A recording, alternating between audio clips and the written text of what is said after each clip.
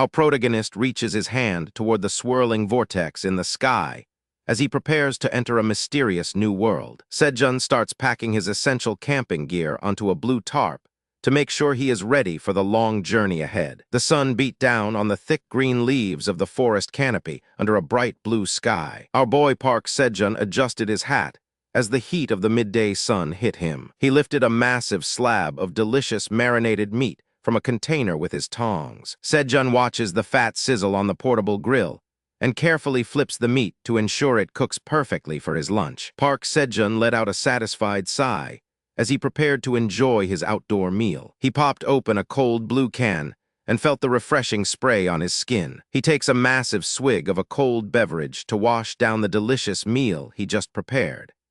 Nothing beats the feeling of a refreshing drink hitting the spot after a long day of hard work in the sun. That first gulp was pure heaven, and his throat moved as he drained the can. He crushed the empty container and flexed his muscles in a moment of pure victory. The peaceful afternoon is suddenly interrupted when Sejun senses a group of powerful strangers approaching his hidden camping spot from the woods. Sejun narrows his eyes and focuses his attention on the loud voice coming from the forest. The massive warrior lets out a boisterous laugh while raising his hand to greet Sejun with the high energy of a veteran adventurer. A stoic silver-haired beastman stands guard over a young fox girl who growls fiercely at anything that moves in the tall grass. The elderly mage points his finger toward the horizon while explaining the mysterious nature of this world to our confused hero. A beautiful elf maiden with a glowing bird on her shoulder approaches Sejun to apologize for the sudden and loud interruption. The camera pans out to reveal a stunning landscape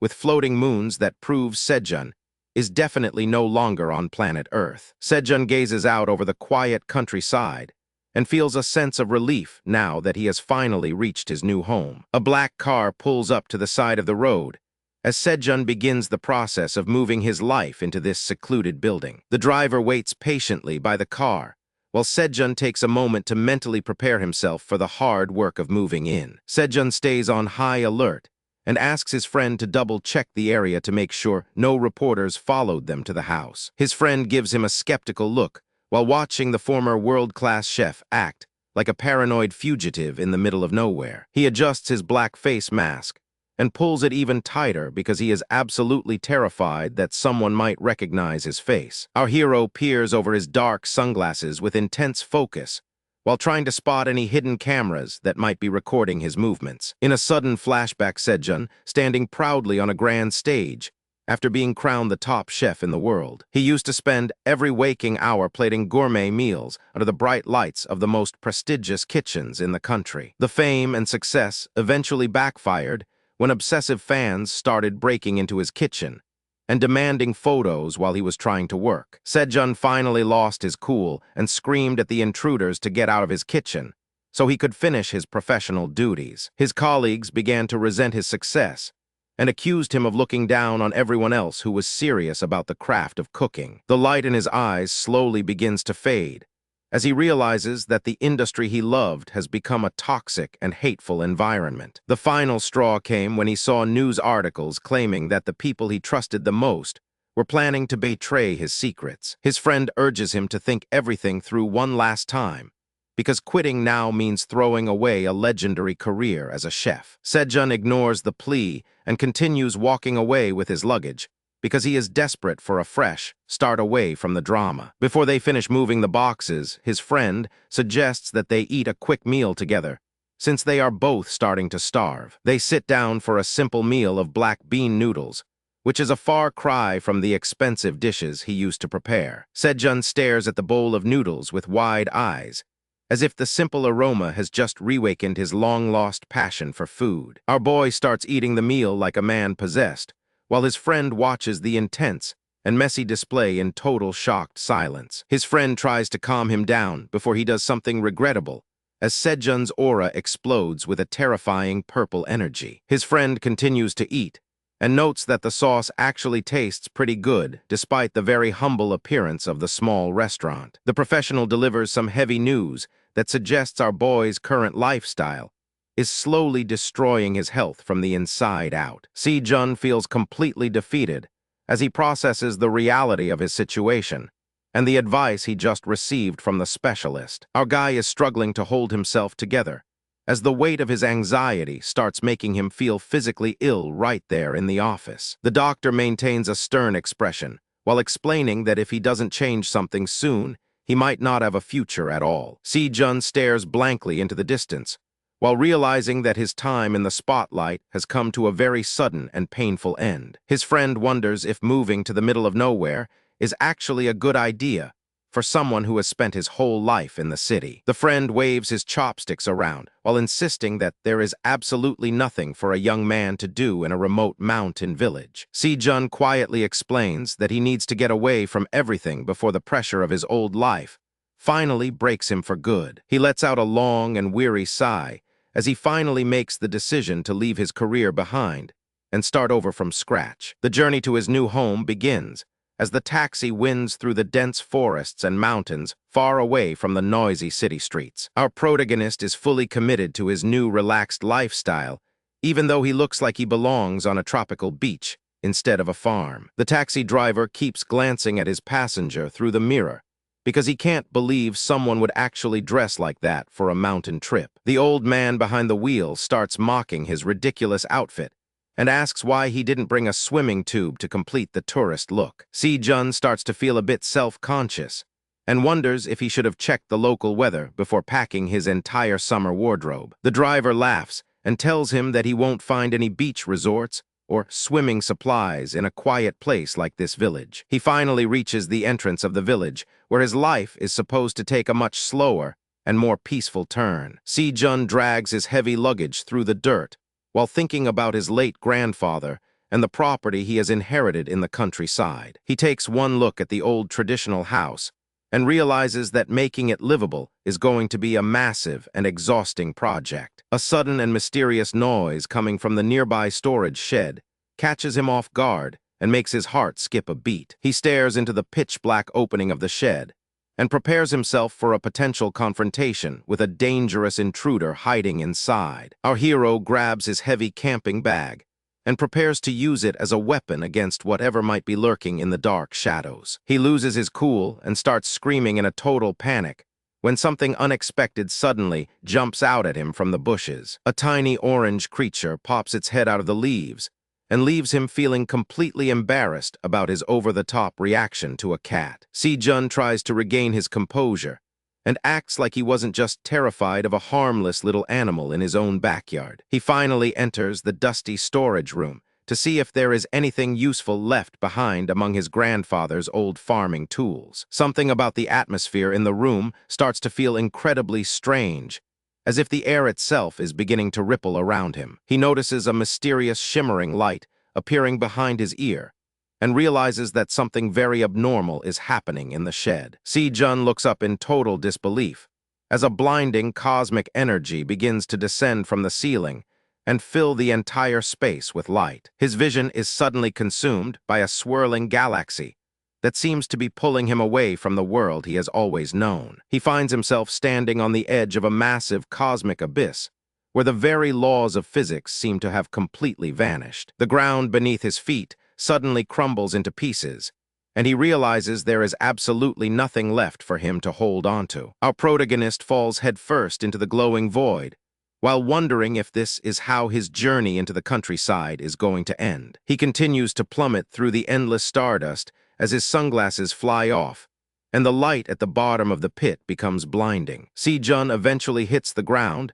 and lies there in a daze, while his brain tries to process the insane trip he just took. He looks around and realizes he has been transported to a magical forest filled with purple leaves and trees that reach toward the sky. A wet and slimy sensation on the back of his hand snaps him back to reality and makes his skin crawl with a sense of dread. He recoils in a total panic and jumps back because he has no idea what kind of alien monster might be hunting him here. A strange little animal with giant ears and an innocent face stares back at him like he is the one who doesn't belong there. The furry creature suddenly takes flight and begins to glide through the air with the grace of a magical flying squirrel from a storybook. Si-jun watches his only companion disappear into the bright blue sky and realizes he is now completely stranded in a world that makes no sense. Si-jun hears a rustling sound coming from the bushes and immediately freezes in terror as he realizes he isn't alone in this strange forest.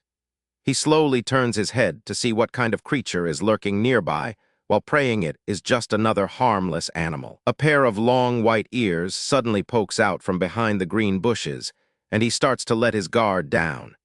He assumes it is just a normal rabbit and begins to relax because he thinks a small bunny couldn't possibly be a threat to him. The rabbit steps out of the foliage and reveals a body so incredibly jacked that even a professional bodybuilder would be green with envy. Si-jun stands there in utter shock as he realizes this monster is on a completely different level than anything he has ever seen. The buff rabbit suddenly launches itself high into the air with explosive power before coming back down with enough force to shatter the ground. Our hero watches this insane display of strength and realizes he needs to get as far away from this muscular beast as possible. Our protagonist does not wait for a second invitation and starts booking it in the opposite direction. He is running like his life depends on it because that rabbit was way too jacked for his comfort. This place is dangerous, and he needs to find an exit immediately. He desperately pushes through the thick vines and twisted branches as he tries to navigate the dark and terrifying parts of the woods. Every shadow looks like a lurking monster to him, and every snapping twig makes him want to jump out of his own skin. He remembers his doctor suggesting a camping trip to help relieve all of the stress from his daily life. It is incredibly ironic that he is now more terrified and stressed than ever before while wandering aimlessly through this magical and dangerous forest. His stomach suddenly lets out a thunderous growl that echoes through the quiet forest and reminds him of his basic needs. Even though he is currently in a life or death situation, he can't help but feel completely drained and desperately needs to find something to eat. He stops for a moment and clutches his stomach as the realization of his extreme hunger finally sets in. He is currently lost and in danger, but his body is demanding fuel before he can take another step through this dark and unforgiving wilderness. He managed to get a small campfire going despite his shaking hands and the constant fear of what might be watching from the trees. The flickering flames provide a tiny bit of warmth and security in a place that feels like it wants to swallow him whole. He sits by the fire with a defeated expression as the reality of his situation starts to weigh heavy on his heart. He has no idea how he ended up in this dimension, and the sheer loneliness of the dark forest is beginning to break his spirit. He pulls out the meager supplies he has left in his bag, including a small pouch of mushrooms and some basic seasonings. He knows he needs to eat to keep his strength up if he ever wants to find a way out of this nightmare alive. He carefully opens his bag of dried mushrooms and prepares to cook what might be his last decent meal for a long time. They are far from a gourmet feast, but they are definitely better than starving to death while wandering aimlessly through the woods. He looks down with an expression of pure frustration as he realizes his supplies are far more limited than he originally thought. The reality of his dire situation is starting to weigh heavily on him as he stares at his nearly empty pack. He begins to prepare his meager meal by dropping a few slices of dried mushroom into the pan. This small amount of food is currently the only thing keeping his spirits up in the middle of the dark and terrifying forest. He carefully pours a stream of oil into the pan to ensure that his limited food supply doesn't stick or burn. He is being incredibly stingy with his seasonings because he has no idea when he will be able to find more. The mushrooms hit the heated surface and immediately start to sizzle and dance in the pan. The appetizing sound and smell of cooking are a welcome distraction from the oppressive silence of the ancient woods. He watches the mushrooms intently as they cook to make sure they are prepared perfectly. He is putting all of his focus into this simple culinary task to try and suppress the growing fear in the back of his mind. He shakes the pan with a steady hand and watches as the mushrooms turn a perfect golden brown right before his eyes. He is actually quite impressed with his own cooking skills, given that he is currently trapped in a magical dimension with no help in sight. He stirs the pan with a pair of makeshift chopsticks and makes sure nothing gets burnt. The steam rising from the pan carries a rich, earthy aroma that makes him forget his fears for a moment. This is the calm before the storm, everyone. He finally brings the food to his lips and prepares to taste the result of his hard work in the middle of the dark woods. He is so incredibly hungry that he doesn't even care if it is still burning hot, as he takes a large and desperate bite. He sits alone by the flickering fire and chews slowly as the savory flavors of the cooked mushrooms finally hit his tongue. For a few short moments, the fear of the forest fades away and is replaced by the simple satisfaction of having a full stomach. He suddenly drops his head in despair as the silence of the forest returns to remind him of his lonely and terrifying predicament. The temporary comfort of the meal is gone, and he is once again left with the crushing realization that he is completely lost and alone. He drops his head into his hands and lets out a long, frustrated groan as the reality sinks in.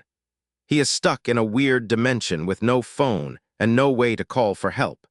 He wonders if his family is worried about him or if they even know he is gone. He looks like a tiny and insignificant speck of light in the middle of a vast and ancient forest that seems to stretch on forever. The darkness feels like a living thing that is slowly closing in on him as his fire begins to dwindle and lose its strength. He suddenly jumps in fright as a strange sound breaks the silence of the night and sends a chill running down his spine. His heart begins to race as he frantically looks around the campsite and tries to spot whatever is moving out there in the shadows. Suddenly he hears a sound and his eyes go wide as he realizes something is watching him from the dark. His body freezes and his heart starts to race as he tries to identify the noise. The hairs on the back of his neck are standing straight up. A pair of massive and terrifying eyes fixates on him from the darkness, and he can feel the predatory gaze boring into his very soul.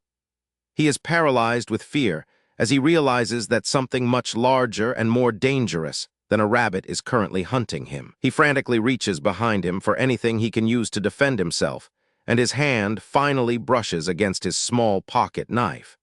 It is a pathetic weapon compared to the monsters in the dark, but it is the only thing he has to protect his life. Our boy frantically reaches for anything he can use as a weapon, but all he has is his tiny pocket knife.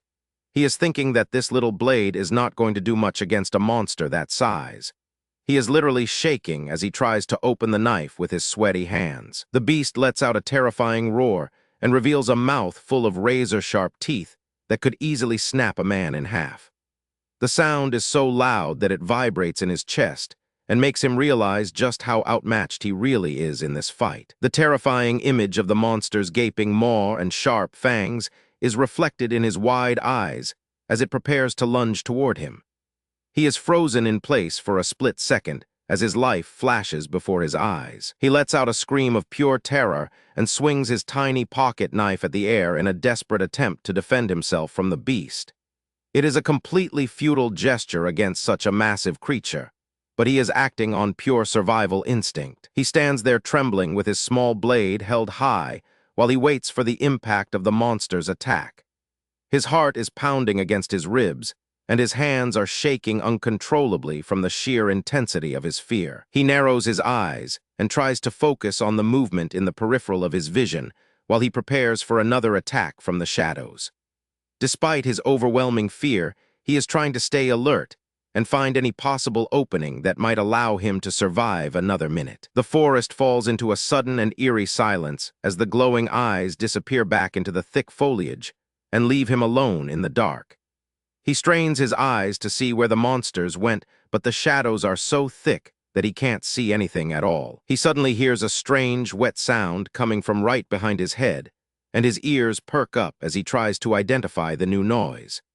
It doesn't sound like the growling of a large predator, but rather like something small is busy doing something else entirely. Si-jun strains his ears and hears a strange, crunching sound coming from the direction of his campfire. It sounds like something is eating the leftovers of his dinner while he is busy fighting for his life. He slowly turns around to see who the intruder is. He stares down toward the ground with an expression of utter shock and confusion as he tries to process what he is seeing. The terrifying monster from before seems to have vanished completely, leaving him alone with a new mystery. Our boy leans in closer, and his brain just stops working when he sees a tiny white dog licking his pan clean. It looks like a fluffy little puppy, and it is wagging its tail with pure excitement. The terrifying monster was just a hungry little guy looking for a snack. The little white creature wags its tail enthusiastically while looking up with those sparkling blue eyes and a playful tongue. It seems completely harmless and incredibly happy to have found some food in this dark cave. Si-jun stares down at the unexpected visitor with a mix of relief and utter disbelief, because he almost had a heart attack over nothing. He realized he was actually ready to fight a tiny puppy with a Swiss Army knife. After finishing its meal, the puppy sits back and pants happily while our protagonist watches the little guy from a safe distance.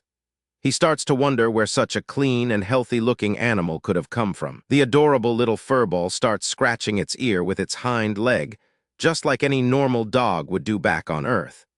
It is so domestic and charming that Si-jun begins to let his guard down completely. Looking at the white fur and those distinct blue eyes, he wonders if this is actually a Siberian husky that somehow ended up in this dungeon.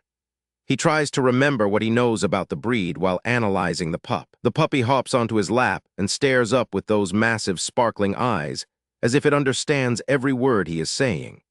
Si-jun is taken aback by the sudden affection and asks the little guy what he is looking at. Our boy finally gives in to the cuteness and reaches out to give the little creature some well-deserved attention.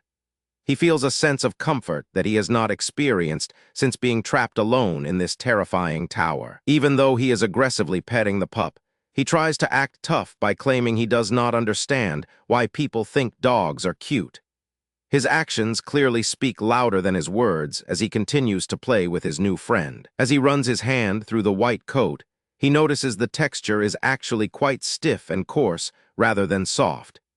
He begins to speculate that this might be a survival trait for a wild animal living in such a harsh environment. A sudden spark of light glints off the puppy's front paw and catches him completely off guard during their play session.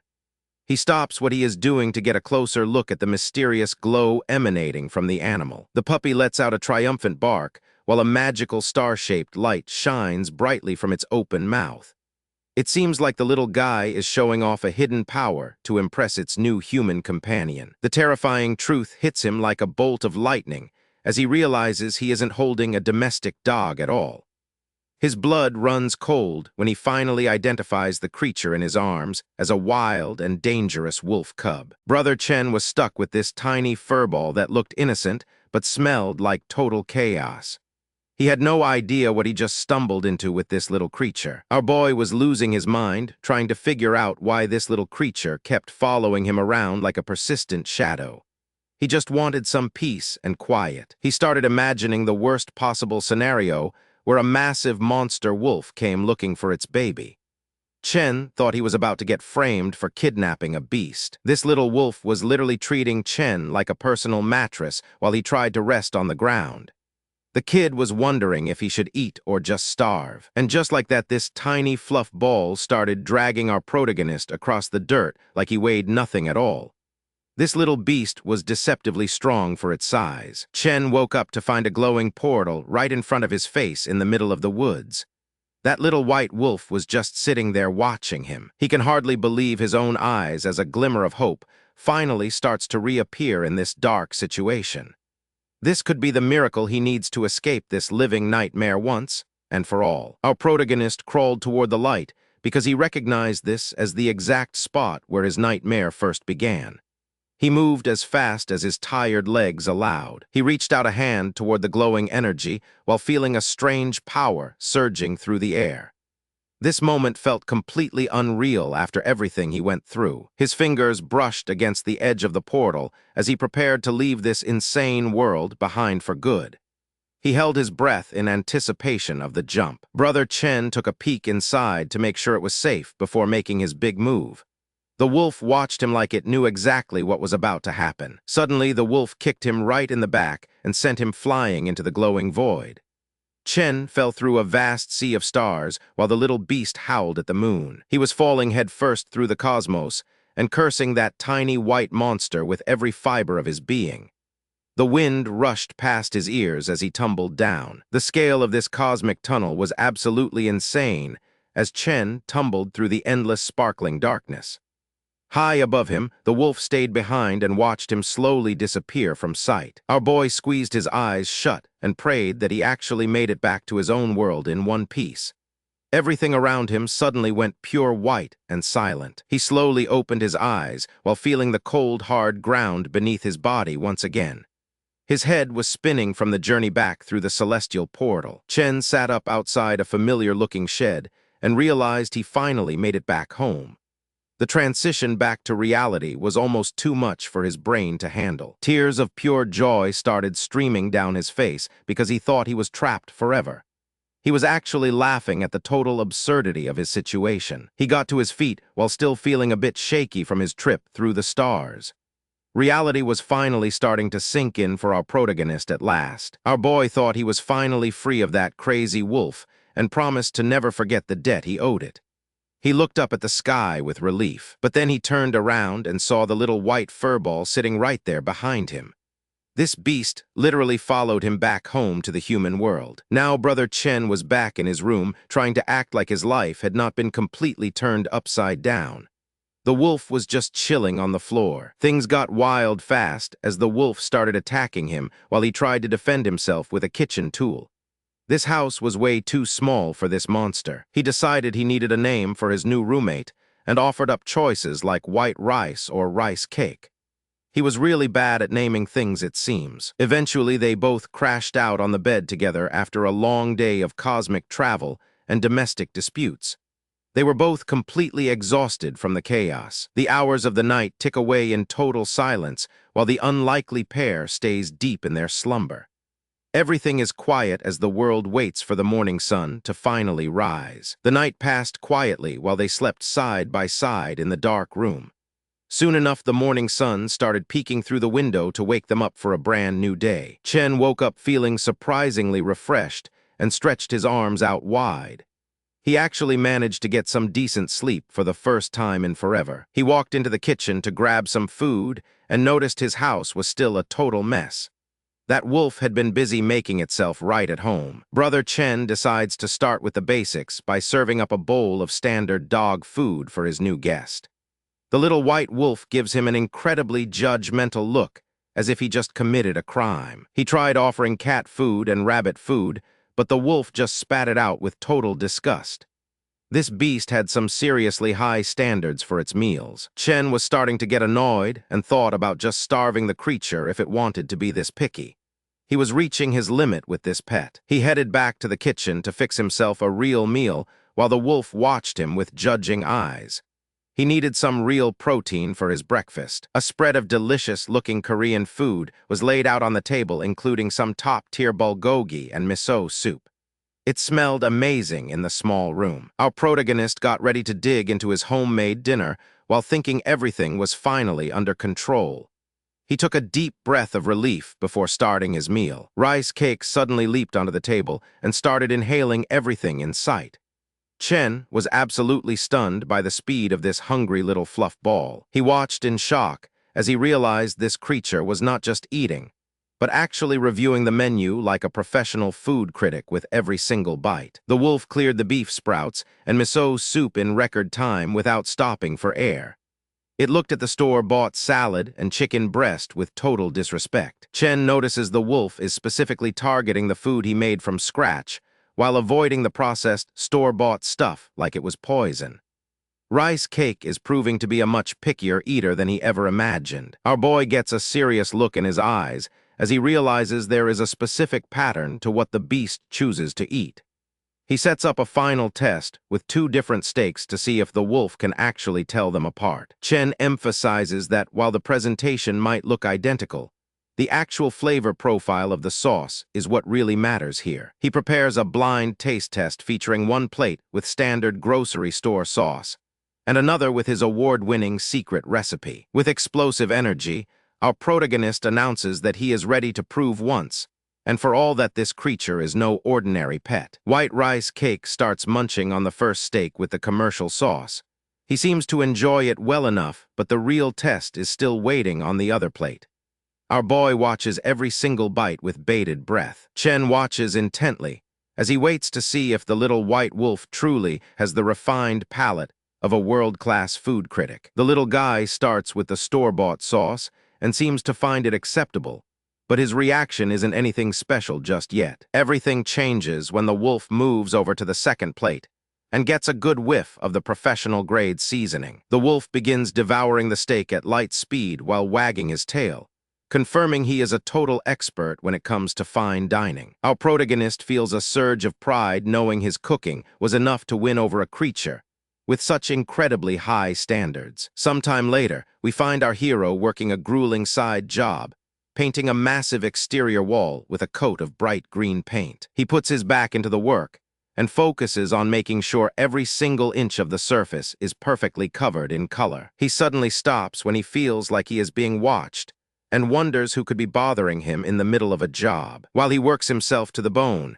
his lazy companion is curled up in a ball and taking a peaceful nap in the dirt. Chen pauses to look around the corner and try to identify the person who just interrupted his rhythm. An elderly man wearing a green cap and expensive-looking shades appears out of nowhere to inspect the quality of the paint job. Our boy is left completely speechless and confused as he tries to figure out why this random old man is talking to him. The old man lifts up his sunglasses and prepares to give a harsh lecture about the lack of professionalism he sees in the work. He doesn't hold back at all and insults our hero by telling him his painting skills are some of the worst he has ever seen. The cranky old man looks down at the white wolf and seems just as unimpressed with the pet as he is with the painter. He tells the boy to just stop what he's doing immediately because he plans on bringing in a real professional to fix this mess. The young man is completely baffled and asks why the old guy is even bothering him when he is almost finished with the task. The old man demands that our protagonist clear his entire weekend schedule because a new crew will be arriving to take over very soon. Chen sighs in frustration as he realizes his simple workday has turned into a complicated night, mere thanks to this bossy old stranger. A cicada buzzes loudly on a nearby tree trunk as the summer heat continues to beat down on everyone during this awkward encounter. The old man adjusts his gear and prepares to leave, feeling satisfied that he has properly scolded the amateur for his poor performance. He returns shortly after with a massive, muscular man in tow who looks like he could probably lift a car with his bare hands. Our protagonist is genuinely shocked to see that the old man actually followed through on his promise to bring in reinforcements. Brother Chen heads back inside to grab some drinks for the crew to make sure they stay hydrated in the heat. He stands there for a moment just admiring the incredible progress these two are making on his property. He watches from a distance as the new duo starts painting with a level of speed and precision that he could never hope to match. The workers are putting in an incredible amount of effort, even though they don't even own the property they are currently renovating. The hot summer sun causes beads of sweat to roll down the worker's head as he focuses on the grueling painting job. Chen approaches the workers with a tray of cold drinks, hoping to give them a much-needed break from the heat. The large man pauses for a moment, looking a bit somber as he prepares to share a personal story with the group. While sitting down for a break, the muscular man explains that his pregnant wife has been craving pork cutlets lately. He clutches his glass tightly as he expresses his frustration that every restaurant they try to visit is always closed. A memory of the man's home life appears, showing how much he wants to provide a truly great meal for his supportive wife. Our protagonist takes a long sip of his water while listening to the story, feeling a strong sense of empathy for the man's struggle. He looks down at his own reflection in the water glass, his mind racing as he realizes he has a way to solve the man's problem. A small, confident smile begins to form on Chen's face as he prepares to make a very helpful suggestion. The little white wolf wags his tail and pants with excitement, sensing that a delicious new cooking project is about to begin. The little spirit beast is absolutely bursting with joy and pants excitedly as it waits for its master's next move. It seems completely energized and ready to support its friend through whatever challenges come their way. A moment of pure clarity washes over Brother Chen as he discovers something truly remarkable about the person standing in front of him. This sudden epiphany changes his entire perspective and fills him with a new sense of purpose. Our hero is deeply moved by the man's humility and realizes that this is exactly the kind of person he needs by his side. He boldly announces his determination to help and promises to make sure their hard work finally pays off. Brother Chen places a hand over his heart and makes a heartfelt promise to give this hard-working man a better life. He is determined to prove that he is a boss who actually looks out for his people. Our protagonist beams with genuine excitement because he knows he just found a diamond in the rough who will be a loyal ally. He can't wait to get started on their new partnership and show the world what they are capable of achieving together. Brother Chen studied his notes while thinking about the secret to a perfect dish. He knew he needed something special to really make this work and satisfy the hunger of his guests. Our boy questioned if a small countryside shop would really bother using tomato paste when they could just rely on the natural sweetness of fresh tomatoes to make the sauce stand out. With a plan in mind, Brother Chen smiled because he found the perfect solution for his next masterpiece. He gathered the fresh ingredients and prepared to start his culinary magic in the kitchen. His little white fluffy companion barked with excitement because it knew something delicious was coming.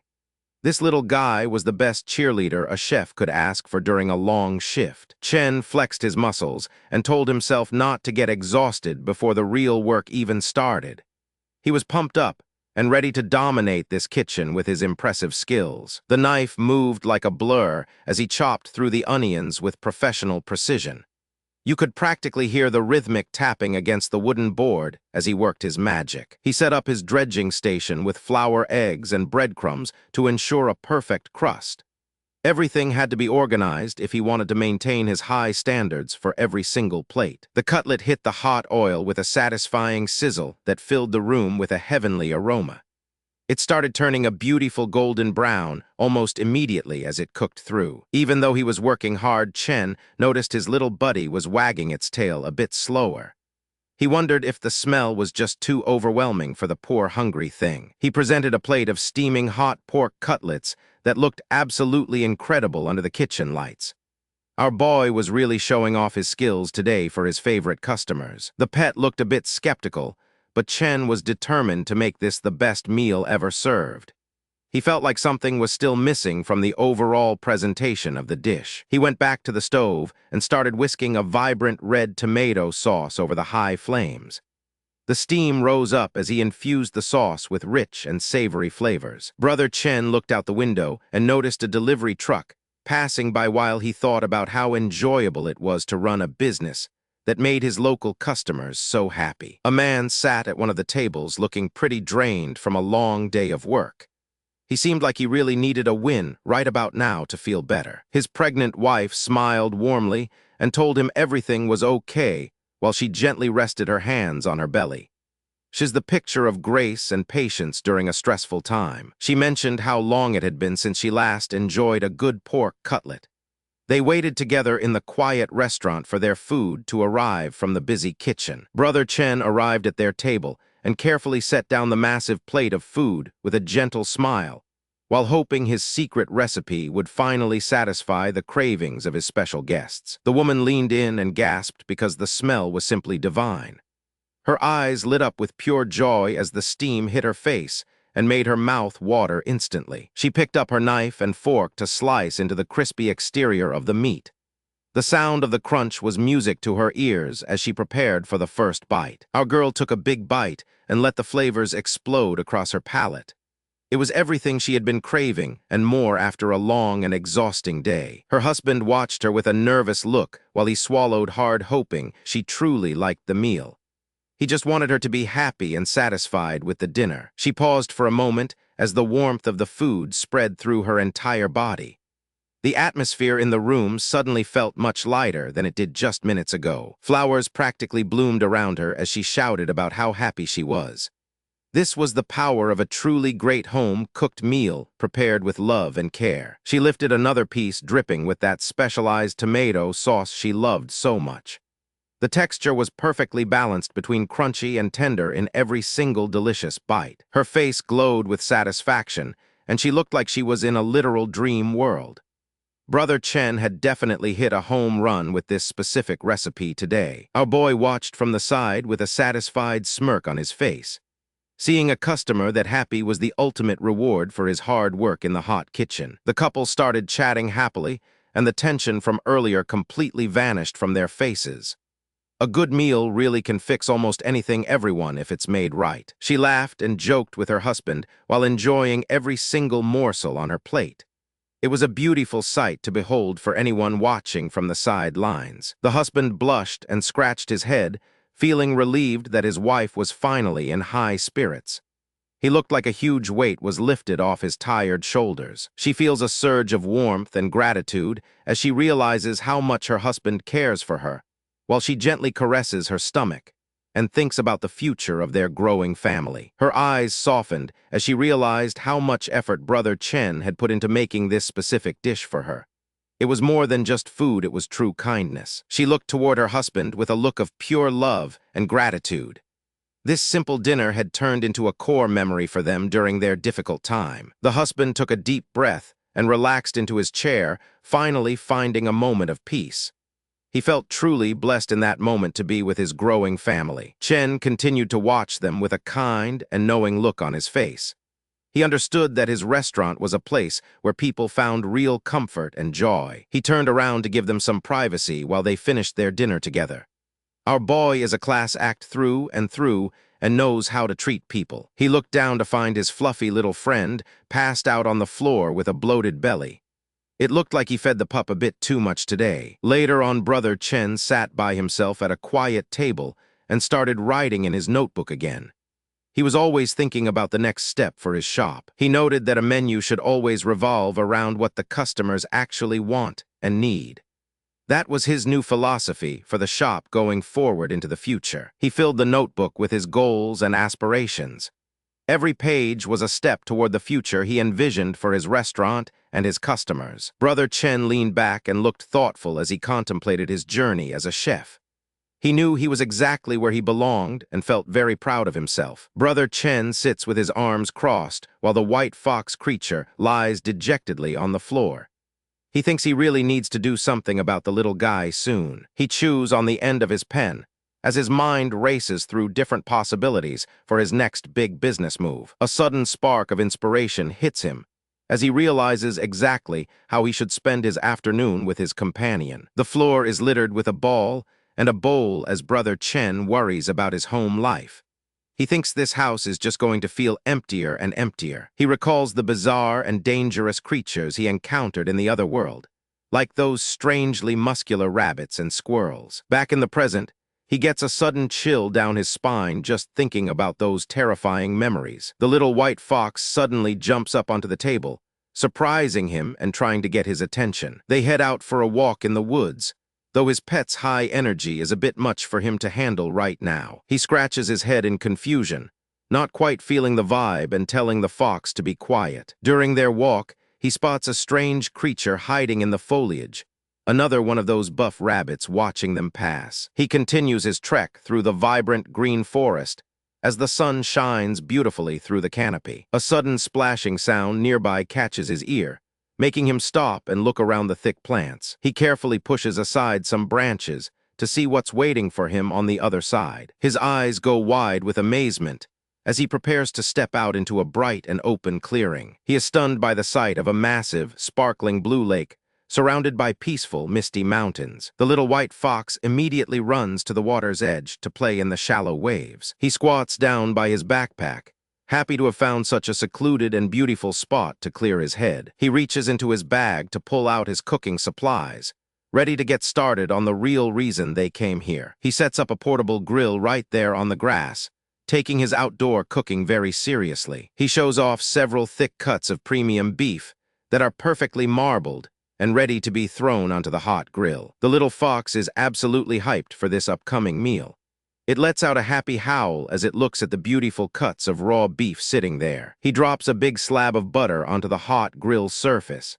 The sizzle must have sounded like music to his professional chef ears as he starts cooking. He carefully seasons the meat as the fat begins to render and fill the air with a scent that makes his stomach growl. He finishes the cooking process with some fresh black pepper over the top. Our protagonist knows exactly how to treat a high-quality piece of meat like this. A plate full of perfectly cooked steak strips sits ready to be eaten. They are literally glowing under the bright sun and look incredibly juicy and tender. The fox goes to town on the steak while Brother Chen relaxes in a chair. He is finally taking a well-deserved break after all his hard work. He looks out over the sparkling water, feeling completely at peace with himself.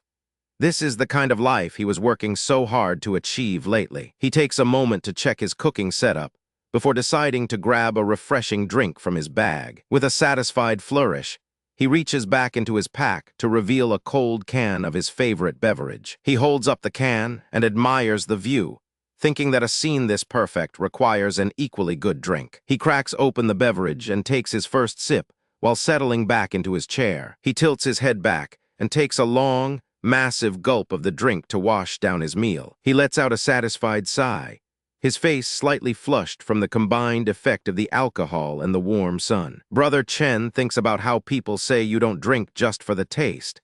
He is just soaking in the peaceful atmosphere and ignoring all his problems. He sits by the edge of the water and reflects on the fact that sometimes the atmosphere is more important than the flavor of the drink. He has this serene smile on his face as he enjoys the breeze. Little does he know that his peaceful afternoon is about to come to an end. Suddenly his eyes go wide with total shock and fear. A cold piece of sharp steel is pressed right against his neck out of nowhere by someone. He freezes in place, staring at the sharp blade of a real sword. His brain just short-circuited because he did not hear anyone approach his campsite. A massive warrior in heavy plate armor looms over him and demands to know if he is some kind of scout sent from the outside world. The warrior has a scarred face and a thick beard that makes him look grisly.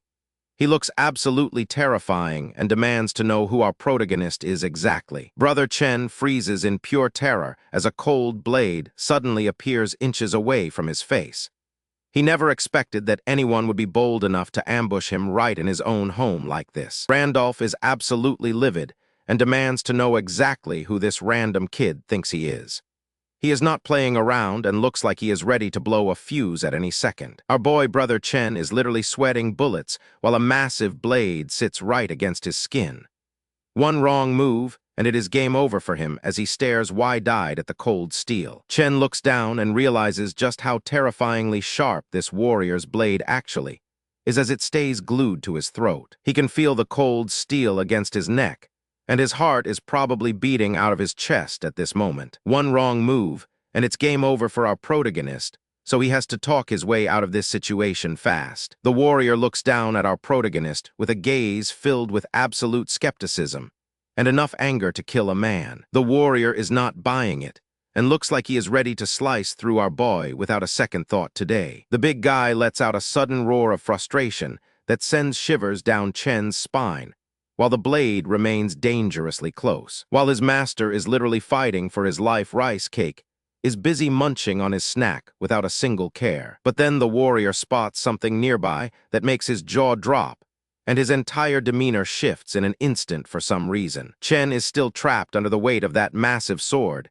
and wonders if this is going to be his final moment. He tries to negotiate for his survival by offering a massive sum of money just to get the killer away from him. The warrior finally decides to pull his weapon back, and the sudden lack of pressure against his skin makes Chen gasp. The sharp mechanical sound of the blade sliding back into its scabbard signals that the immediate danger has finally passed for now. Chen is absolutely bewildered by the man's sudden shift in attitude as the threat of death disappears in an instant. The warrior leans in close to get a better look at Rice Cake, his previous anger replaced by a look of intense curiosity. He tells the story of the ancient white wolf, a divine spirit that was said to have watched over the world from the snowy peaks. The legend says its eyes held a celestial power that no mortal could ever hope to fully understand. The current race of white wolves are the descendants of that godlike being, carrying on its powerful lineage. The history of the white wolf race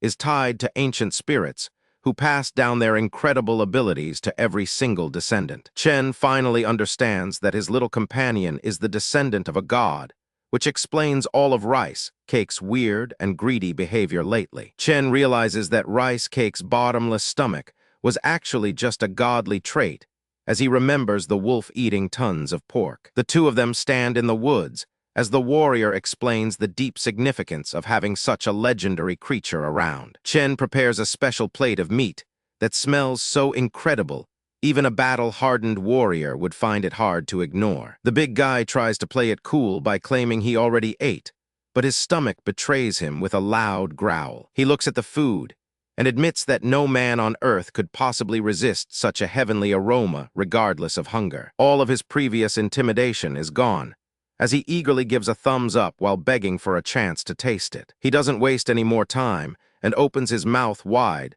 to shove the entire piece of meat in at once today. The flavor hits him like a lightning bolt and sends his senses into a tailspin as he experiences true culinary perfection for once. The sound of him chewing is the only thing you can hear, as he savors every single drop of juice from the meat. The meat is so incredibly tender that it practically vanishes on his tongue, while releasing an explosion of savory juice in every bite. He is convinced that finding meat of this quality is a once-in-a-lifetime event, and he is not going to waste any part. Then Brother Chen pulls out a silver can, and the warrior looks at it like it is some kind of rare magical artifact. When he hears that the can contains alcohol, his eyes literally start sparkling with excitement, and he cannot look away from the prize. The warrior tries to maintain a shred of dignity and composes himself before diving into the mysterious drink he just received. He reaches out with a massive hand and shows off enough grip strength to crush the metal can without even trying. The satisfying sound of the tab popping open signals the start of the best drinking session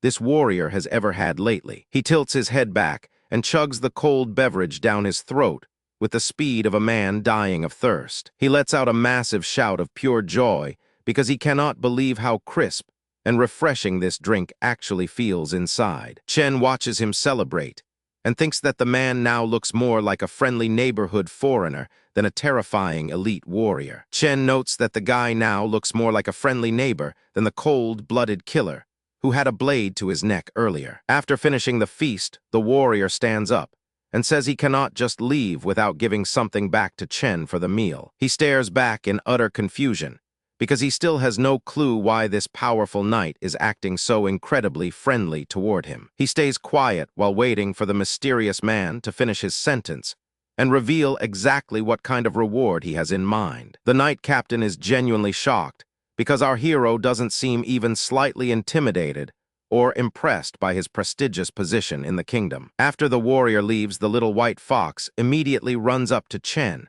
and starts begging for more of those delicious snacks he was serving. Chen looks down at his greedy little friend and tells the fluffy creature that it already managed to eat 5 whole servings of meat. He watches Randolph walk away into the woods and suddenly realizes the knight captain was drinking a modern canned beer while he was on duty. He turns his attention back to the fox and wonders how such a tiny creature can possibly have a stomach large enough for even more food. Chen gives in to the cute demands and begins pouring another serving of juicy meat into the blue bowl for his hungry new companion. The little guy immediately dives face first into the food and begins devouring the meal with more energy than a starving pack of wolves. He looks back at all the fun they had together over the last few hours, including some messy bath times and a massive food coma. Our protagonist takes a seat on the grass and watches the fox try to lick every single remaining crumb out of the empty bowl. He starts packing up his gear and lets the fox know that it was actually a very helpful taste tester for his newest pork cutlet recipe. Our boy throws his heavy bag over his shoulders and prepares to make the long trek back home through the beautiful sunlit trees of the forest. He waves goodbye to his little fluffy friend and tells the creature that he expects their paths to diverge right here in the woods. Chen begins his journey home and enjoys the quiet rhythm of his footsteps while thinking about what he should prepare for his own dinner tonight. He suddenly stops and glances over his shoulder because he has a nagging suspicion that something is following him through the dense trees of the forest. He mutters to himself about how raising children or pets is a massive waste of time, since they never seem to listen when you tell them to stay. He tries to ignore the feeling and keeps walking, but his intuition tells him that he is definitely being followed by someone or something very persistent. His eyes narrow as he focuses his senses to pinpoint exactly where the mysterious sound is coming from before someone manages to sneak up on him. He catches a faint glimmer of blue light and senses a strange magical presence beginning to manifest right behind his back as he continues his walk. Our protagonist finally stops and prepares to confront the stalker once, and for all because the constant rustling is starting to get on his nerves. He looks down toward his side with a face full of disbelief, as he finally discovers exactly what has been following him through the woods. The little fox has managed to latch itself onto his backpack like a furry white limpet, and looks determined to follow him all the way back to civilization. He starts panicking and yelling at the fox to let go of his bag immediately, because this was supposed to be a clean and easy goodbye. After a chaotic struggle, he eventually collapses onto the grass in total exhaustion, while his backpack and that mysterious beer can are scattered nearby. The little creature walks over and starts gently licking his hand, as a way to apologize for all the trouble it just caused him during their fight. He stares at the tiny beast and realizes that he simply doesn't have the heart to leave it all alone in the middle of this dangerous forest. He kneels down in the grass and meets the fox at eye level, while accepting the fact that he is now responsible for this fluffy little troublemaker. The fox looks up at him with massive blue eyes and a satisfied smile, as if it knows it just successfully manipulated him into taking it home. He looks into those intelligent eyes and begins to suspect that this is definitely not just some ordinary animal he found wandering around in the woods. A genuine smile finally breaks across his face as he decides to officially give in to the pure cuteness and adopt the little white creature for good. He picks the happy animal up with both hands and decides to name his new companion Rice Cake, because of how soft and white its fur feels. He lifts Rice Cake high into the air and introduces himself properly, while the fox cheers with excitement about finally finding a permanent home and a chef. As they emerge from the dense trees, they come across a beautiful open field located right on the outskirts of a very peaceful and quiet-looking village. He tucks his new friend under his arm and starts walking toward the houses, while worrying that the fox might start making a massive scene in public. Chen looks absolutely exhausted as he notices a large group of villagers gathered together for what looks like a massive outdoor party right in his path. He tries his best to sneak past the celebration without being noticed, because he just wants to get home and relax after such an incredibly long day. Our hero is completely annoyed when he realizes the entire village has decided to throw their loud and energetic party right in front of his own house. The village chief is the first one to spot our hero returning home, and he immediately starts making a massive scene to get everyone's attention. He has been waiting for this arrival all day and is determined to make sure the homecoming is as loud and public as possible. Our boy remains completely unimpressed by the loud welcome and bluntly tells the chief that he wouldn't have even shown up if he knew about this surprise ahead of time. He just wants some peace and quiet after his long trip, but the villagers clearly have other plans. While the young man tries to make a quick escape, the villagers prepare their big surprise by getting a celebratory banner ready to unfurl. They are way too excited about his recent accomplishments to let his grumpy attitude ruin the festive mood they have worked so hard to create. The village chief quickly grabs our hero by the shoulder to prevent him from walking away before the main event actually begins.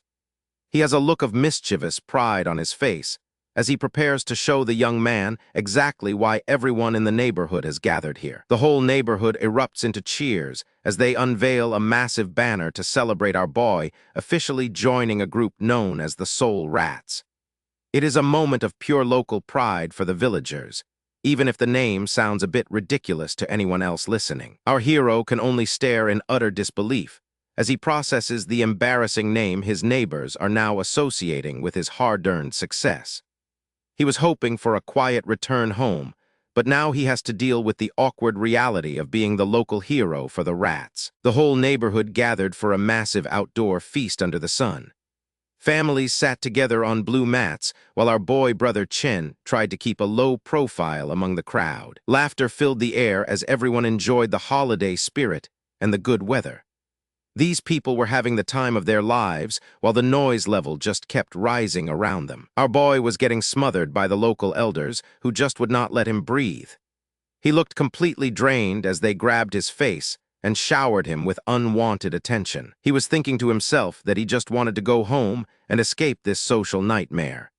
The elders kept shouting about how tall and handsome he was while he prayed for a quick exit. The couple nearby noticed his struggle, but they were too busy with their own conversation to help. Brother Chen just stood there nodding along while his soul slowly left his body. Our protagonist looked like he had not slept in a week, thanks to all this forced socialization. He stared blankly ahead while the lady next to him kept the energy at a maximum level. The party was in full swing with people cheering and raising their drinks to the sky. Someone shouted that his cup was empty and that he needed to keep up with the rest of them. Suddenly, an old man wearing a green vest and matching hat leaned in to get Brother Chen's attention. He moved with a weird amount of energy for someone his age and seemed very suspicious. The old man got right in his face and started whispering something that sounded like a secret plan.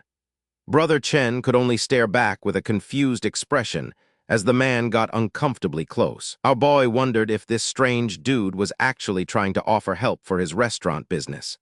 It felt like a serious moment until he noticed the weird accessories the man was wearing. He would have actually believed the old man if he could not see all those bottle caps hanging off him. The guy looked like a walking recycling bin, and it made any professional advice seem totally fake. Brother Chen went back to his drink while the old man started running around shouting about whiskey. People were worried he was drinking way too fast, but he did not seem to care at all. A young woman arrived with even more food to keep the massive feast going for the hungry crowd. Everyone was distracted by the new snacks, while Brother Chen tried to find a moment of peace. The old man started bragging to his friends about the expensive heater his grandson bought for him. He held up 4 fingers and laughed, while the others looked on with a mix of jealousy and boredom. Our boy finally found a spot to sit down and enjoy his beverage away from the loudest part of the group. He took a long sip and hoped that nobody would come over to talk to him again. He closed his eyes and savored the quiet moment while the blue sky stretched out above the town. It was the first time all day he felt like he could actually relax and just exist. He watched the elders in the background getting into some kind of heated discussion over their meal. This town was definitely full of characters, and he was still trying to figure them all out. Out of nowhere, a tiny white fox creature appeared and started inhaling the meat like it was water. The little guy looked absolutely blissful as he cleared the plates in record time with zero shame. Someone tried to snatch the little thief, but it moved with the speed of a professional ninja. The white fluff ball dodged the hand easily while keeping its mouth full of delicious steak. Another guy lunged forward to catch the creature, but he ended up grabbing nothing but thin air. The fox was way too fast for these humans, and it seemed to be mocking their slow movements. The little spirit animal took flight and soared over the heads of the shocked townspeople with ease. It was a chaotic scene, as people stumbled over themselves trying to stop the tiny meat glutton. The fox successfully dodged every single attempt to catch it while landing perfectly on its feet every time. It was clearly the smartest creature in the room, and it knew exactly how to play them. One determined lady charged in with a fresh plate of food, hoping to lure the creature into a trap. She moved with purpose, but the little fox was already planning its next big move. The little white blur zipped across every table and made sure that every single steak disappeared in the blink of an eye, while the guests screamed about their missing food. Brother Chen watched the chaos unfold while holding his chopsticks and looking completely disappointed in his pet. As he realized how much trouble this creature was going to be, he started thinking that he really should have just left the fox back where he found it. All his warm and emotional memories of their first meeting were being replaced by the sight of it stealing meat. He looked up at the rest of the group and noticed that some people were staying out of the fox madness. The social vibe was shifting as something else caught his eye in the distance. He spotted a young kid sitting all by himself on the edge of the party looking extremely grumpy. Our boy wondered why a child would be acting so lonely in the middle of a big celebration. Brother Chen kept his gaze fixed on the boy while wondering what his story was and why he looked so angry. He had a feeling that this kid was about to cause some drama of his own. An old grandmother approached the lonely boy and kindly offered him a piece of food to eat. She had a gentle smile on her face and just wanted to make sure the kid was included. The kid did not react with gratitude, and instead he aggressively slapped the food right out of her hand. The meat hit the ground, and everyone nearby froze as they witnessed his shocking outburst. Brother Chen looked absolutely livid, as he called the kid a total bastard for his disrespectful behavior toward the elder, while the grandmother called out for Sanghu to come back. The old man in the green vest tried to console the grandma after the kid ran away in a huff. He held his bottle of drink and looked concerned about the way the family was falling apart. Later on, the kid was seen talking to another boy who seemed to be laughing at his frustrated attitude. Sanghu looked like he was plotting something or just venting about how much he hated everything. A hand reached out to place a packaged sandwich down on a blue surface as a small offering. It was a simple gesture, but it seemed like someone was still trying to reach out to the angry kid. Brother Chen takes a sip of his drink, trying to stay low-key while all the chaos happens around him. He just wants a moment of peace before the real trouble starts. These local guys are already getting rowdy, and one of them raises his hand like he is back in school or something. The old man in the green hat just watches them with a judgmental side eye. The vibe was definitely getting weird, and you could tell Brother Chen was starting to regret hanging out here, because the older man kept staring them down with an intense gaze. Everyone in the crowd starts gossiping because someone mentioned a place with a bunch of theme parks. You know how it is in small towns when any bit of news feels like a massive event. The man in the green hat is not just any regular guy, though. He starts lecturing everyone with this intense look on his face, probably telling them how things used to be back in the day. Our boy Brother Chen literally spits out his drink when he hears what the old man says. Talk about a total spit-take moment that caught him completely off guard. He just stands there with a blank expression, trying to process the absolute nonsense he just heard. His brain is definitely buffering right now as he stares into the void. The old guy just laughs it off and puts a hand on Chen's shoulder, telling him that he is basically their only hope now. Chen looks like he has totally given up on life at this point. You can see the desperation in the old man's eyes as he leans in close. He is basically begging Chen to help them out, and our protagonist cannot even look him in the eye. This whole situation triggers a memory of a happy family at an amusement park. It is a bright and colorful scene that feels like it belongs in a different world entirely. But then the reality hits hard. A young Brother Chen was actually just standing alone in the shadows, watching that happy family from a distance. Man, that is actually heartbreaking to see. Back in the present, Chen looks at the old man with a new sense of curiosity. Maybe he realizes that this loud old guy actually understands what it feels like to be an outsider. He takes a long look at the village leader, trying to figure out if there is more to this request than just a simple favor. Our boy is always thinking 10 steps ahead. The old man starts moving around with this sudden burst of energy.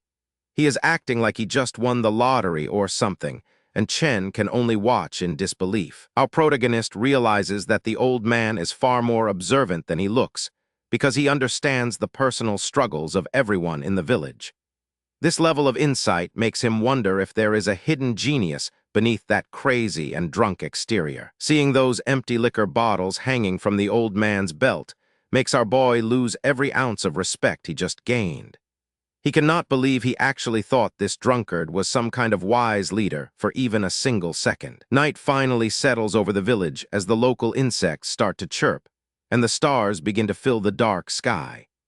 The peaceful atmosphere creates a sharp contrast to all the chaotic energy and nonsense our hero dealt with earlier in the day. Chen sits at the table and tries to stay patient while remembering his past life as an exchange student in the United States.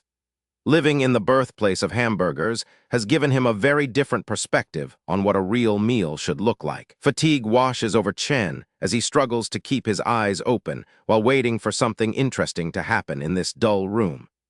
The transition from his life in America back to this quiet village is clearly taking a massive toll on his mental health. The local villagers are busy stuffing their faces with a massive feast, while our hero sits nearby looking totally annoyed at the lack of meat. He realizes that since the humans are being selfish, he has to take matters into his own hands and help his little companion. This adorable white fluff ball looks up at him and lets out a little woof. It is basically the cutest thing ever, and it completely breaks Chen's serious exterior for a second. The poor little creature feels like his entire world is ending when he realizes that his snack bowl is completely empty. He collapses onto the ground in a dramatic heap of despair, wondering how his life could have come to this tragic and hungry moment. He stares up with those massive blue eyes, hoping for a miracle. Who could possibly say no to a face like that? Certainly not our protagonist. A sudden bright light appears as something special is brought out for the little creature. The hype is building up for whatever Chen is about to reveal to his hungry friend. Chen presents a perfectly crafted gourmet hamburger that looks like it came straight out of a high-end New York kitchen. This juicy masterpiece is exactly what his little friend needs to stop his dramatic pouting session and finally start eating. The little creature goes to town on that burger, and you can see its tail wagging like crazy. Chen just watches with a small smirk, knowing he did a good job. Our boy looks up at the sky, probably thinking about his time back in the States. He has got skills that these people have not even dreamed of yet. Our boy finds himself back on the busy streets of New York, surrounded by yellow cabs and thousands of rushing strangers. This was a time when he was just another face in the crowd, trying to make a name for himself in the big city. But he was not just a student. He was a master in the kitchen, tossing ingredients in a giant wok over a literal inferno. The man is a cooking god when he gets serious. A confident smile creeps across his face as he remembers the heat of the kitchen. He knows exactly what he is capable of when he finally gets back behind a stove. Chen sits quietly in the local shop while the village cook stands nearby waiting for some kind of instructions or professional guidance. He realizes that he cannot just stay on the sidelines anymore while these people are clearly struggling to cook a decent meal. Chen scratches his head, looking a bit embarrassed about something while talking to the cook. Maybe he is realizing that he cannot just stay on the sidelines while people are struggling. He reaches down and starts tying an apron around his waist with some serious intensity. You know things are about to get real when the protagonist finally puts on the work gear. He grabs a white cloth and gets ready to tie it around his head like a true professional. This is the classic transformation scene everyone has been waiting to witness. Brother Chen ties his bandana and looks forward with those piercing blue eyes. The legend is finally stepping back into the kitchen, and everyone is about to see what a real chef can do. This massive academy sits hidden deep within the lush green mountains, and looks like a total paradise for anyone lucky enough to study here. The grill is absolutely screaming as that thick patty sizzles in its own juices, while a slice of cheese melts perfectly over the top. He stacks every fresh ingredient with total precision, because even the crisp lettuce and juicy tomatoes need to be in the perfect spot. Two hands grip the soft, toasted bun and give it a little squeeze to make sure it is ready for the ultimate taste test. The golden brown crust looks incredibly soft. Little brother Chen looks down at the table with a heavy heart and a face full of sadness. He seems completely disconnected from the world around him. The whole family is gathered around the booth while Grandma tries to lighten the mood. The atmosphere is thick with a tension that only a child can truly feel. Our young protagonist is lost in his own thoughts and looks like he is about to crumble under the weight of his own emotions. Something is clearly bothering him. Suddenly, his eyes go wide with surprise as he smells something incredible coming from the kitchen. His gloomy mood shifts in an instant as his senses wake up. A tall figure in a black shirt approaches the table carrying a tray with a burger that smells like a literal dream come true. He stares at the masterpiece sitting on the table and realizes it looks way better than anything he has ever seen in a fancy restaurant. Little brother Chen stares at the feast with his mouth hanging open in total disbelief. He has never seen food that looks this magical in his entire life. He reaches out with trembling hands and grabs the burger like it is a precious treasure he finally found. The warmth of the bun feels amazing. Our boy takes a massive bite, and his eyes practically roll back into his head from the sheer explosion of flavor. It is better than he ever imagined. The flavors are so intense that he feels like he has been transported straight to another country. It is a taste of something completely new and exciting. A literal celebration of flavor explodes in his mouth, and he chews as fast as possible so this incredible moment never has to end. He screams internally about how yummy this is while his cheeks bulge out from the massive bite he just took.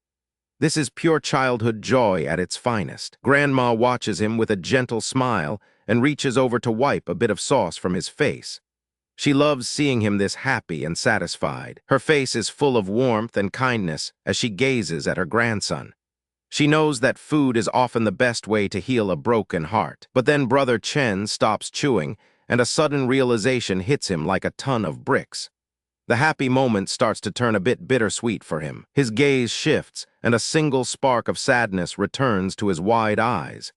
He is thinking about a secret he tried to forget while eating. Grandma looks completely shocked and heartbroken the second she hears her grandson mention his secret plan to move all the way to Seoul. He looks down at the burger in his hands and feels a wave of guilt wash over him for wanting to leave his sweet grandma behind. The poor kid finally reaches his breaking point and starts sobbing while admitting that he thought moving away was his only path to happiness. Grandma gently cups his face in her hands and gives him a loving look as he smiles back through his tears. He realizes that he never actually wanted to leave his home because the love and care he feels here is simply too special to lose. Grandma doesn't say a word and just reaches out to pull him into a comforting embrace.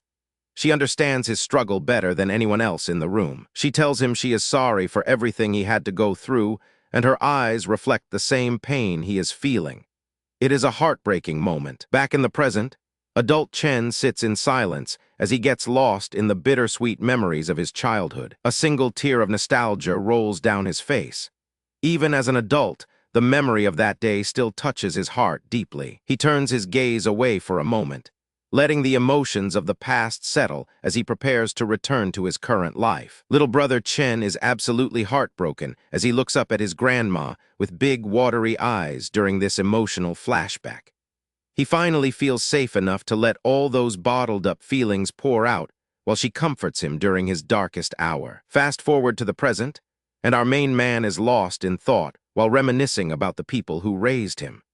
You can see the melancholy in his eyes as he realizes just how much those early childhood lessons shaped the person he is today. Grandma is completely caught off guard by his sudden admission and stares at him with eyes full of concern and very deep sadness. Adult Chen looks back on these memories with a bittersweet feeling as he thinks about how much that specific day shaped his future. He leans into her for comfort and shares a genuine smile now that he has finally let go of all that heavy childhood resentment. He stands tall with a confident grin, while knowing that he made the right choice to move forward and start his own journey. The sun begins to set on the horizon, as the family finally finds a sense of peace after a very long and emotional day. He heads back into the kitchen to start preparing the next meal, while feeling completely content with the life he has built for himself. The family at the table tells him he needs to take plenty of pictures to show off his new life.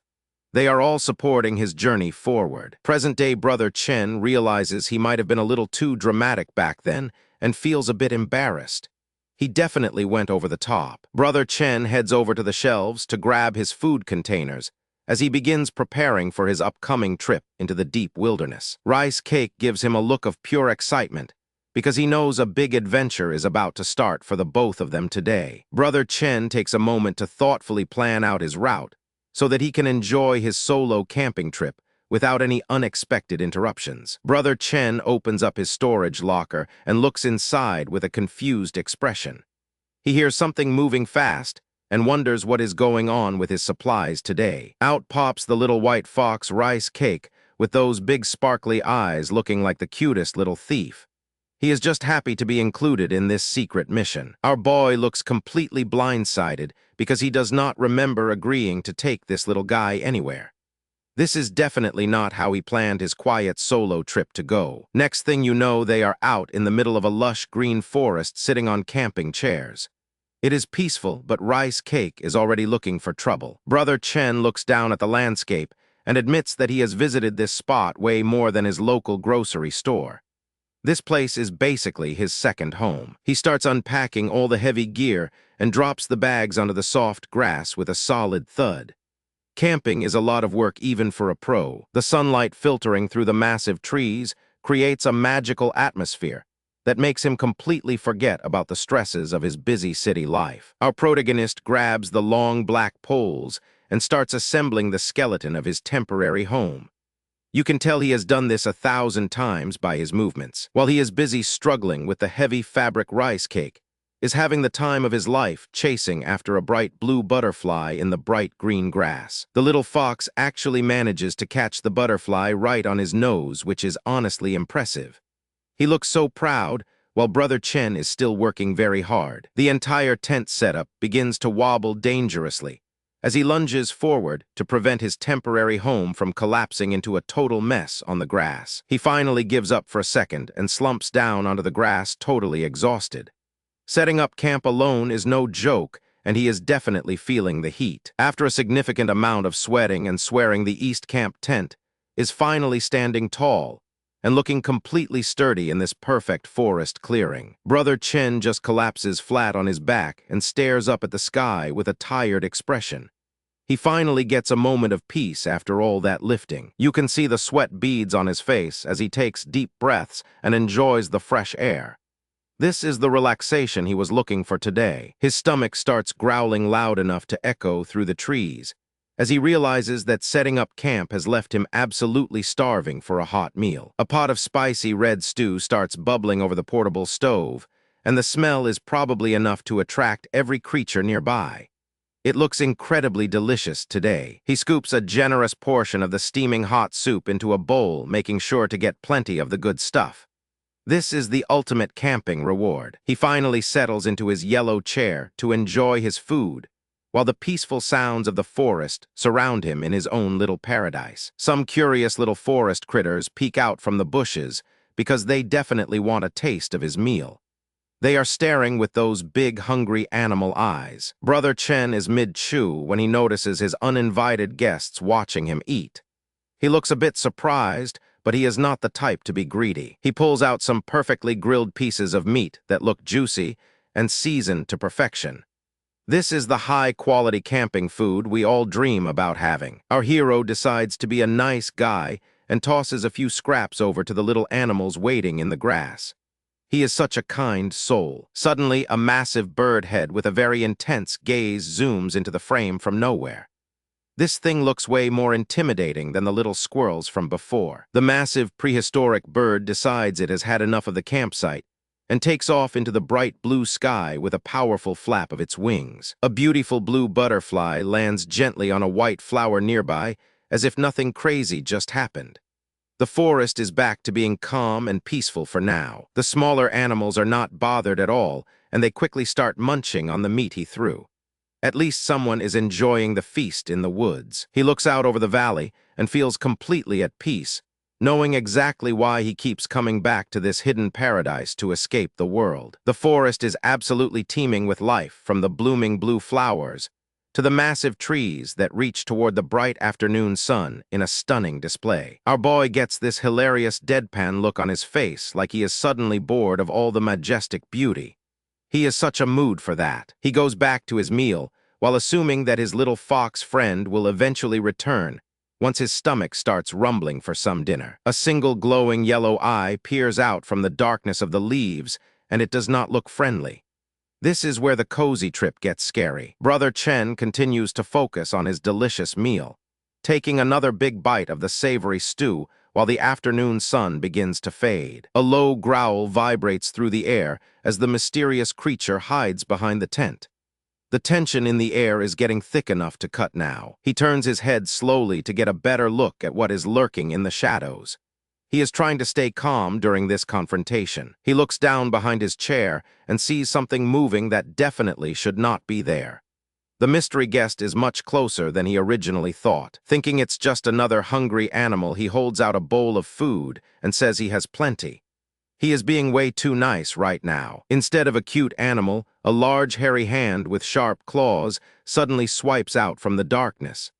This thing is definitely not looking for peace. Brother Chen gets sent flying backward as he fails to dodge the sudden and aggressive lunge from his mysterious visitor.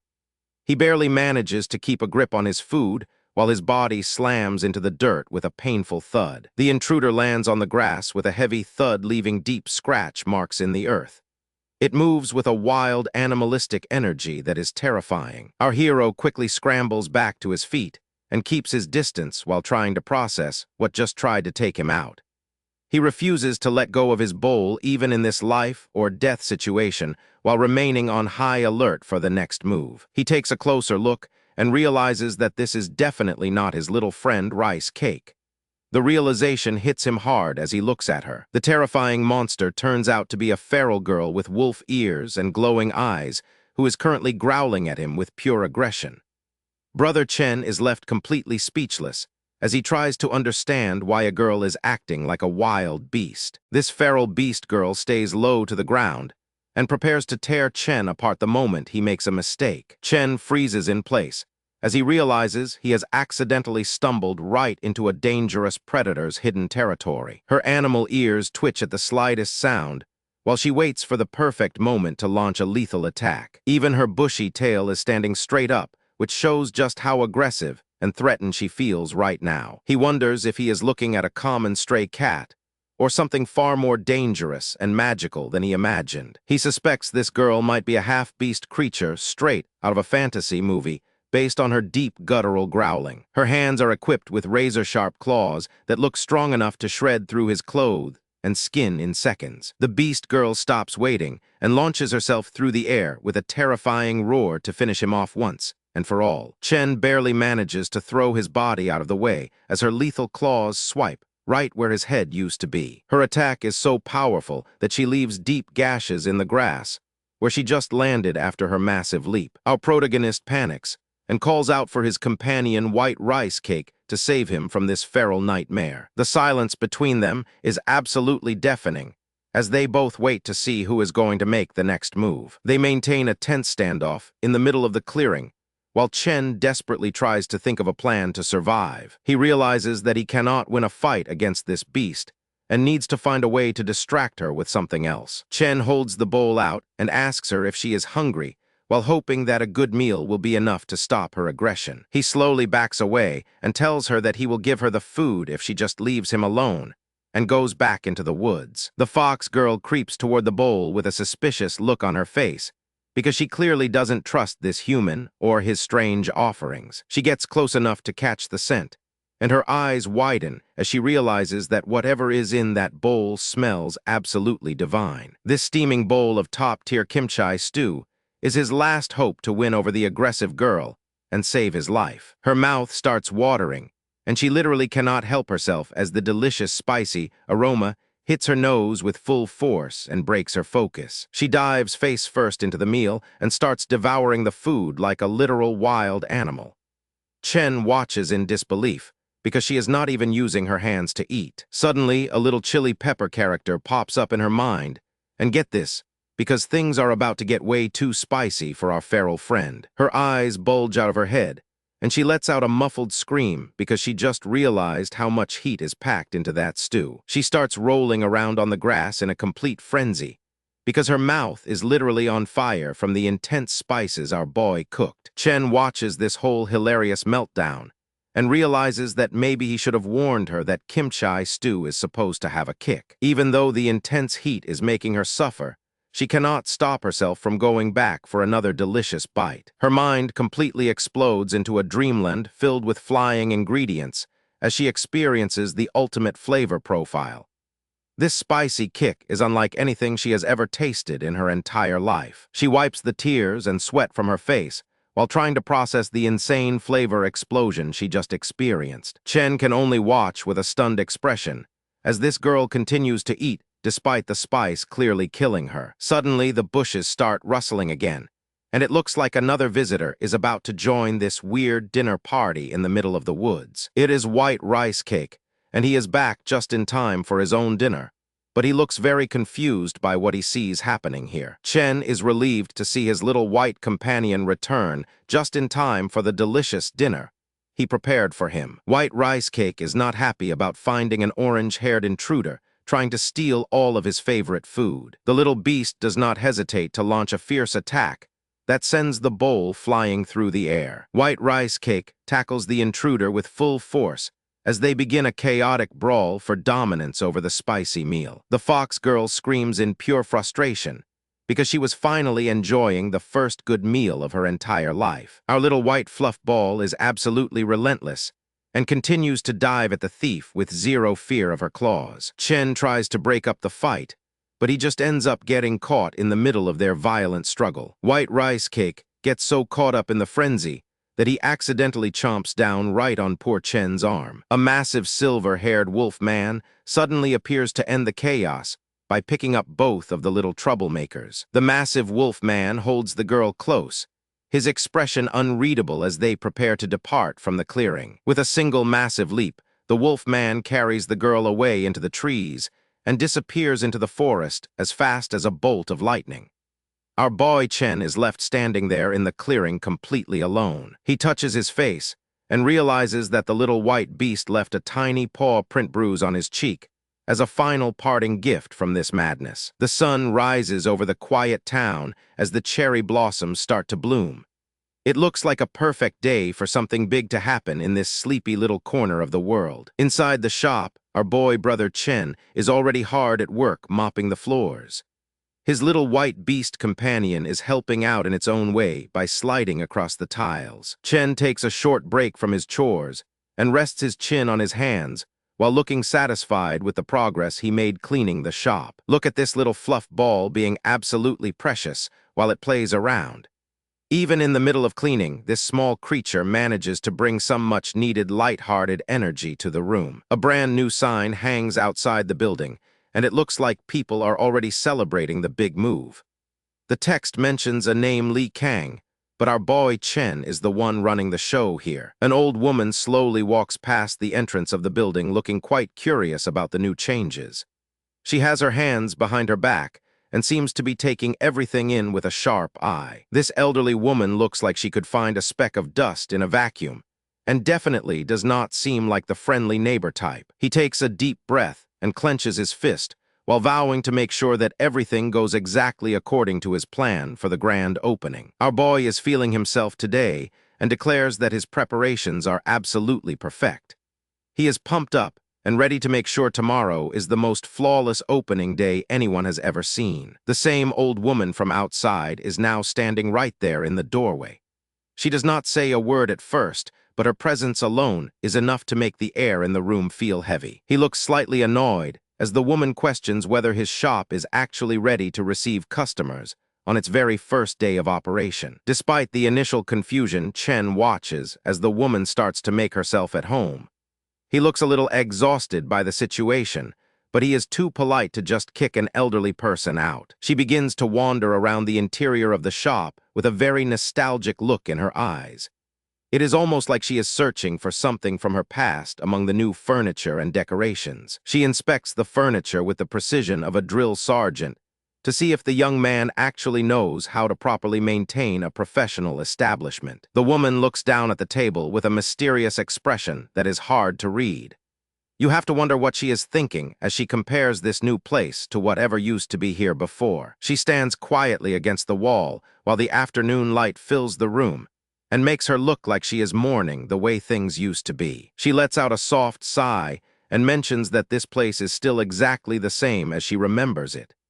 It turns out she has a long history with this building that goes back way before Chen arrived. Chen adjusts his headgear and asks her if she was around when this place used to be a traditional tea house.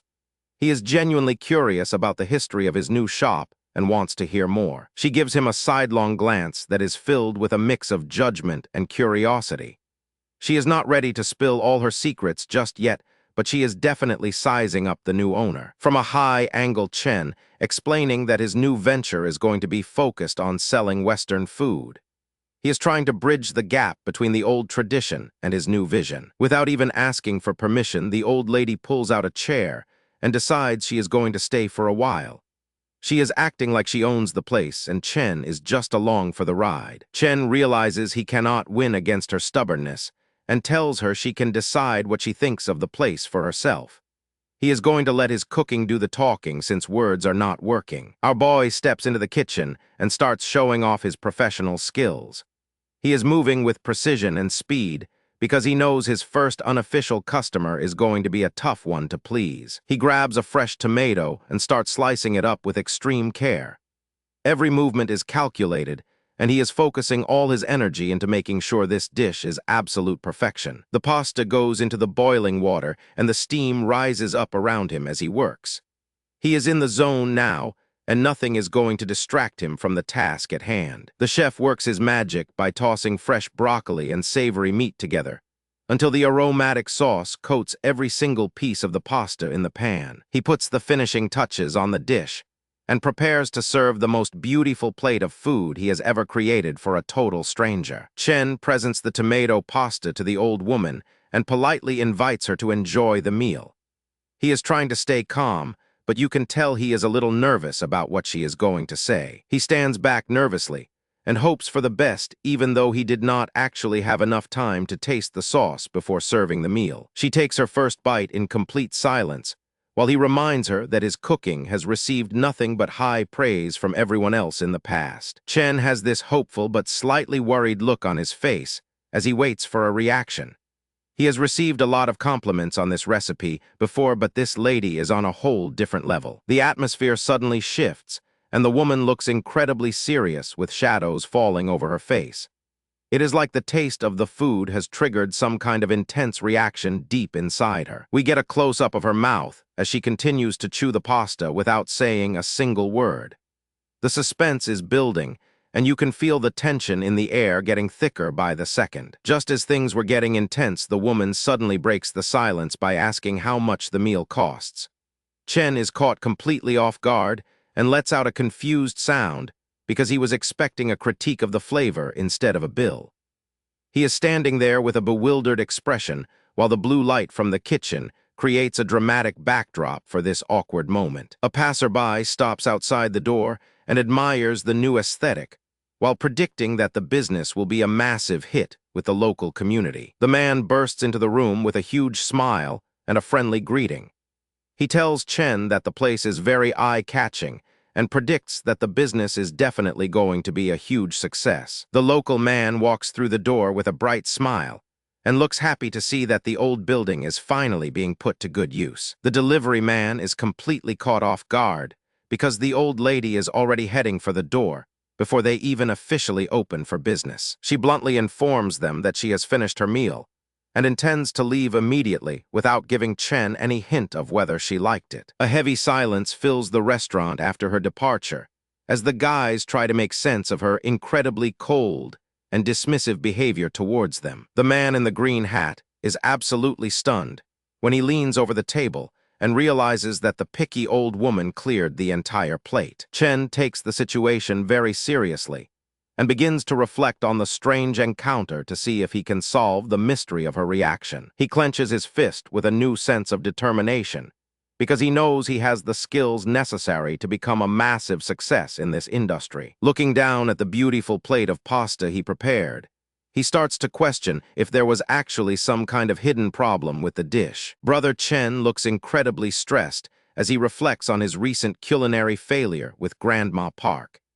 He realizes that winning her over is going to be way harder than he initially thought. He clenches his fist while dwelling on the fact that Grandma Park barely touched his pasta. He stares at the plate of tomato pasta and starts questioning every single life choice he has ever made. He is literally sitting in a corner, surrounded by a dark aura, while his buddy tries to snap him out of it. The old man tries his best to find the right words to comfort his dejected friend after that total culinary disaster. Brother Chen is drowning in his own misery because he takes his cooking way too seriously. The old man explains that he has not even opened the secret message, yet so there is no reason to cry. They sit together in the empty restaurant, while the old man tries to explain the situation with Grandma Park. Our boy looks annoyed because the old man tells him he cannot satisfy everyone in this business. The old man laughs it off and says he still managed to win over some of the regulars today. He tells Brother Chen that Grandma Park and her husband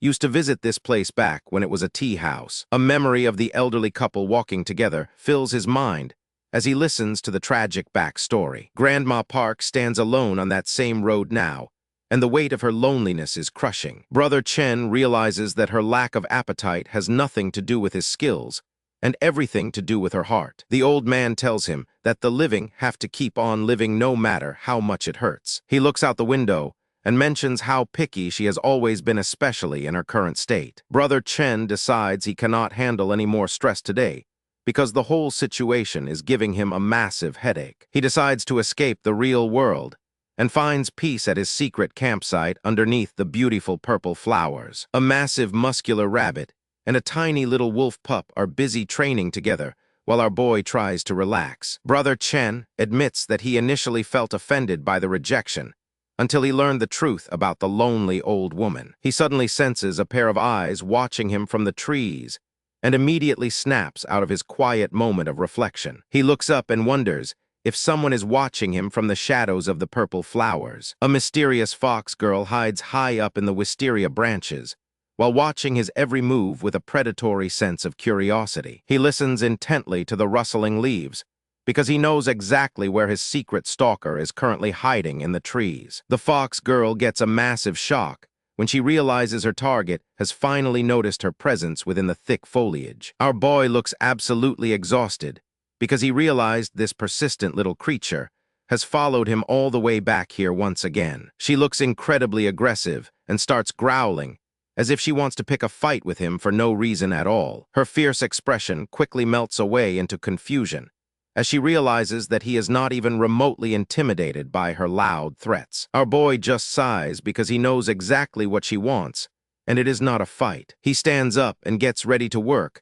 while the fox girl watches him like a hungry predator. The tiny wolf pup tries to join in on the fun, while the fox girl continues her stakeout from the safety of the bushes. He decides to use his master culinary skills to lure her out by slicing up some incredibly high-quality marbled red meat. The perfectly cooked steak is sliced into bite-sized pieces that are practically begging to be eaten by a hungry forest dweller. He fires up his portable gas burner to get the pan hot enough for the next step of his magical cooking process. Our hero pulls out his ultimate secret weapon, which is a jar of special spices that can win over any picky eater alive. The spicy aroma of the seasoning hits her nose so hard that she starts drooling like a hungry animal that has not eaten in weeks. He tosses a handful of fresh mushrooms into the pan and listens to them sizzle as they absorb all the delicious meat juices. He prepares a generous portion of savory golden sauce to ensure that every single strand of his pasta is coated in flavor. It is finally time to add the freshly cooked pasta into the mix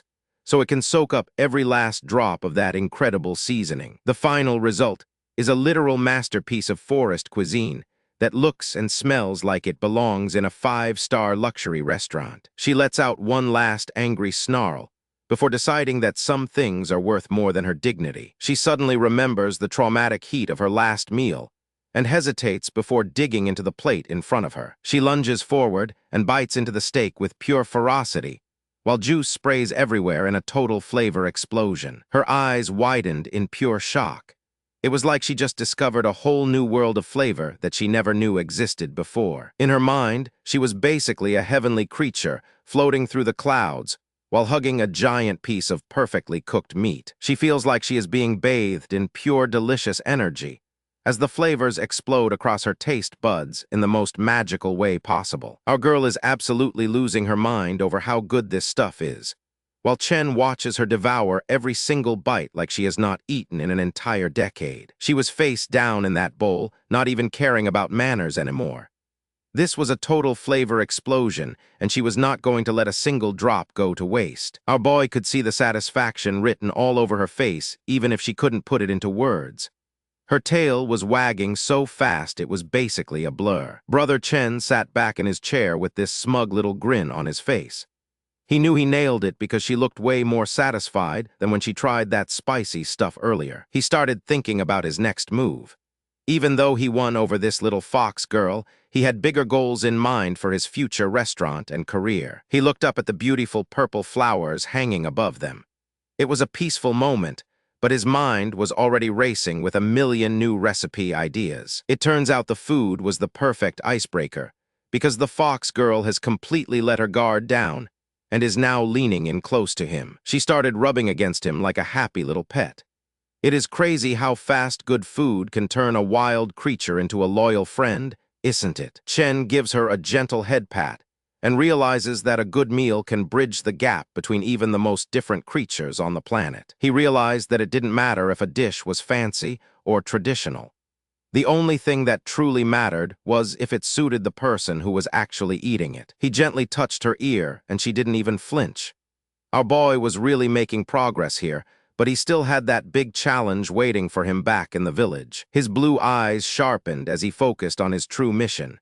He was a chef first and foremost, and he had a reputation to build from the ground up. Our girl looked up at him with a confused expression. She probably wondered why he was getting so serious all of a sudden after such a nice and calm moment. He got right back to work and grabbed several bags of fresh greens. If he wanted to satisfy the locals, he had to master the local ingredients perfectly and with care. He started washing the vegetables under cold water with total focus. Every leaf had to be perfect, because he knew his next guest was going to be extremely tough to please. Brother Chen stood in the kitchen picking out the best spring greens for his next experiment. These things have a strong taste, so he had to be very careful with his selection. He finally finished the dish and presented it with a huge burst of energy. He was so hyped to see if his hard work would finally pay off this time around. The little white cat creature he tried to feed just turned its head away in total disgust, leaving our poor boy absolutely crushed and slumped over in defeat. Chen cannot help but scratch his head at the weird turn his day has taken, and knows he has plenty of work left to do if he wants to master the art of cooking. He tried to shake off the failure and adjusted his shirt. He knew he couldn't give up now because a real chef never backs down from a challenge like this one. An old man in a green cap rants about how a chef who fails his first guest does not even deserve to open a shop in this town. Meanwhile, Grandma Park was sitting outside her house looking like she was in a world of her own. She is the one person Brother Chen really needs to impress. She had this grumpy look on her face like she was done with everyone and everything. Winning her over was going to take a literal miracle at this point in time. The old man in the green cap showed up at her gate and told her she should really come outside more. He was trying to be friendly, but she wasn't having it. Grandma Park asked him what he was doing there so suddenly. He just laughed it off and said he was just stopping by to check on his neighbor for a little bit. This old guy was laughing like he knew something she didn't. He was clearly trying to lighten the mood, but she stayed as cold as ice despite his cheerful attitude. She started wondering why our boy looked so shocked when she rejected his food earlier. It was clearly eating at her even if she didn't want to admit it out loud. Her eyes narrowed as she thought about it. She is tough, but you can tell there is a tiny bit of curiosity buried deep under all that grumpiness she shows. The old man told her that she never knows what might happen. He was hinting that things could actually be different this time if she just gave the kid a shot. He kept talking, trying his best to convince her to be a bit more open-minded. You can tell he really wants our boy to succeed and thrive in this village. He finally told her straight up that she should give the kid another chance. It was a heavy moment, and you could feel the tension hanging in the air between them. He laughed one last time as he turned to leave. He did his part to help out Brother Chen, and now it was all up to fate and the quality of the food. He walked away from the yard, leaving Grandma Park alone with her thoughts. The stage was finally set for the big rematch between the young chef and the stubborn critic. Chen wipes the sweat off his forehead and realizes that focusing on just one main vegetable is definitely the right way to master this local dish and win over the village. He looked at his jars and the fresh green leaves on the counter. He had balanced the flavors out with some seafood to make sure everything harmonized and tasted great together. After finishing his masterpiece, he realizes he has a massive problem since he has no way of actually getting Grandma Park to come back and taste his new creation. Suddenly, the bell at the door rang out. This was the moment of truth that he had been waiting for and dreading all day long as he prepared the meal. Our boy peeked out from behind the wall with a nervous look. He was hoping and praying that his guest had actually returned for a second round of tasting his food. And there she was. Grandma Park stood at the entrance looking just as stern as ever, but the fact that she showed up at all was a huge win for him. Brother Chen took a deep breath to calm his racing heart and settle his nerves.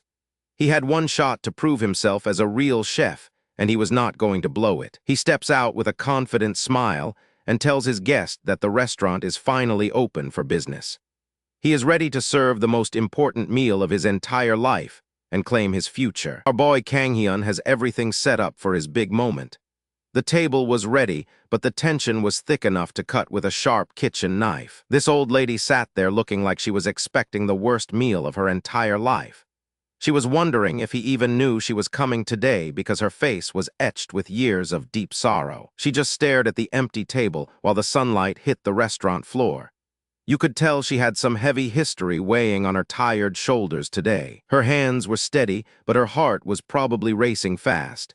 She was just waiting for something to happen in this quiet little shop while she sat there. She gets hit with a wave of nostalgia as the floral scent takes her back to a much simpler time. The old woman is completely mesmerized by the beautiful blossoms that seem to glow with a magical aura. She was totally caught off guard by that incredible smell. She started wondering where that sweet fragrance could even be coming from in a kitchen like this one. A pair of steady hands finally stepped out and placed the dish down with total confidence. You could hear the plate hit the table as he made his move. Our protagonist looked calm, but you know he was sweating inside. He presented the dish like it was a 5-star masterpiece made specifically for royalty to enjoy. He called it the daily pasta, and man, it looked absolutely incredible with the steam rising off it like pure magic. This was the moment he had been practicing for, and he definitely nailed the presentation. The dish looked absolutely incredible with the steam rising off it. This was the daily pasta he had worked so hard to perfect for her. She slowly picked up her chopsticks and prepared herself for the first bite. This was the moment of truth for our boy Kang-hyun and his cooking skills. She lifted the golden strands, and the aroma just intensified. She was thinking to herself that maybe, just maybe, this would actually taste as good as it looked. As she started chewing, she could not help but wonder if it would live up to the hype. Her face was totally unreadable during those first few seconds. Then something in her eyes just shifted completely. It was like a light switch flipped, and her soul was being transported somewhere else entirely by the flavor. The flowers in the background started blooming like crazy in her mind. This meal was doing way more than just filling her stomach right now in this restaurant. She remembered a spring day from a long time ago. She realized that more flowers had bloomed that year than any other time she could remember. She looked up as a branch of delicate blossoms was held out toward her. The sudden gesture brought a wave of forgotten emotions to the surface. He asked her if they should go grab a cup of tea together. It was such a sweet and simple request that stayed with her forever. She playfully asked him why he was doing all this for her. He just sat there beside her while the pink petals fell all around them in the warm spring breeze. The memory started to fade as she felt the chopsticks in her hand again. She was back in the restaurant, but her heart was still in that park. She sat there alone at the table, but the meal made her feel like she was not so lonely anymore. The atmosphere in the little shop felt incredibly soft and warm. She took another bite, and this time she was really savoring every single flavor. Kang-hyun was watching her like a hawk from across the dining room. Our boy was just standing there hoping he did not mess this up. He was waiting for any kind of sign that she actually liked his special dish. Our boy was just standing there hoping he did not mess this up. He was waiting for any kind of sign that she actually liked his special dish. Our protagonist bit his lip while he waited for her to say something about the food he just served. He was desperately trying to stay calm while the silence stretched on. The lady didn't say a single word while she was eating and kept her back turned to the rest of the room. She seemed completely focused on the noodles. Kang-hyun looked down and tried to keep his composure while he waited for a verdict. He really wanted to satisfy his very first guest all on his own. Her grip on the chopsticks was firm as she went in for more. She was not leaving a single noodle behind on that plate. She was eating with so much gusto that it actually surprised him. This was not the reaction he expected from such a quiet and reserved old lady. She took a massive bite of the greens and the pasta together. It was like she was trying to swallow the whole memory of that spring day again. Kang-hyun's eyes went wide as he realized she was actually going to finish the whole thing. He was absolutely stunned by her appetite and his own success. The chopsticks clattered against the plate as she finished the last bit. There was nothing left but some empty shells and a little bit of pasta sauce. She looked up at him with a face that finally showed some emotion. She seemed peaceful and satisfied in a way she had not felt in many years. Our boy could not believe his eyes when he saw that empty plate. He was thinking she actually ate every single bite of his homemade daily pasta. She closed her eyes for a moment just to let the feeling linger. This was the best outcome he could have ever hoped for in his wildest dreams. He just stood there looking totally dazed by his own success. The realization that he actually did it was finally starting to sink in for our boy. The tension from earlier had completely vanished, replaced by a comfortable silence between the young chef and his satisfied customer. A bright smile spread across Kang Hyun's face. He was so proud of himself for handling his very first guest with total class and skill. Later that day, our boy was out in the woods just vibing in a hammock while a giant bird flew overhead. He was feeling like the king of the world after such a big win with his first guest. He was grinning from ear to ear while he relaxed under the trees. He was so proud of himself for handling that guest with total class and skill. He put on his sunglasses, and the sun caught the lens perfectly. He was looking like a total boss who just conquered his first major kitchen challenge. The peaceful morning atmosphere is suddenly broken by a strange shadow moving across the sky, while Kang Hyun tries to get some much-needed rest. He watches the mysterious bird glide over him through the reflection of his sunglasses and wonders what kind of world he has actually ended up in. A massive crashing sound echoes through the woods as Randolph pushes through the dense bushes. He is looking for someone in this thick greenery and seems quite urgent about it. His jaw drops when he finally finds the campsite. It looks like a literal tornado hit the place with gear, and supplies scattered everywhere across the grass. Randolph stands over the boy and asks a biting question about whether his eyes are actually functional, or if they are just there for decoration. The two of them finally find a place to sit down so they can catch their breath and discuss the events of the morning. Randolph starts laughing loudly while gesturing toward the forest, as if he is explaining the most hilarious joke in the world to the rookie. Randolph gets a very serious look in his eyes as he begins to explain the dangers of the local wildlife they are about to face. He keeps going on and on about some grand plan for the day. Our protagonist is just sitting there with the most blank expression you have ever seen. Kang Hyun has absolutely zero interest in whatever this guy is selling. He just wants to go back to sleep and forget that today even happened at all. Kang Hyun finds himself equipped with a full set of archery gear, even though he has absolutely no idea how to use a bow string correctly. Randolph insists on taking him out to a special area nearby. He mentions that this specific place is famous for being home to creatures called jumping birds. Our hero looks completely unenthusiastic about his new training regimen and wishes he could just go back to his comfortable campsite instead of hunting. They look out over a valley filled with dozens of pink, fluffy creatures. They look harmless enough and are just hopping around under the bright afternoon sun. Our boy thinks they look exactly like giant sticks of cotton candy. He does not see why everyone in this world is so afraid of them. Kang Hyun is not impressed at all by these fluffy pink birds and thinks they look more like snacks than actual dangerous forest monsters. Kang Hyun still does not get the hype behind these things. He is just standing there waiting for something to actually happen in this quiet forest clearing. Two birds start arguing over something in the middle of the field.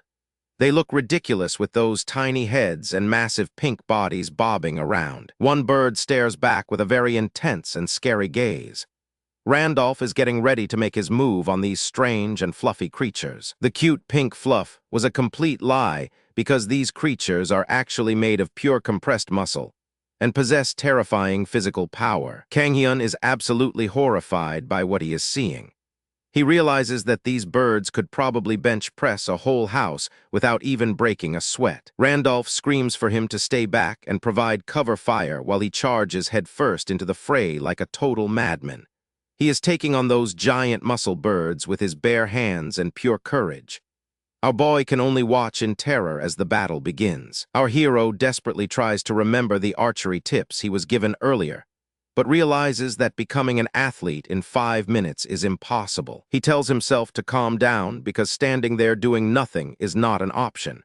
His hands are shaking as he reaches for a single arrow. His arms begin to shake uncontrollably as he pulls the heavy bowstring back with every single ounce of strength he can muster up right now. He finally manages to aim at the target and prepares to release the shot.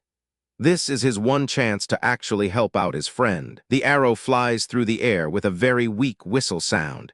It does not look like it has much force behind it at all. It lands with a pathetic thud right in the green grass. He completely missed the giant muscle birds and hit the floor instead of the enemy. The little white fox looks disappointed as the arrow just sits there in the dirt. That was definitely not the epic moment he wanted to see. Kang Hyun looks like he wants the earth to swallow him whole. His first attempt at being a hero was a total and complete disaster. The sun begins to set over the distant mountain range. The sky turns a beautiful orange as the long day finally comes to an end. Randolph is back at the camp and working on the fire. He looks much more relaxed now that the hunting trip is finally over. Our boy is still shaking from the pure exhaustion of the day. He tries to hide his trembling hands under a heavy brown traveler cloak. Randolph is laughing and roasting some fresh meat over the open flame. He seems very proud of whatever he managed to cook up for them. Kang Hyun tries to hold his breath and endure the foul odor of the cooking meat, determined not to be rude to Randolph by covering his nose. The roasted meat on the stick looks dark and mysterious, glistening under the firelight as it finishes cooking. The smell is so powerful that even the little fox companion flees the campsite, leaving the boy to face the meal alone. Kang Hyun tentatively takes his first bite of the roasted snack, closing his eyes as he prepares for an experience as bad as the scent. He is completely stunned as he tastes the meat, finding that it is actually surprisingly delicious despite the initial smell. Randolph is completely caught off guard when the young man suddenly interrupts the meal prep to take charge of the meat. He cannot believe this kid is actually serious about handling the food after everything they have been through together tonight. Kang Hyun hesitates for a moment while staring at the cooked meat, because he knows this is the ultimate test of his hidden abilities. If he cannot even handle the basic flavors of this world, his dream of becoming a legendary chef will end before it even starts. The young man begins to realize that he has been overthinking his situation way too much since arriving in this strange land. He knows that a true professional never lets fear get in the way of their craft, and it is finally time to stop doubting his own potential. Kang Hyun starts to realize that he cannot just be a passive observer in this world. He needs to take control of the situation right now. He surges to his feet with a massive burst of energy as he finally realizes that he has exactly what it takes to survive here. He looks down at his companion and proudly declares that he hasn't forgotten his roots or his incredible skills in the kitchen. With a confident smile spreading across his face, our hero feels like he has finally found his true purpose in this strange new reality.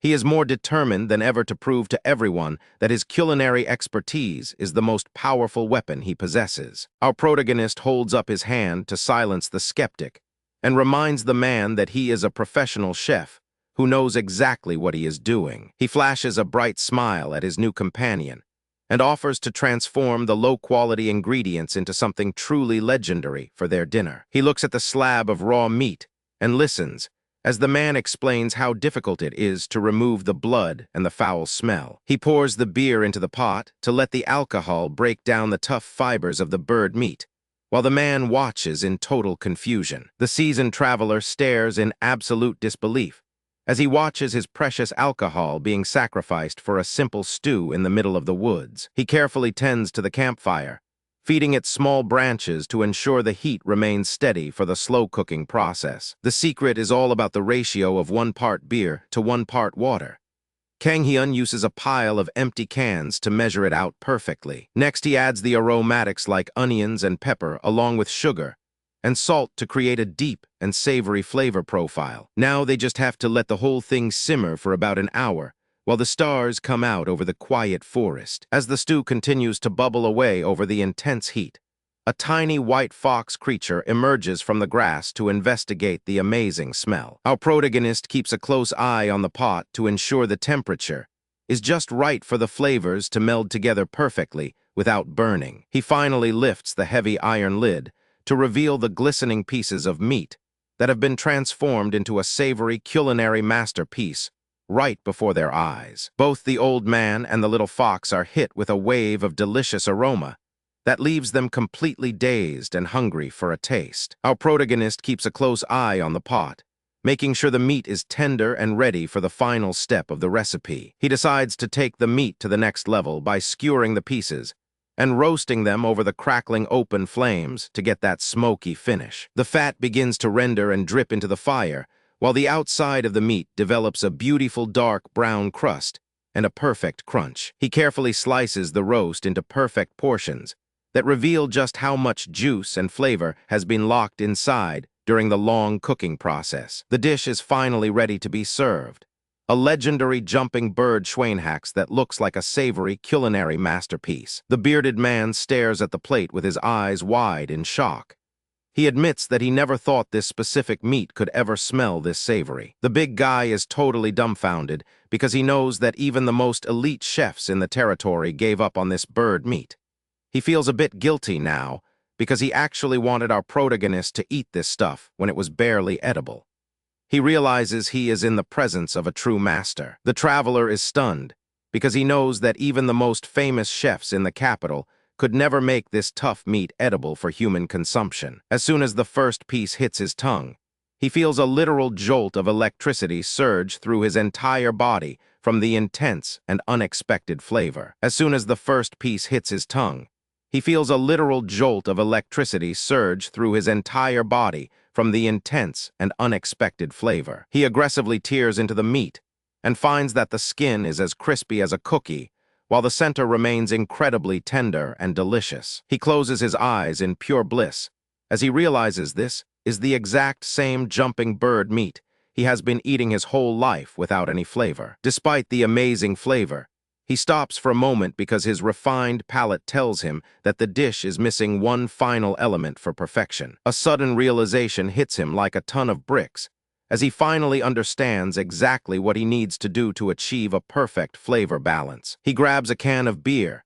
and takes a massive gulp to let the crisp beverage balance out the heavy savory notes of the freshly roasted meat. The combination of the cold drink and the hot seasoned meat sends him into a state of total euphoria that he never wants to end. He raises his arms in a triumphant shout and declares that he could eat this legendary dish every single day without ever getting bored of it. Our boy just looks on with a calm expression because he knew his modern cooking knowledge would eventually win the old man over in the end. The little fox is clearly a fan too as it wags its tail while showing off a plate that it has licked completely clean of every drop. As the group relaxes by the campfire, our protagonist starts planning ahead and thinks about how much better this would be with some laurel leaves next time. The veteran warrior watches him in silence and wonders if this young man's skills are actually superior to the chefs who serve the royal family. The night grows quiet as the fire continues to roar and provide warmth for the unlikely trio in the middle of the dark and dangerous forest. The big man sits back against a log with a satisfied grin while holding onto the bone of the delicious meal he just greedily devoured. Our hero is just glad that his companion enjoyed the food, but the man insists that he can never go back to eating normal rations again. While the little fox sleeps off its food coma, the man asks if it would be all right for him to adopt these secret cooking techniques for himself. He leans in with an intense glare to show how serious he is about learning the art of preparing meat with a simple can of beer. The seasoned warrior waits for a response, his posture showing he is deeply impressed by the boy's incredible culinary knowledge. Kang Hyun can't help but smile after hearing yet another compliment about his incredible cooking skills from his new guest. He politely thanks the man, while secretly feeling pretty good about the reputation he is building for himself in this world. The mysterious guest suddenly stands up with an intense look in his eyes, as if he just came to a major life decision. Kang Hyun stays seated and waits to see what kind of crazy request this guy is about to make next. While the old man is busy bragging about his past, our boy is just focused on finishing his drink and enjoying the peaceful night air. He has no idea that a life-changing offer is about to be dropped right in his lap. The man catches him completely off guard by offering to teach him the art of the sword in exchange for more of those delicious meals. Kang Hyun stares up in shock as he processes the fact that his cooking just bought him a master instructor. The old-timer starts bragging about how he used to be a big deal back in the capital before he ended up in this remote place. He wants to make sure his potential student knows exactly how much of a privilege it is to learn from a legend. He bursts out into a boisterous laugh that echoes through the trees because he has finally found someone worthy of his secret techniques. The combination of good food and a potential disciple has him feeling more energetic than he has in years. After letting out all that energy, the old man takes a quiet moment to reflect on his glory days with a satisfied grin.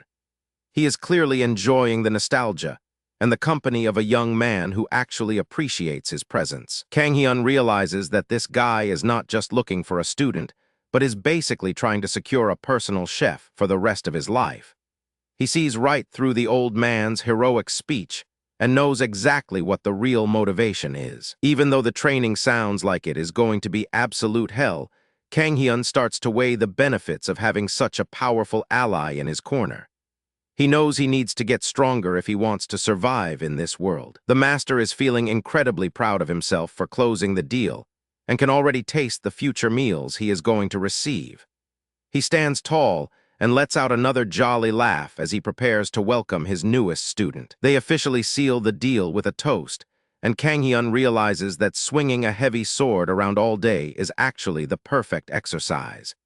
He figures it will give him the forearm strength needed to toss heavy woks like a pro. A stunning aurora lights up the entire night sky as if the heavens themselves are celebrating this bizarre partnership between a chef and a swordsman. It is a beautiful moment that marks the beginning of a legendary journey for our protagonist. The sun rises over the quiet village the next morning, and everything looks incredibly peaceful after such a wild night of negotiations. It is the perfect start to a brand new chapter where our boy begins his training as a warrior. A couple of birds start chirping on the branches outside as the neighborhood slowly wakes up to the warmth of the morning sun.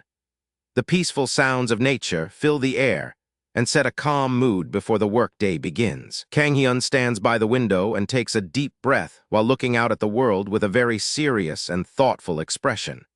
He has a lot on his plate now, but he is determined to make this new situation work out. He walks through the empty dining room and looks over his tables one last time before the first customers start arriving for the day. The restaurant is dead quiet for now, but he knows he has to prepare for the inevitable rush. Our protagonist is feeling a bit groggy and definitely was not expecting anything out of the ordinary to happen so early in the morning. He just wants to get through his tasks and stay focused on his training without any distractions. He notices that his little fluffy white mascot is perched on a stool and staring intensely at the television screen as if its life depended on it. Apparently, a former customer left this adorable creature behind because they could not care for it. Kang Hyun leans down to get a better look and asks the little guy exactly what is so interesting on the screen at this hour. He finds it pretty hilarious that a tiny animal is so deeply invested in a morning music broadcast. It turns out the television is showing a performance by a popular group of idols who are currently the talk of the entire country. These girls are absolute superstars, and their catchy music seems to have a strange effect on everyone. The broadcast is promoting the brand new special album for a group called Uniz, and they are clearly a massive deal in the industry. Their faces are plastered everywhere these days, and their fan base is growing faster than anyone expected. The little fluff ball lets out a sudden bark while staring at the screen, confirming that it is officially a fan of the idol performance. Kang Hyun just looks at the creature with disbelief, wondering how an animal has such specific music taste. Elsewhere, an exhausted manager is busy checking his phone while standing out in the hot sun. He is responsible for the most popular girl group in the nation, and the stress of the job is clearly starting to take a toll. One of the girls starts complaining about the intense heat and is worried that she might actually get a sunburn while they wait around. They are all eager to know when their latest performance is finally going to be aired. The manager just nods his head and gives them some generic praise because he is way too tired to actually engage in a real conversation right now. He keeps telling them they did a great job just to keep things moving. Despite the long and grueling hours of filming, the girls are still in incredibly high spirits and are making the most of their break. They are laughing and joking around on the grass, showing off their boundless energy. He keeps a close eye on his schedule book to make sure that every single minute of their day is planned out perfectly. This man is a total workaholic, and even when he is exhausted, he refuses to let anything slip through the cracks. He suddenly receives an important phone call and shifts back into professional mode to handle some urgent business. He looks incredibly focused as he listens to the person on the other end, probably discussing their next move. He stands there with his hand on his hip and stares off into the distance while he ponders their next move. He is trying to find a way to reward the girls for their hard work without letting them get too out of control. He informs the person on the line that they are finally finished with their schedule and will be heading over to the next spot immediately. The girls overhear the conversation and get excited because they might finally get a good meal. The manager reminds them that he has to be the designated driver for the night, so there is absolutely no way he is touching any alcohol. He is trying to be responsible while the girls continue to whisper excitedly about meeting a chef friend. As soon as the girls hear the words chef friend mentioned on the phone, they start whispering among themselves with massive grins on their faces. They have been working so hard that the idea of a private meal is incredible. He tells the person at the restaurant that he is going to leave the girls in their care for a little while so he can get some rest. The girls are cheering and telling him not to worry about a thing. He gives them a stern look and warns them to be on their best behavior and be polite to his friend when they arrive. He knows exactly how chaotic these girls can be and does not want to be embarrassed. The manager looks at their overly enthusiastic faces and realizes that his warning probably did not mean a single thing to them. He knows deep down they are lying about being good, but he is too tired to argue further. He finally pulls the car door shut and prepares to drive away, resigned to the fact that his peace and quiet is more important than whatever trouble the girls might get into tonight. He is driving away and thinking to himself that his warning probably went in one ear and out the other.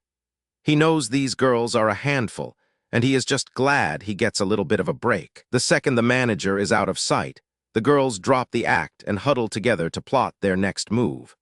They are determined to follow the manager and see exactly where he is going with a look of determination. Kang Hyun is suddenly surrounded by a group of incredibly intense women who are staring at him with looks of pure focus. He is completely overwhelmed by their energy and has no idea why these famous idols are acting so strange. One of the girls leans in with a sweet but slightly terrifying smile that makes Kang Hyun feel like he is in over his head. He can tell right away that his peaceful restaurant is about to become a very loud place. Kang Hyun is back at his restaurant doing some late-night cleaning to keep his mind off the strange events of the day. He vigorously mops the tile floor while reflecting on everything that has happened to him recently. While leaning on his mop and sighing from exhaustion, Kang Hyun wonders out loud about the news report he just saw on the television. He finds it hard to believe someone would notice being followed on such a crowded and busy road. Kang Hyun stands alone in the middle of his empty shop, feeling a bit conflicted about the recent turn of events, despite his best efforts to stay out of trouble. He tries to convince himself that he did not do anything wrong, but the feeling of being watched still lingers in his mind. The small white guardian creature sits perched on a stool and stares up at its master with glowing blue eyes filled with curiosity. It seems to be listening intently to every word Kang Hyun says as he continues his nightly cleaning routine. On the television screen, the two men who were trailing them are absolutely losing their minds because they realize they were spotted.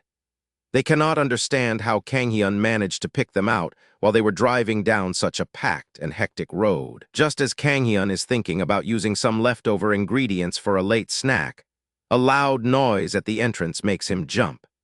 He looks toward the door in total shock as a group of unexpected visitors suddenly barges into his quiet restaurant. The girls' manager looms over them with an incredibly stern expression while lecturing them about their reckless behavior during the drive. He points out that it was painfully obvious they were being followed since their two vehicles were the only ones out on that deserted stretch of road. Kang Hyun is left standing there with his mouth agape as he tries to process the chaotic scene unfolding right in front of him.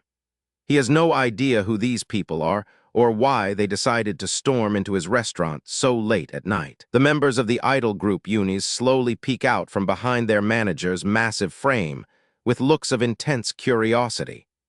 They seem fascinated by the simple restaurant and the young chef who is currently staring back at them with a look of pure bewilderment. The idols immediately light up the room with their bright smiles and energetic poses as they introduce themselves to the stunned restaurant owner.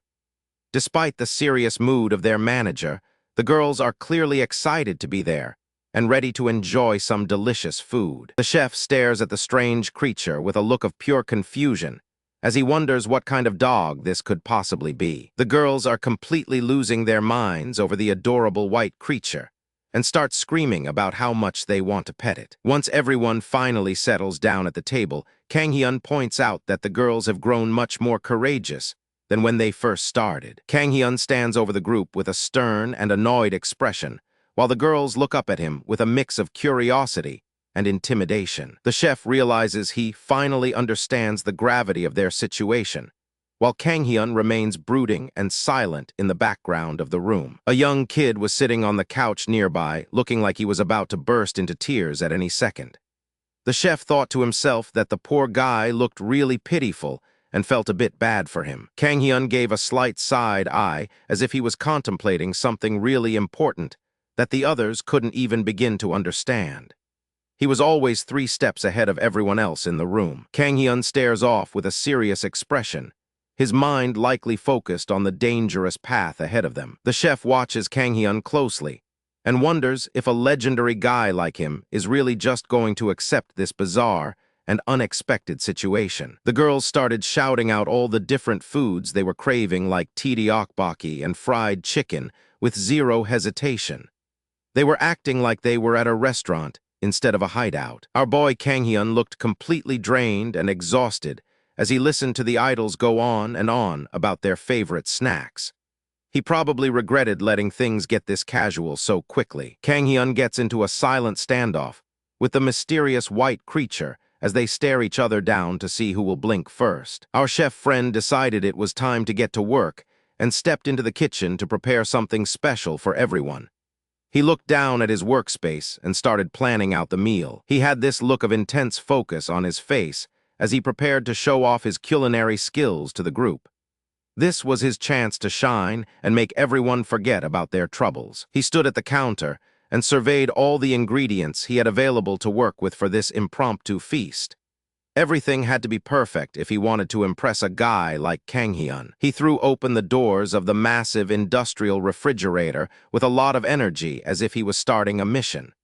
The fridge was packed with containers, and he needed to find the best ones. His eyes light up when he spots a container of fresh cherry tomatoes that will serve as the perfect base for his upcoming culinary masterpiece. He pulls out a container full of ripe, bright red cherry tomatoes to use for the meal. With steady hands and a sharp knife, he quickly begins slicing the tomatoes into uniform pieces. He places the seasoned steaks into the hot pans, letting them sear until they develop a perfect crust. To add some extra flavor, he takes a block of cheese and begins grating it over the counter. In no time at all, a huge mound of fluffy, freshly grated cheese is ready to be used as a garnish. The steak salad is beautifully arranged with fresh greens and juicy tomatoes, looking absolutely professional. The girls are instantly mesmerized by the quality of the food, their expressions full of pure wonder and excitement. 2 stunning dishes are presented on the table: a rich tomato pasta and a gourmet steak salad. They can hardly believe a simple meal could taste this incredible as they close their eyes to savor the complex flavors of the chef's cooking. One of the girls has a literal sparkle in her eye as she realizes this is the single best meal she has ever had the privilege of eating. A literal sparkle appears in her eye as the flavors of the dish explode across her palate. The pasta is so perfectly prepared that every single noodle is coated in a rich and vibrant tomato sauce that tastes like absolute heaven. She picks up a piece of the tender steak wrapped in fresh greens and realizes that every single ingredient in this salad is of the highest possible quality. The chef and Kang Hyun watch the chaotic scene in silence, while realizing that the meal has had a much bigger emotional impact than they ever intended. One of the girls is so touched by the flavors that she starts to cry with heavy tears streaming down her face and landing on the floor. The idols are completely overwhelmed with emotion as they wail about how they have never tasted anything this good in their entire lives. The chef and Kang Hyun exchange a quiet look, both taken aback by how emotional the girls have become over a simple dinner. The young boy, who was crying just moments ago, is now happily devouring his portion of the meal with a blissful smile. The chef notices Kang Hyun's uncharacteristic behavior and begins to suspect that there might be a much bigger plan in motion than he is letting on. A sudden realization hits the chef, making him wonder if there is an even deeper meaning behind the current situation. Kang Hyun approaches the chef and firmly places a hand on his shoulder, a rare gesture of acknowledgement. As the idols depart, they call out their final thanks, their spirits completely lifted by the incredible hospitality. Watching them leave with satisfied smiles gives the chef a genuine sense of warmth and professional pride. A cheerful guest leans in with a big smile and shouts her final greeting. She is clearly excited about the meal they just had together and promises to come back again soon. Our chef had a look of utter shock and confusion on his face as something else caught his attention at the very last second. The peaceful moment was over and things were getting weird again. Everyone is waving goodbye as the van pulls away. They are all shouting that they will see him again next time. After the guests finally drive away, he turns around to find his friend standing right behind him. The sudden appearance catches him off guard after such a long and tiring day of cooking. He reaches out and grabs the door handle to head back inside. The day has been absolute chaos for him. Kang Hyun tells his buddy to give him a heads up before just showing up like that again. He really needs warning. The guy in the driver's seat just gives him a cheeky look and a little wave. He is clearly not bothered. Our protagonist is left standing there under the warm glow of the light. He looks like he needs a long nap. He finally cracks a tiny smile as the engine noise fades into the distance. Silence has finally returned to the neighborhood. Back at the house, Imal is curled up on a chair fast asleep.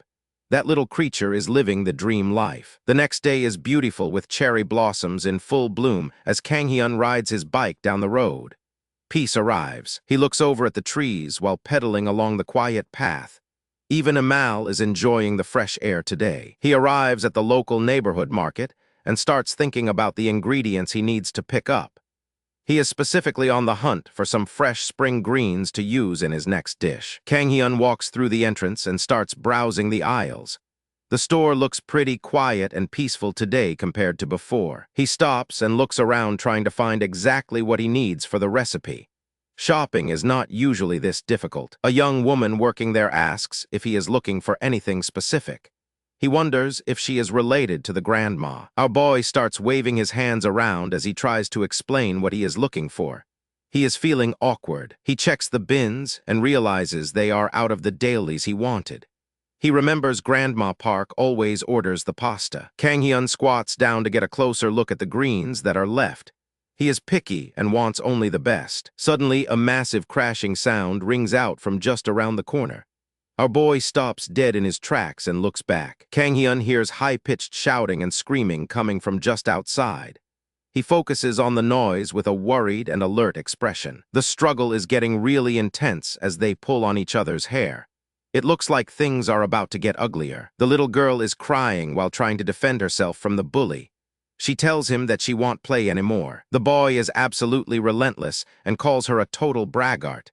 This kid is really being a jerk for no reason. It gets even worse when the bully tells her she looks different and needs to go back to her country.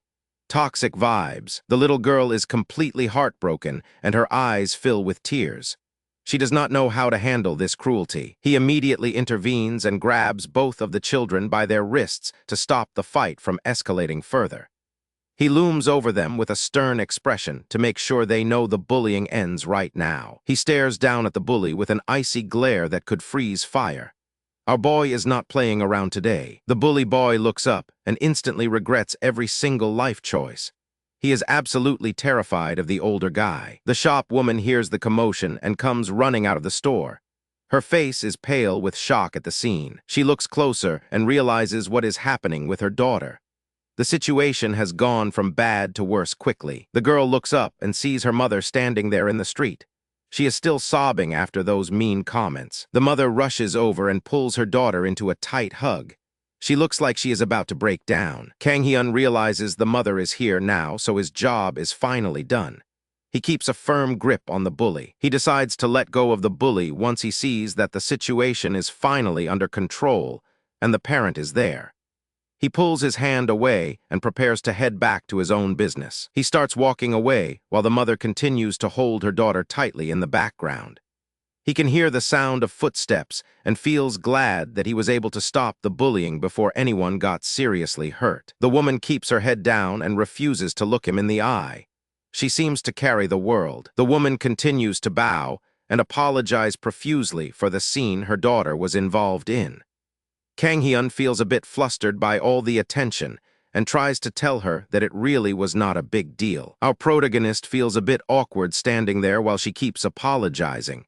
He just wanted to help out a kid. Later that evening, the little girl is back home and tucked into her bed. She is finally resting after a day. The mother watches her sleep with a look of pure heartache on her face. She feels like she failed her child. Kang Hyun tries to reach out and say something to comfort her. He can see how much this is eating her up. The two of them stand there together in the quiet room. It is a heavy moment that makes him feel sad. The woman looks up with tears in her eyes as she thanks him. She has reached her absolute breaking point. The poor girl finally loses her battle with exhaustion and drifts off into a heavy sleep while tears continue to stream down her face. She has reached her absolute limit after everything that happened today and just needs to escape from the cruelty of the world for a while. Kang Hyun notices the deep sadness hidden behind her eyes as she stares off into the distance, lost in her own painful thoughts. She curls up in bed and lets the tears fall because sometimes the world is just too much to handle alone. This poor woman has been through so much, and it is heartbreaking to watch. Kang Hyun stands there watching her with a heavy heart because he knows exactly what she is going through right now. Our boy wants to help, but he knows the path ahead is difficult. This flashback is brutal as we witness the kids surrounding a young girl and yelling at her to go back to her country. This kind of trauma never really goes away easily. He realizes that this conversation is far too delicate to handle carelessly, and he needs to tread lightly to avoid hurting her further. Our boy looks completely stunned by whatever he just heard, and his eyes are wide with total disbelief right now. He did not expect things to take such a sudden turn in this conversation. She meets his gaze with a look of pure exhaustion, because she has spent her entire life fighting against the cruelty of these villagers. Kang Hyun feels the weight of the world on his shoulders as he realizes how difficult it will be to change the minds of the people here. He stares down at his drink while the silence of the room echoes his internal struggle to find a solution. Our boy is really feeling the pressure of being the only bridge between her and the community. He lets out a deep sigh of frustration because the social politics of this small village are far more exhausting than he ever anticipated. Kang Hyun looks like he is about to give up as he slumps over the table with a look of pure exhaustion. Man, this social politics stuff is draining the life out of our protagonist today. Suddenly, a tiny white fluff ball of a creature jumps up and demands his attention with a loud whine. Even in his darkest moments, this little guy is there to remind him he is not alone. The little spirit creature is literally pointing at a can of premium caviar and telling him to open it up right now. Get a load of this little guy and his incredibly expensive taste in snacks. Kang Hyun lets out a deadpan expression while he starts opening the can because he just cannot win against this pet. He is dealing with village drama, and now he is serving luxury food to a spirit. He looks up with a blank stare as he realizes that even the small things in his life are becoming increasingly strange lately. Our boy just wants a break, but the universe has other plans. The community leaders finally decided it's time for the neighbors to stop fighting and start supporting each other during these difficult times. Our protagonist decides to bring some health supplements as a peace offering to help bridge the gap between him and the local community. He stands in front of a brick wall and rings the doorbell while hoping that someone trustworthy will actually answer the door. He needs an ally who knows the inner workings of the local gossip mill. The gate opens, and he greets the person inside with a polite smile while trying to hide his nervousness. He calls out for Sujin and hopes that she is the key to fixing this mess. A young woman with short brown hair looks out at him with a surprised expression as she recognizes her visitor. She was definitely not expecting our protagonist to show up at her doorstep today of all days. Sujin greets him with a cheerful smile and invites him inside to join the others who are already gathered on the traditional porch. The local elder is absolutely floored to see the village chief showing up at his doorstep without any prior warning or explanation. The whole group is sitting together on the wooden porch, and the tension in the air is thick enough to cut. Our protagonist is surrounded by the very people who hold the power to change her life. Sujin looks at him with a curious and slightly concerned gaze as she wonders what he is planning to do next. She can tell that he is deeply invested in helping the woman who everyone else ignores. Kang Hyun looks back at her, and he is trying his best to keep his cool while navigating this social minefield. He knows that one wrong word could turn the entire village against his cause permanently. One of the traditional elders speaks up about his concerns, because they are not used to outsiders coming in and telling them how to live. Kang Hyun listens as he learns that the local school is so small that it only has a single combined class for all the kids. This village is literally dying out, and they still have the nerve to be picky. Sujin starts to feel a sense of overwhelming anxiety as she realizes how high the stakes have become for everyone involved in this conversation. Our boy looks away with a troubled expression because the stakes just got 10 times higher than they were before. He is not just fighting for a friend anymore, he is fighting for a child. The group finally finds common ground when they discuss the universal desire for every parent to see their child live a life without any suffering. The village chief closes his eyes and thinks deeply while our boy waits for a response with bated breath. This old man holds the keys to the kingdom, and his decision will change everything. Kang Hyun leans in and makes his final pitch with a desperate look in his eyes because he needs this to work. He is pleading for a little bit of humanity and compassion from his neighbors. He remembers the heartless way the other children used to mock her, and he vows to make sure that history never repeats itself. The chief looks at him with a much softer expression now, and it seems like our boy finally managed to reach his heart. Sometimes all it takes is a reminder of what truly matters in life. The old man tells Kang Hyun that he should do his part as well if he wants to see this plan succeed. It is a deal, and our protagonist is more than ready to step up. Kang Hyun stares off into the distance as he realizes the massive responsibility he now carries to ensure this plan actually succeeds for her sake. Back in the kitchen, the woman is busy preparing a meal while her long hair is tied back for work. She has no idea about the progress Kang Hyun just made with the village leaders today. She looks down at the cutting board with a focused and slightly sad expression while she works on the ingredients. Cooking is her only escape from the loneliness that has defined her life in this village. She pauses her work for a moment and becomes lost in her own thoughts while wondering if things will ever truly change in this town. Kang Hyun walks into the kitchen and sees her working so hard, and he cannot help but smile at her dedication. He is about to give her the best news she has heard in a very long time. Yoongun has finished prepping the ingredients for their feast, and the beautifully arranged vegetables look like a culinary masterpiece ready for the table. She decides to throw some crispy spring rolls into the mix, since she knows the local neighborhood kids won't be able to resist that crunch. She looks at him with a glimmer of hope in her eyes, while she thinks that everything will be fine as long as he stays. Kang Hyun is the first person who has truly stood up for her in this place. The water continues to run over the fresh vegetables as she prepares the meal that might just save her future here. Every single step of this process is filled with her hopes and her many dreams. She carefully adds the bean sprouts to the pot, knowing that the perfect texture is essential for making this traditional dish feel truly authentic. The sound of the meat patties sizzling on the tray is like music to her ears, as she focuses entirely on getting the flavor profile exactly right. She uses her steady, practiced hands to shape the mixture into perfect portions, showing off the skills she has clearly spent years perfecting in the kitchen. The heavy thud of the plate hitting the table signals that the wait is finally over, and it is time for the ultimate taste test. The final spread is a colorful masterpiece of Vietnamese bun cha that looks so delicious it could easily be served in a high-end restaurant. Kang Hyun explains that while people might be more familiar with standard rice noodles, this particular dish is one of the most iconic representatives of Vietnamese cuisine. He shows her the proper way to eat it by dipping the meat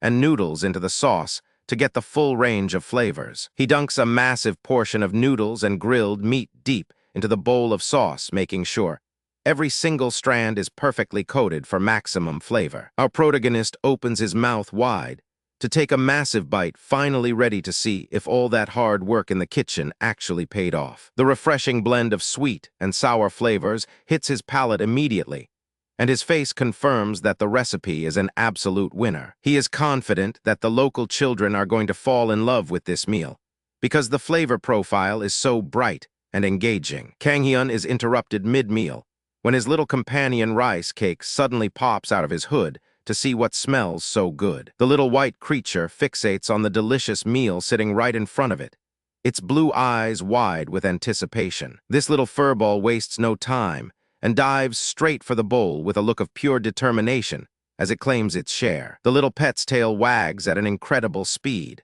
showing that our official gourmet foodie fully approves of Yoongun's cooking. Kang Hyun can only watch in disbelief as his tiny companion starts devouring the leftovers at a speed that puts his own appetite to shame. He looks back at his friend with a sheepish grin, feeling a bit embarrassed by his pet's sudden and aggressive display of hunger at the table. Yoongun is genuinely surprised to see the animal enjoying her cooking so much, but seeing its reaction makes her feel incredibly proud of her hard work. He points out that the little guy finished the entire bowl in record time, proving once and for all that she is a world-class chef. Her face lights up with a radiant smile as she realizes her food brought so much joy to both her friend and his mystical little pet. Once the meal is finished, he steps out into the morning light while carrying his sleepy white companion tucked safely under his arm. He walks past the blue gates of the neighborhood feeling refreshed and ready to tackle whatever challenges the new day might throw his way. His walk is suddenly cut short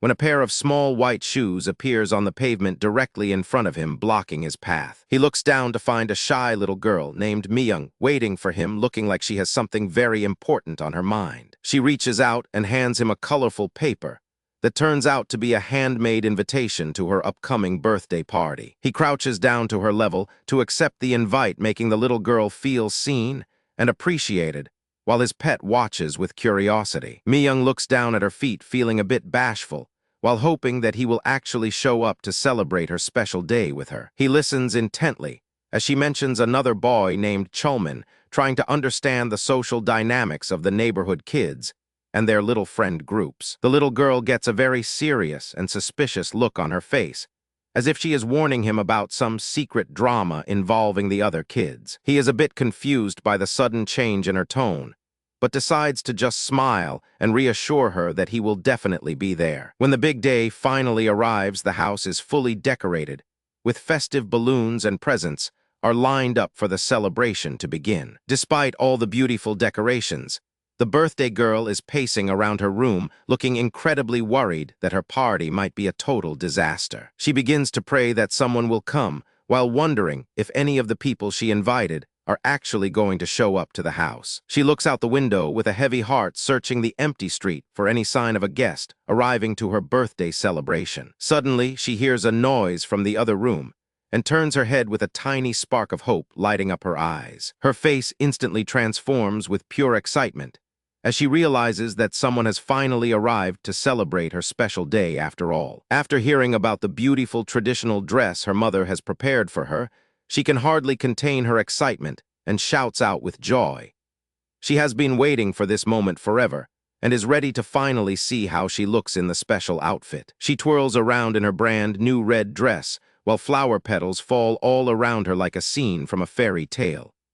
This is the happiest she has ever felt as she practices her dance moves and enjoys the perfect weather outside. A sudden noise from the front door snaps her out of her daydream and makes her jump back in surprise.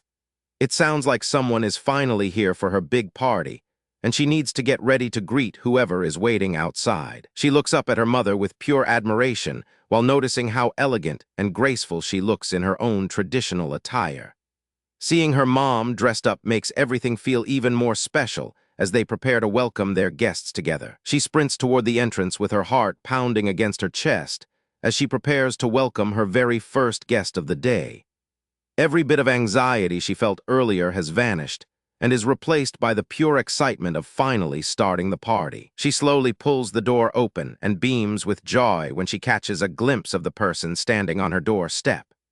This is the moment she has been waiting for all morning, and seeing a familiar face makes her feel like the luckiest girl in the world. She is completely frozen in place while staring intently at her visitor and trying to process that they actually showed up. Her mind goes completely blank from the shock of seeing her friend standing there after wondering if anyone would even come. The guest stands there feeling incredibly awkward and nervously grips onto his shorts while trying to find the right words to say. It is clear that he is just as anxious about this meeting as she is, and he has no idea how to handle the situation. Mi-young stands there in total silence as she processes the fact that her crush actually made the effort to visit her home. She is so overwhelmed by the surprise that she completely forgets her manners and just stares at him with wide eyes and a blushing face. Chulman feels like he might die of embarrassment as he stands stiffly in front of her while looking down at the floor to avoid her gaze. He is blushing furiously and wishes he could just disappear because he has no idea how to act around her in this moment. Mi-young stands at the door with a look that could freeze time. Our protagonist, Kang-hyun, is watching this little drama unfold from the sidelines. She gives him this heavy stare that says she is not in the mood for any excuses today. This kid is in real trouble. Her hand is firmly on the doorknob. It looks like she is about to shut him out of the house and the party forever. The poor blonde kid is stuttering and trying to explain himself. He keeps saying he did not mean for things to turn out this way. He clenches his fist tightly against his side. The regret is hitting him hard as he realizes he might have messed up his only chance. This little guy is absolutely bawling his eyes out while begging for forgiveness with every breath. He is so overwhelmed with guilt that he cannot stop apologizing for the trouble he caused his friends. Mi-young just watches him cry with those big round eyes. You cannot tell if she is actually moved or just waiting for him to finish. She opens her mouth to speak. You can feel the tension in the air as everyone waits to see if she will forgive him or not. But get this. She pulls out a piece of paper and tells him he is only crying because he does not have an invitation yet. The blonde kid is absolutely struck by lightning. His brain just short-circuited because he never expected her to actually invite him to the party. He is still hiccuping and trying to catch his breath. He manages to choke out that he really thought he was not invited at all. Mi-young reaches out and hands him the crumpled paper. She is acting all tough, but you can tell she wanted him there the whole time. His eyes go wide as he looks at the invitation. The sheer relief on his face is enough to make anyone feel for the little guy. He holds onto the birthday invite with everything he has got, while finally letting out all the stress he was holding in. Suddenly, the door pops open, and a whole group of kids is peeking in. They want to know if the drama is finally over yet. He is blushing like a tomato while holding his invitation. The other kids are teasing him and telling him he really went too far this time. The whole squad bursts through the door with presents and smiles. It feels like half the school decided to show up for Mi-young's big day. Mi-young is absolutely beaming now. She is so happy to have all her friends gathered around her for the celebration of a lifetime. The guests are treated to an absolute feast of traditional spring rolls and savory noodles that look like they came from a high-end restaurant. Everyone is gathered around the table, and they cannot believe their eyes. They have never seen dishes that look this delicious and exotic in their lives. Kang-hyun is busy working in the kitchen and serving everyone. He is wondering if the entire school showed up because the house is literally packed. Mi-young's mom leans down to talk to the girls. She is being the perfect host while everyone enjoys the incredible food she spent all day cooking. One of the girls dives right in with a fork. She grabs a meatball and some noodles, soaking them in that rich and savory brown sauce. They are stuffing their faces, and the flavor is hitting them like a truck. This is way better than any normal birthday party snacks they usually get. One bite of the birthday food is enough to make her eyes sparkle, as she realizes this is the best meal she has ever had. The kids get so excited about the delicious meal that food starts flying through the air as they celebrate this epic birthday feast together. The girl with glasses is taking a massive bite of a spring roll. She looks like she is in a trance from how good the crispy texture is. One of the boys is trying to talk with a mouth full of food. He is so impressed he cannot even wait to swallow before giving his compliments. Mi-young stands up on her chair and spreads her arms wide. She is the queen of this party, and she wants everyone to know how happy she is. Her mom is standing in the kitchen looking super proud. She put her heart into this meal, and seeing the kids enjoy it is the best reward. The girl with glasses is going back for more. She has this intense look in her eyes like she is on a mission to finish every plate. Mi-young is full of energy, and she is running around the room. She grabs onto her mom while shouting about how great everything turned out today. Kang Hyun is chatting with Mi-young's mom, and they seem to be in sync. They really pulled off an incredible event for all these hungry kids. The guests are completely blown away when they see the mother and daughter duo wearing beautiful matching traditional dresses for the big party. Kang Hyun finally takes a seat and relaxes. Even the little white dog looks happy as they watch the kids chatter away about the beautiful matching outfits. The two of them stand side by side in the kitchen. It is the perfect end to a wild day of cooking and catering for a house full of children. The story suddenly shifts to a remote mountain valley, where a hidden village of yurts sits isolated from the rest of the civilized world. A menacing animal skull mask appears to signal a dark shift in the story, as we leave the birthday party behind for something far more dangerous. A figure is sitting in the shadows of a tent. He is wearing that bone mask, and he is covered in dark feathers and thick animal furs. This mysterious warrior sits calmly on his wooden throne and radiates a dangerous energy that makes it clear he is the one in charge here. A gray wolf warrior crouches low to the ground in a dimly lit room. He looks like he is waiting for orders from someone much more powerful than himself. Inside this wooden tent, the red-haired beast king sits comfortably on a rug, while his subordinate stays humble on the floor. This guy radiates pure authority without even trying. Look at that smug grin behind the bone mask. This red-haired king knows he holds all the cards, and he is loving every second of this power dynamic. Our gray wolf friend looks completely stressed out right now. His eyes are wide, and he is sweating because he knows one wrong move could be his last with this boss. The king just lounges on his rug with his tail flicking casually. He looks totally relaxed, like he is just having a normal conversation, while everyone else in the room is terrified. The Beast King reaches up with a clawed hand, slowly beginning to lift the bone mask that covers his features. With the mask removed, he reveals a handsome face with a wild, toothy grin. He looks like a ruler who thoroughly enjoys the power he holds over others. Deep in the heart of a magical forest, the atmosphere is thick with glowing blue light. A majestic deer with antlers covered in vines stands silently among the trees by a crystal-clear stream. The whole forest feels alive with magic. The magical deer looks around with its glowing blue eyes. It seems like it sensed something unusual in the air, or maybe it just heard a noise that did not belong in this forest. Back with our boy Kang Hyun, he is currently having a rough time because of all the noise. He is literally plugging his ears while someone keeps barking at him without any mercy. This tiny white wolf pup is absolutely losing its mind right now. It is snarling with its little teeth out, looking like the angriest cotton ball you have ever seen in your life. Kang Hyun just stares at the pup while holding a box of raw shrimp.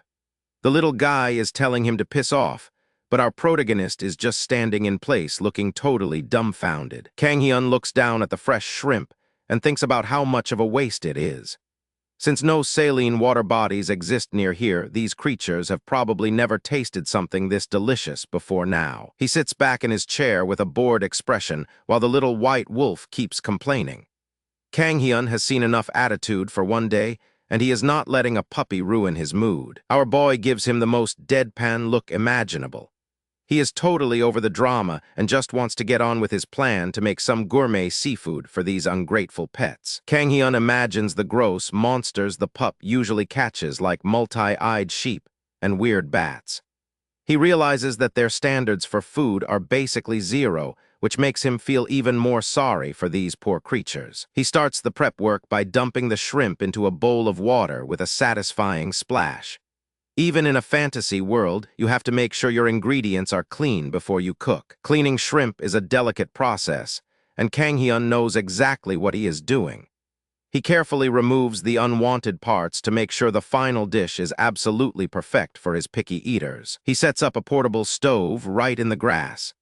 Our protagonist is basically turning this wild forest clearing into his own private outdoor kitchen, and it looks surprisingly cozy. From a bird-eye view, Kang Hyun sits in the middle of a beautiful green field. He is surrounded by nature, while his two little beast companions watch him with growing curiosity. Suddenly, our boy freezes up with a confused look on his face. He feels like someone or something just joined their little party without him noticing until right this second. He turns around and asks the red fox pup when it actually showed up. It seems like the smell of food is a universal language that attracts all kinds of furry visitors. The pan is sizzling with perfectly cooked red shrimp, and the aroma is filling the entire area. Kang Hyun tells the pups they can have some too if they are feeling hungry. Who knew that a bit of cooked seafood would be so tempting? This shrimp looks absolutely incredible with its bright orange shell and juicy meat. Kang Hyun holds it up like a trophy, knowing that these kids are about to have their minds blown. He sets down 2 plates with 3 shrimp each and tells them to give it a try. The tension is real as the pups lean in close to inspect the strange new food. The white pup takes the first bite, and her reaction is almost instantaneous. You can tell she was not expecting something to taste this good because her whole world just changed. The red fox pup follows suit and her eyes light up with pure joy. It is like a flavor explosion happened in her mouth, and she cannot believe she ever ate raw monsters. The experience is so intense that they feel like they are riding a giant shrimp through a massive ocean wave. It is a total sensory overload as the freshness of the seafood hits them like a truck and fills their hearts with joy. Kang Hyun is feeling pretty proud of himself as he shows off another perfectly peeled shrimp. He knew his cooking would win them over eventually, but seeing their happy faces is the real reward. The pups are basically inhaling the food now and making all sorts of happy noises. They went from being his biggest critics to his most loyal fans in the span of 5 minutes. Our boy joins in on the feast and takes a bite for himself with a satisfied smile. Nothing beats enjoying a good meal in the middle of nature with some cute companions. The red fox pup is already asking for more with a huge smile and puppy dog eyes. She has officially become addicted to the human food, and she is not going back. The cheerful atmosphere evaporates in an instant as a new, menacing presence arrives. A close-up of a sharp-toothed mouth suggests that the intruder is not here for a friendly visit. The little red fox is paralyzed with fear, her eyes wide and trembling as she senses the immense aura radiating from the newcomer. A massive shadow falls over the group as the giant warrior stands before them. Kang Hyun and his companions look up in shock, realizing just how large their visitor really is. The scale of this guy is absolutely insane compared to our protagonist. Kang Hyun is just sitting in his chair holding a shrimp, while this buff wolf warrior looms over him like a mountain. The 2 little pups look like ants beside him. This wolf warrior is pure muscle and looks like he was carved out of stone. He has these long gray locks and a stern face that makes it clear he means business today. Kang Hyun is sweating bullets as he waits for a reaction. The gray wolf closes his eyes for a moment as if he is trying to control his instincts, or maybe just thinking about his next move. Kang Hyun is watching him like a hawk, wondering if he is about to get eaten on the spot. The warrior finally breaks the silence and reveals that he actually came because of the human today. Kang Hyun is completely caught off guard and wonders if he really meant him out of everyone else. It looks like the peaceful cooking session is over. The gray wolf man looks down at him with a gaze that could pierce through steel. Kang Hyun is looking up at him with a mix of fear and curiosity, as he realizes his life is about to get way more complicated than before. The young man is completely paralyzed by the overwhelming pressure of the predator's gaze, and can barely keep his hand steady as he offers up the shrimp. Our guy Kang Hyun is completely caught off guard when this intimidating silver-haired wolf man suddenly appears right in front of him. He is totally stunned and wondering why this absolute unit is even bothering to talk to someone like him. The intimidating silver-haired wolf man looks down with a stern expression that makes it clear he is not here for a friendly chat. The silver wolf man gives him this cold, piercing stare that would make anyone want to run for the hills immediately. Kang Hyun is sweating bullets while holding onto a single piece of shrimp like it is some kind of holy shield against the coming storm. He is definitely thinking about every life choice that led him to this exact moment in the middle of a beast-kin forest with no escape in sight. Kang Hyun looks like his soul is leaving his body as he stares up at the giant.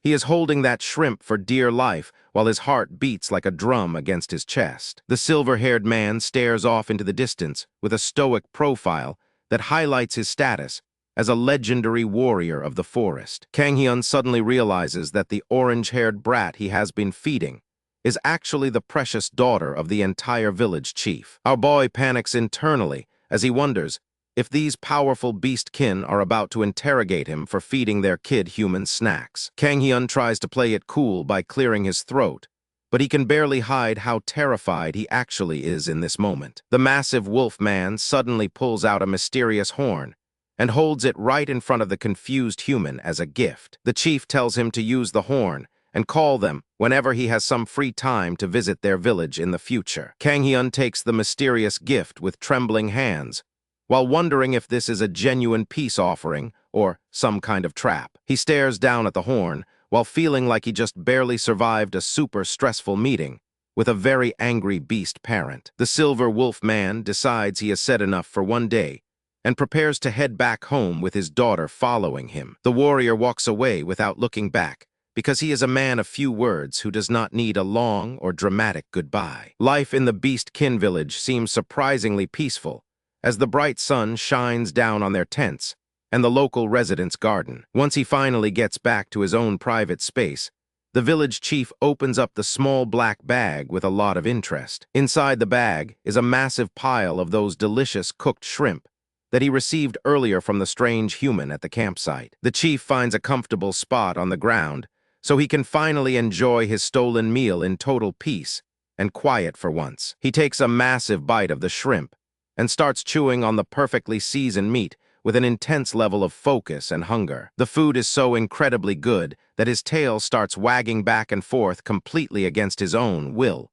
because of the flavor. Back at the campsite, Kang Hyun finally lets out a long and deep sigh of relief now that the terrifying chief has finally left. He sits there staring blankly while the white pup and the orange girl start another loud and chaotic brawl over the leftover food. The little rascals start climbing all over him while growling and demanding more of those tasty snacks he was cooking over the fire earlier. Suddenly, a rugged man with a sword on his back pops out from behind the trees, looking completely stunned by the scene before him. The human hunter watches in horror because he thinks he is seeing two beast children tearing a helpless human to pieces in the meadow. Kang Hyun tells the newcomer that he arrived at the perfect time, because he really needs a hand dealing with these two wild children. The hunter is completely frozen in place, because he cannot believe anyone would be this casual while being attacked by beast-kin monsters. After things finally calm down, they all sit together on the grass, while the kids take a much-needed nap after their fight. Randolph looks at the sleeping kids and cannot believe the human just left them in his care so easily, without even knowing him first. The hunter realizes that this man is much more than he appears to be, considering how much the local beasts seem to trust him. The rugged man lets out a deep breath as he tries to process everything he has witnessed in this very strange and confusing meadow. Kang Hyun stands up and stretches his legs before deciding it is finally time to start another round of wild cooking for his guest. He pulls out some fresh giant shrimp and asks the hungry hunter if he wants to try some of his legendary outdoor cooking skills. Our boy starts the cooking process by heating up the pan and preparing to sear the fresh seafood to perfection over the open flame. The delicious sound of sizzling fills the air as the shrimp begin to cook and turn a beautiful bright orange color in the pan. This is where the real magic happens, as he pours a thick and creamy sauce over the seafood to finish the amazing wild dish. Randolph and the two beast kids are absolutely mesmerized by the incredible aroma coming from the pan, while their mouths start to water. The final masterpiece is served on a plate with a fresh lemon wedge to make the flavors pop even more for the hungry group. The hungry hunter cannot wait any longer and reaches out with his bare hands to grab one of the hot treats from the plate. He peels back the shell to reveal the juicy and perfectly cooked meat that is still steaming hot and ready for the first bite. Randolph looks at the shrimp with intense focus while he prepares to taste the results of the chef's hard work for the first time. He finally brings the perfectly seasoned seafood to his mouth and gets ready to experience a level of cooking he never thought possible. The flavor of the shrimp is so incredible that he immediately realizes the young man's cooking skills are far superior to any other chef he has encountered. The secret to the amazing taste is the combination of fresh garlic and a splash of lemon that brings out the natural sweetness of the shrimp. He admits that the dish is definitely a bit on the salty side, but the oily richness makes it impossible to stop eating even for a second. The meal looks so appetizing that it almost seems like the food itself is winking at him in approval of his great taste in chefs. What really surprises him is the addictive texture of the shrimp, which proves that the boy truly knows how to handle his ingredients with expert precision. Things quickly spiral into total chaos as the animals lose their minds over the food and start snatching whatever they can get their paws on. The warrior tosses the whole shrimp into his mouth with zero hesitation, while completely ignoring the fact that he is supposed to be an intimidating figure. Kang Hyun is absolutely speechless, because the animals got so tired of waiting for him to peel the shrimp that they just started eating them whole. Kang Hyun watches them with a mix of confusion and pride as everyone around him is clearly having the time of their lives. It is a chaotic dinner party in the middle of the forest, and he is the host. The entire group devours the food so fast that the pan is left completely spotless, without even a single drop of sauce remaining for anyone else. The little ones are completely passed out on the grass with their bellies full and happy. Talk about a food coma, because they look like they will not be moving for a very long time. Our boy is packing things up when the big guy walks over with a heavy and intimidating step.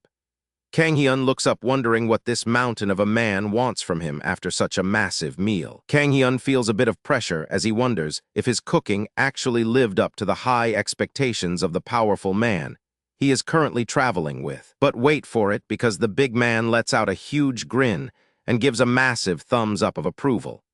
He is officially a fan of our boy, and his cooking has opened some serious doors for their future. As the sun begins to set over the mountains, a lone bird flies across the beautiful orange sky. It is a peaceful moment that marks the end of a very long and productive day for the whole group. Fast forward a bit, and our boy Kang Hyun is face down in the grass looking like he just ran a marathon. The physical toll of this journey is finally catching up to him in a really big way. The warrior looks down at the exhausted chef and begins to wonder if he actually has the physical strength required to survive the rest of their long journey. This dude is actually judging him for being exhausted after only a measly 4-hour hike. He cannot believe someone so young has such low stamina, but he says it with a smirk on his face. Rice Cake starts licking Kang Hyun on the leg to try and comfort him in his time of extreme need.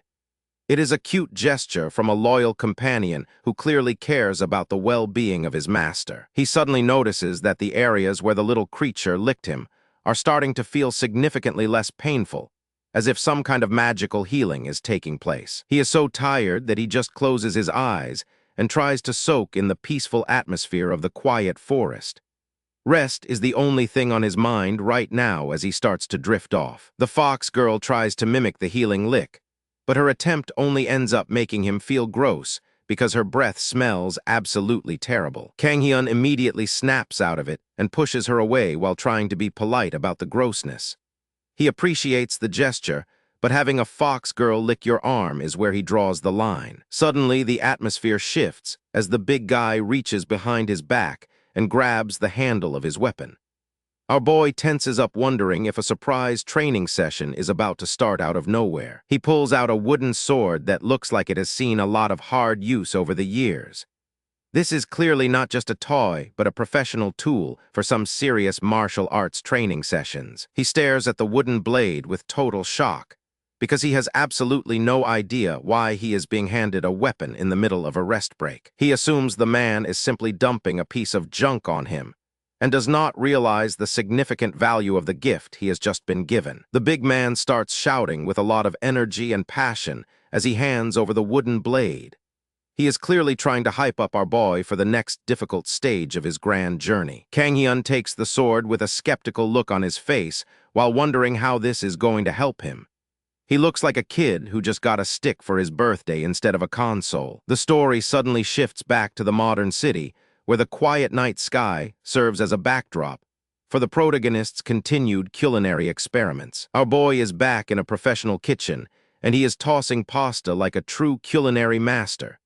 You can see the focus in his eyes as he works on perfecting his craft under the bright lights. He leans against the kitchen counter while feeling the heavy weight of exhaustion after spending several hours trying to perfect a brand new recipe. After a long night of hard work, he finally serves up a portion of the pasta for his loyal companion who has been waiting patiently for a taste. Rice Cake wasted no time and dove straight into the gourmet meal, while his master watched on with a tired but satisfied expression on his face. Our protagonist takes a bite of the pasta and closes his eyes to really savor the complex flavors. He is on a mission to find something very specific, and he is getting closer with every attempt. The little dog looks up at him with a curious expression and wonders why his human is still so focused on the flavor of a simple bowl of noodles. A hand slams down on the stainless steel counter with a lot of force and determination. Something big is happening, and the tension in the room is starting to rise to a serious boiling point. Everything becomes a blur of motion as our boy moves quickly through the kitchen to grab another ingredient. He is in the zone now, and nothing is going to stop his creative flow or his progress. He is reaching for various bottles and containers with lightning speed, while his mind works a mile a minute. This is the hallmark of a chef who is about to make a major culinary breakthrough. He begins a frantic experiment by sampling every sauce and spice on the table to find the one combination that works. This explosion of different flavors is the only way he can hope to unlock the hidden secret of a perfect meal. He hesitates for a tense moment, as the heat of the intense culinary battle causes a single bead of sweat to roll down his arm. One wrong move now could destroy the delicate balance of everything he has managed to create so far. Kang Hyun stands over the table full of ingredients with his head bowed, in very deep thought. He is analyzing everything he has tasted so far to find the missing piece of the flavor puzzle. He takes a deep breath to absorb every scent and lets the information settle in his mind to find the missing link. He is searching for the one specific note that will finally bring all of these ingredients together into a masterpiece. A wave of pure relief and excitement washes over him as the perfect flavor profile finally clicks inside his head. He knows he has won the battle because he can practically taste the finished dish before he even makes it. This little fluffy creature stares up with those massive blue eyes and wonders what is going on. Our boy is busy, but this cutie just wants some attention. Kang Hyun is deep in his element in the kitchen with his back turned to the world. He has got his sauces lined up and a pan ready for action. He maintains absolute silence as he concentrates on the final stages of his cooking journey and waits for the perfect moment to taste his hard work. Kang Hyun finally collapses into a crouch and lets out a massive sigh of relief as he finishes the latest round of cooking while his fluffy companion watches him. The exhaustion is starting to hit his face, but he is not going to quit now. He looks like a man on a mission to create something epic. Outside, the night sky is filled with deep blue clouds and a few scattered stars. Everything seems peaceful for now, but something is brewing. An old man stumbles down the path with a flashlight while singing to himself. He is clearly a bit tipsy and looking for someone he calls honey. The old man continues his drunken stroll through the darkness with a massive grin plastered across his face as he battles a stubborn case of the hiccups. He mumbles about bringing some alcohol the next time he visits. This old guy is definitely the life of the party, even when he is alone. He stops to look at a large building with glowing windows in the distance. He seems to have found his destination for the night. Back in the kitchen, the knife work is absolutely surgical. He slices through a red pepper with the precision of a professional chef. These enoki mushrooms get a quick dip into the broth. Every single step of this process is handled with extreme care and detail. Now comes the tricky part where he wraps the thin slices of meat around the mushrooms. This takes some serious finger dexterity to get right. The kitchen becomes a flurry of activity as pots boil and fruit sauces simmer, while he waits for the oven to finally finish the heavy lifting. The finished dish looks like it came straight out of a luxury kitchen with perfectly rolled meat and a vibrant berry sauce that highlights his culinary skills. Someone picks up a perfect slice with their chopsticks to give it a try. The glisten on that meat is enough to make anyone hungry. The taste must be incredible because they are savoring every single bite. You can almost feel the texture of the sauce and the tender meat. Finally, our boy Kang Hyun pulls off his chef bandana because the hard work is done. He has been at this for a long time. He looks totally spent, but satisfied with the result of his cooking session. That bead of sweat shows just how much effort he put in. He looks down at the white dog and jokes about it being a fluffy white rice cake. The little guy is just wagging its tail like crazy. The tiny dog absolutely loses its mind with joy and starts radiating pure happiness after hearing the funny rice cake comparison from its owner. Kang Hyun looks a bit taken aback by all that sudden energy. He did not expect his little buddy to be this excited. He lets out a warm smile because seeing the little guy happy makes all that cooking worth it. This is peak wholesome content right here. The night remains quiet around the house as a loud bark echoes through the air. Our boy and his dog are finally settling in. Sunlight hits the side of the building as the birds start chirping to signal a brand new day. But the peace is about to be broken. Someone is absolutely hammering on the door and shouting for the young chef. It sounds like a total emergency is unfolding right now. Kang Hyun opens the door looking like he just rose from the dead. He is dealing with muscle pain and a massive all-nighter hangover. The old man from the night before is back, and he is screaming at the top of his lungs. He looks completely panicked about something. He grabs Kang Hyun and tries to pull him out of the house immediately. No time for explanations or for our boy to wake up. Bro gets shoved into the back of a blue van while he is still half asleep. The little white dog just watches the chaos from the doorway. The van peels away in a cloud of dust, leaving the house behind. They are moving fast like their lives depend on it. The little dog stands alone at the open door wondering where everyone went. It is a pretty lonely sight after all that excitement. They arrive at a building with a large sign for a specialized clinic. It looks like they have reached the hospital just in time. Kang Hyun and the old man are sprinting down the hallway together. The old guy is even running through his own hangover symptoms. They make it to the labor and delivery room where a whole crowd has already gathered. Everyone is looking anxious and waiting for news. People are whispering and wondering why she had to go in so early.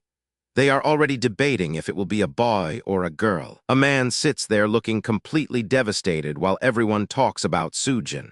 Apparently her water broke way ahead of schedule, and things are tense. The old lady starts screaming at the top of her lungs because she thinks everyone is treating the hospital like a noisy marketplace instead of a serious medical facility. The village chief stands there with an exhausted expression as he realizes there is no way for him to escape the chaotic drama unfolding in front of him. Village chief tries to be the hero by promising to stay and take care of everything for the group.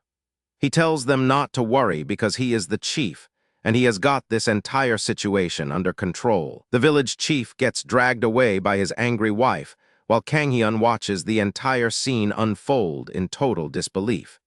It looks like the boss of the village has finally met his match, and has to retreat before things get even worse for him. The old man realizes his fun is over for the day as he gets hauled back to his responsibilities. He looks like a guy who just lost his final spark of hope, and is now forced to face the music whether he likes it or not. Kang Hyun stands there awkwardly while trying to figure out how to act in front of his friend. He feels completely out of his element after watching the chief get dragged away, and now he has to face this heavy atmosphere alone. He starts wishing the village chief had stayed behind because the silence between him and his friend is becoming unbearable. Kang Hyun has never dealt with a situation like this before, and he has no clue what he should even say to comfort the guy. Minho looks absolutely exhausted as he thanks his friend for staying by his side during this incredibly stressful moment. You can tell he has been through the emotional ringer, and having someone there to support him is making a huge difference. The anxiety is clearly taking over as he struggles to stay calm while waiting for any news from the doctor.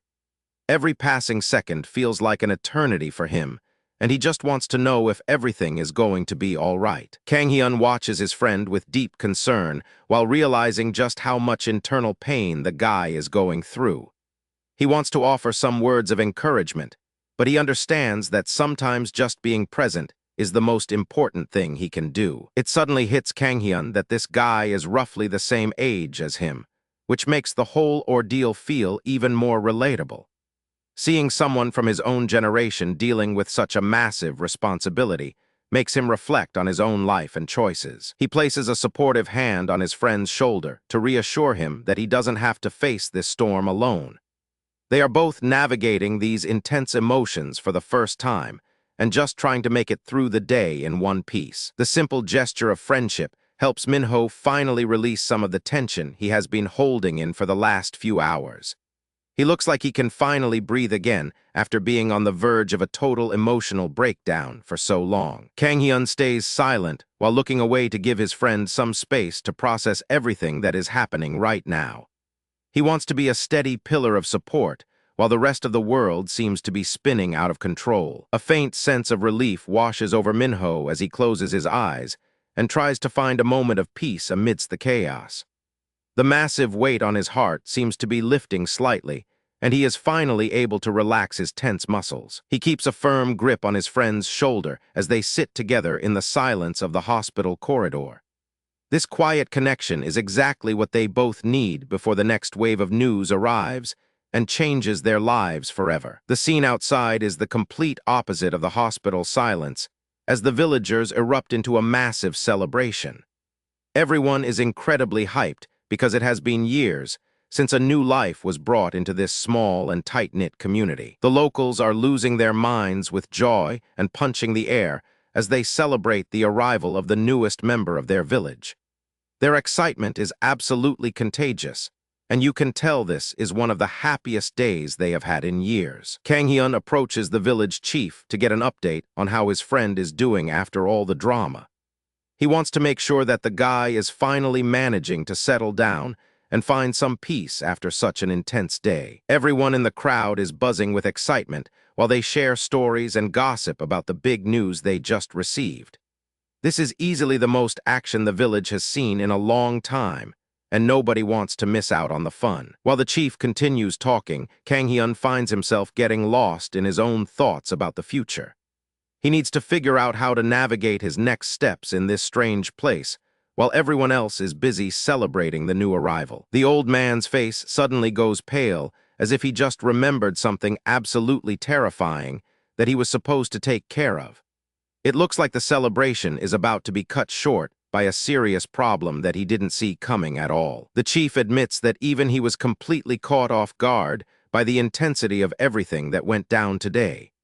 He confesses that the level of stress in the hospital was almost too much for an old guy like him to handle. Kang Hyun is totally taken aback by how open the old man is being about his true feelings right now.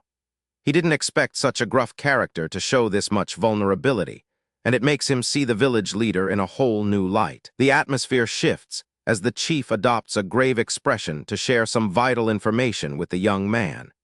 He is getting ready to drop some serious knowledge that will help our protagonist understand the hidden dangers of the world around them. Our protagonist leans in and listens intently to every word the old man has to say. He knows that in a place like this, information is power, and he needs to learn as much as he can to survive. The old man leans in close to reveal the harsh truth about the situation they are currently facing. He looks like he has been carrying these heavy secrets for way too long, and is finally ready to pass the burden onto someone else. Kang Hyun feels the weight of the chief's judgment while he tries to wrap his head around the complicated information he just received. Even in this goofy moment, it's clear that he still has a lot to learn if he wants to survive in this village. They stand together in front of the clinic, while the rest of the town continues to party and cheer right next to them. It's a surreal moment where their serious discussion is happening in the middle of a massive crowd of happy and oblivious people. He pulls out a mysterious horn that looks like it was pulled straight from an ancient legend or a fantasy world. Kang Hyun is praying that this strange artifact actually works, because he needs to send a signal before his luck finally runs out. Our boy prepares to use the signal horn while his loyal little dog stays right by his side in the grass. He looks determined and ready to take on whatever comes next as long as he can find his friends. A confused mole suddenly bursts out of the dirt to see what on earth is making such a loud and annoying noise. It looks like the poor little creature was just trying to have a nap, and now its entire day has been ruined by the racket. The blast from the horn echoes through the trees and manages to confuse every animal in the surrounding forest. A small squirrel with giant ears watches from above while wondering why this human is making such a massive scene in the middle of the woods. He gives it everything he's got, but the horn only lets out a weak and embarrassing puff of air instead of a heroic blast. Kang Hyun feels like a total idiot as he realizes his grand plan to signal for help is turning into a complete disaster. Doubt starts to creep in as he stands alone in the grass while feeling like the biggest loser on the planet. He begins to wonder if his friends will ever find him if he can't even get this simple signal horn to work properly. Out of nowhere, a massive wolf man appears and scoops him up as if he weighs absolutely nothing at all. Kang-hyun is paralyzed with shock as he suddenly realizes that his allies found him much faster than he ever expected they would. He finds himself dangling upside down like a sack of groceries, while the trees blur past him at an incredible speed.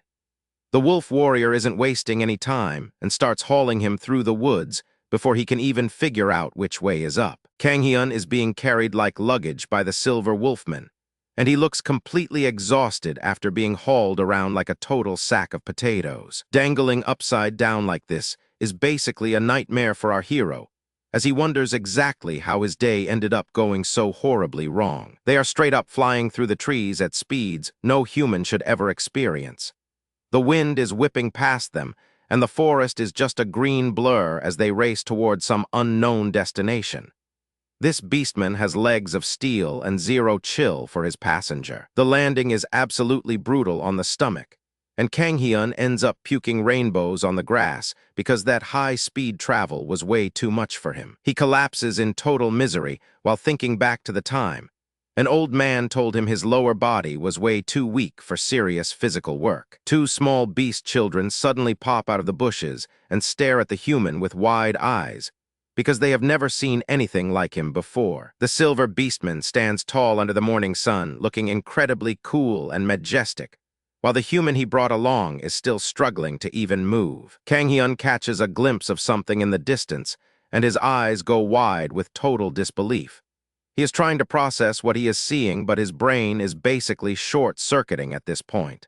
Something huge is about to be revealed to him, and he is not ready. The view from the ridge is incredible, as they overlook a massive hidden village tucked away in a beautiful green valley under a bright blue sky. Kang-hyun tries to stay low behind a massive tree trunk to avoid being spotted by the hundreds of beastmen living in the village down below. His guide looks back with a cold and focused expression that makes it very clear he is not interested in answering any questions right now. Kang-hyun looks back with a mix of fear and curiosity because he knows there is no turning back now.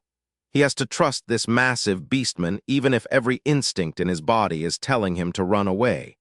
It is time to face whatever is waiting for him down there. In a quick flashback, Kang-hyun receiving life lessons from an old man while relaxing in a peaceful field with some strange animal companions. The history of this world is written in blood, because different races used to slaughter each other in massive wars that left the land in flames. Armored soldiers and beastmen engaged in brutal combat, while arrows rained down from the sky and magic exploded across the entire battlefield. After the fighting stopped, nothing remained but massive piles of skulls and broken weapons lying under a sky that was stained red with smoke. Peace finally seemed possible when the survivors from different races stood together and looked up at the stars following the end of the Great War. Even after the war ended, there was still plenty of tension and blood left on the armor of those who had survived the long and brutal conflict. Different races signed a peace treaty and went their separate ways to avoid more fighting.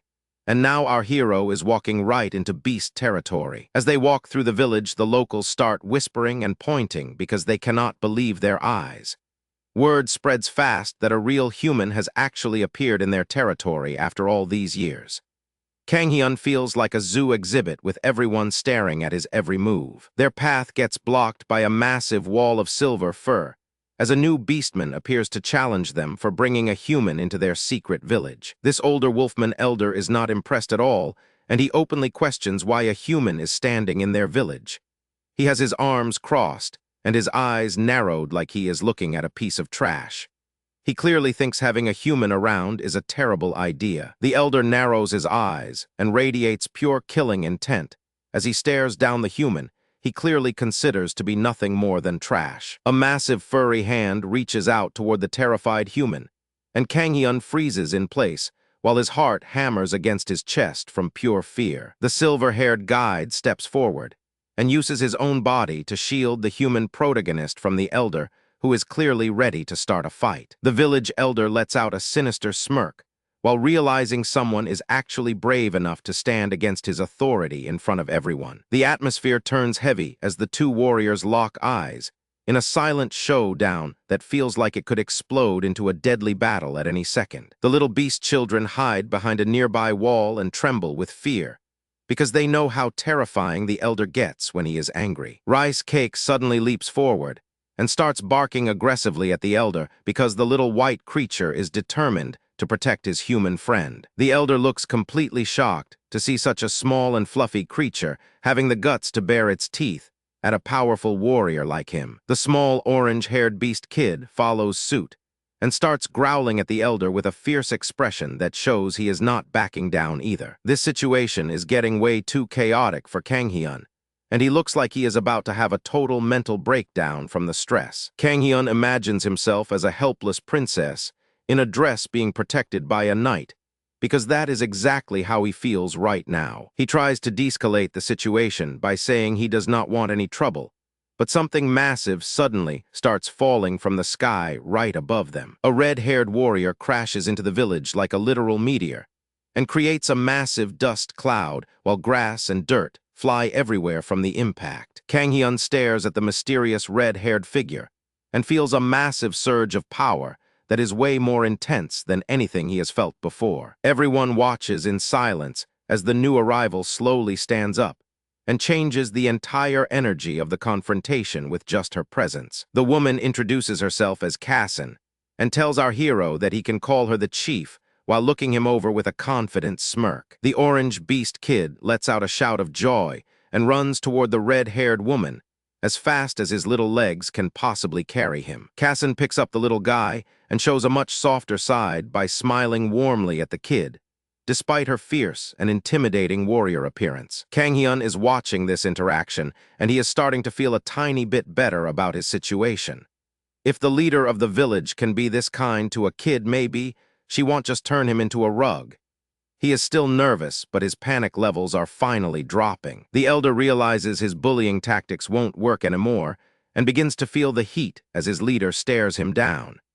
He is forced to swallow his pride and act civilized before he gets himself in serious trouble with the boss. Chief Temu leaned in with a smug grin, looking like she had the old wolfman right where she wanted him. She laughed heartily while holding the little orange beast kid, asking if a great warrior chief would ever do something low. The silver wolfman elder was sweating bullets, his face turning bright red from the sheer embarrassment of getting called out. Temu just kept giggling, leaning into the act of pretending he was a wise and noble leader who would never misbehave. Inside the tent, Temu tried to play it off as a simple misunderstanding, telling Kanghyun not to take their hostility personally. But poor Kanghyun felt terrified as he was surrounded by these shadowy beast people with glowing eyes who looked ready to pounce. Even the little holy wolf pup looked a bit skeptical, watching the crowd with those judging and very suspicious-looking eyes. Temu dropped a bombshell and told him the entire forest was buzzing about the human who managed to tame a holy wolf. Kanghyun just stared blankly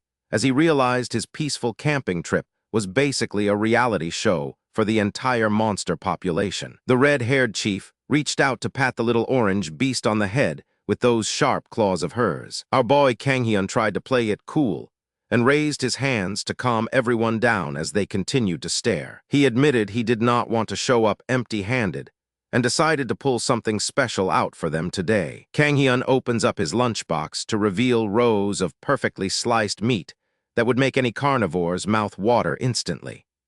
The incredible smell fills the entire tent and causes everyone to forget why they were even angry at the human in the first place. Temu and the little orange beast looked absolutely stunned by the gift, wondering how a human could possess something so precious. The hunger in the expression of the chief was clear, as she looked at the food with a wild and hungry grin. To complete the meal, Kanghyun pulls out a green bottle of Korean rice wine, known as makgeolli, to share with his new acquaintances.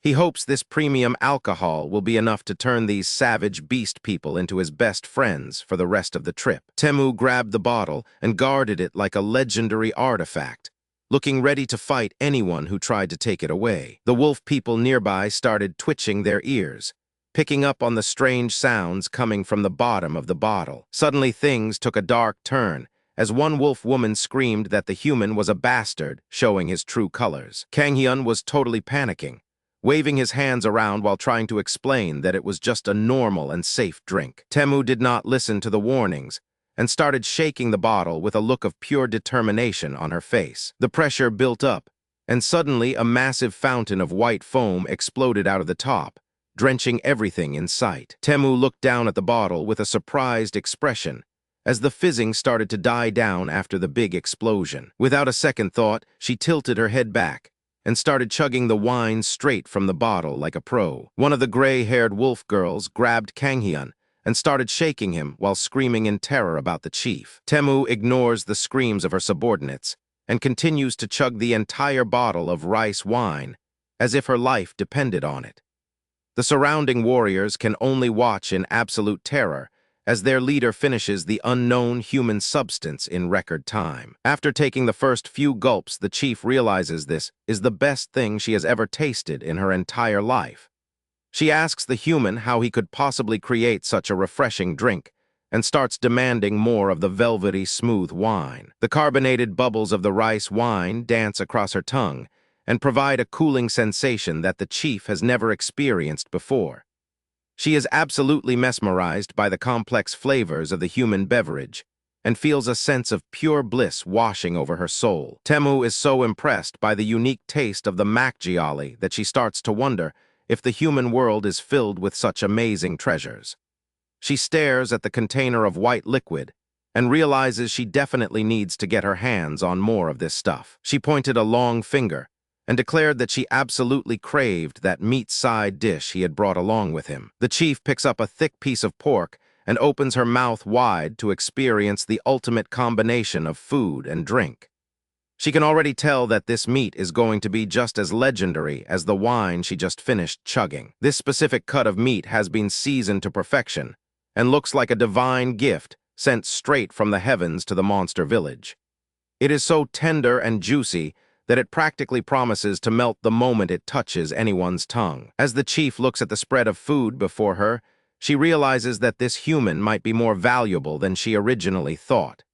She is completely stunned by the quality of the gifts and finds herself drooling at the prospect of a massive feast. Temu started humming a happy tune with closed eyes, looking like she was in heaven and forgetting all her duties. Their entire worldview was being shattered by a single piece of pork and a bottle of strange human rice wine. The rest of the wolf tribe stands there in absolute shock as they watch their strongest warriors completely change their attitude toward the human. They never expected a few snacks and a bottle of wine to turn their fierce leaders into such humble and polite hosts. The warriors decide to officially bury the hatchet and bow down low to show their deep appreciation for the incredible meal.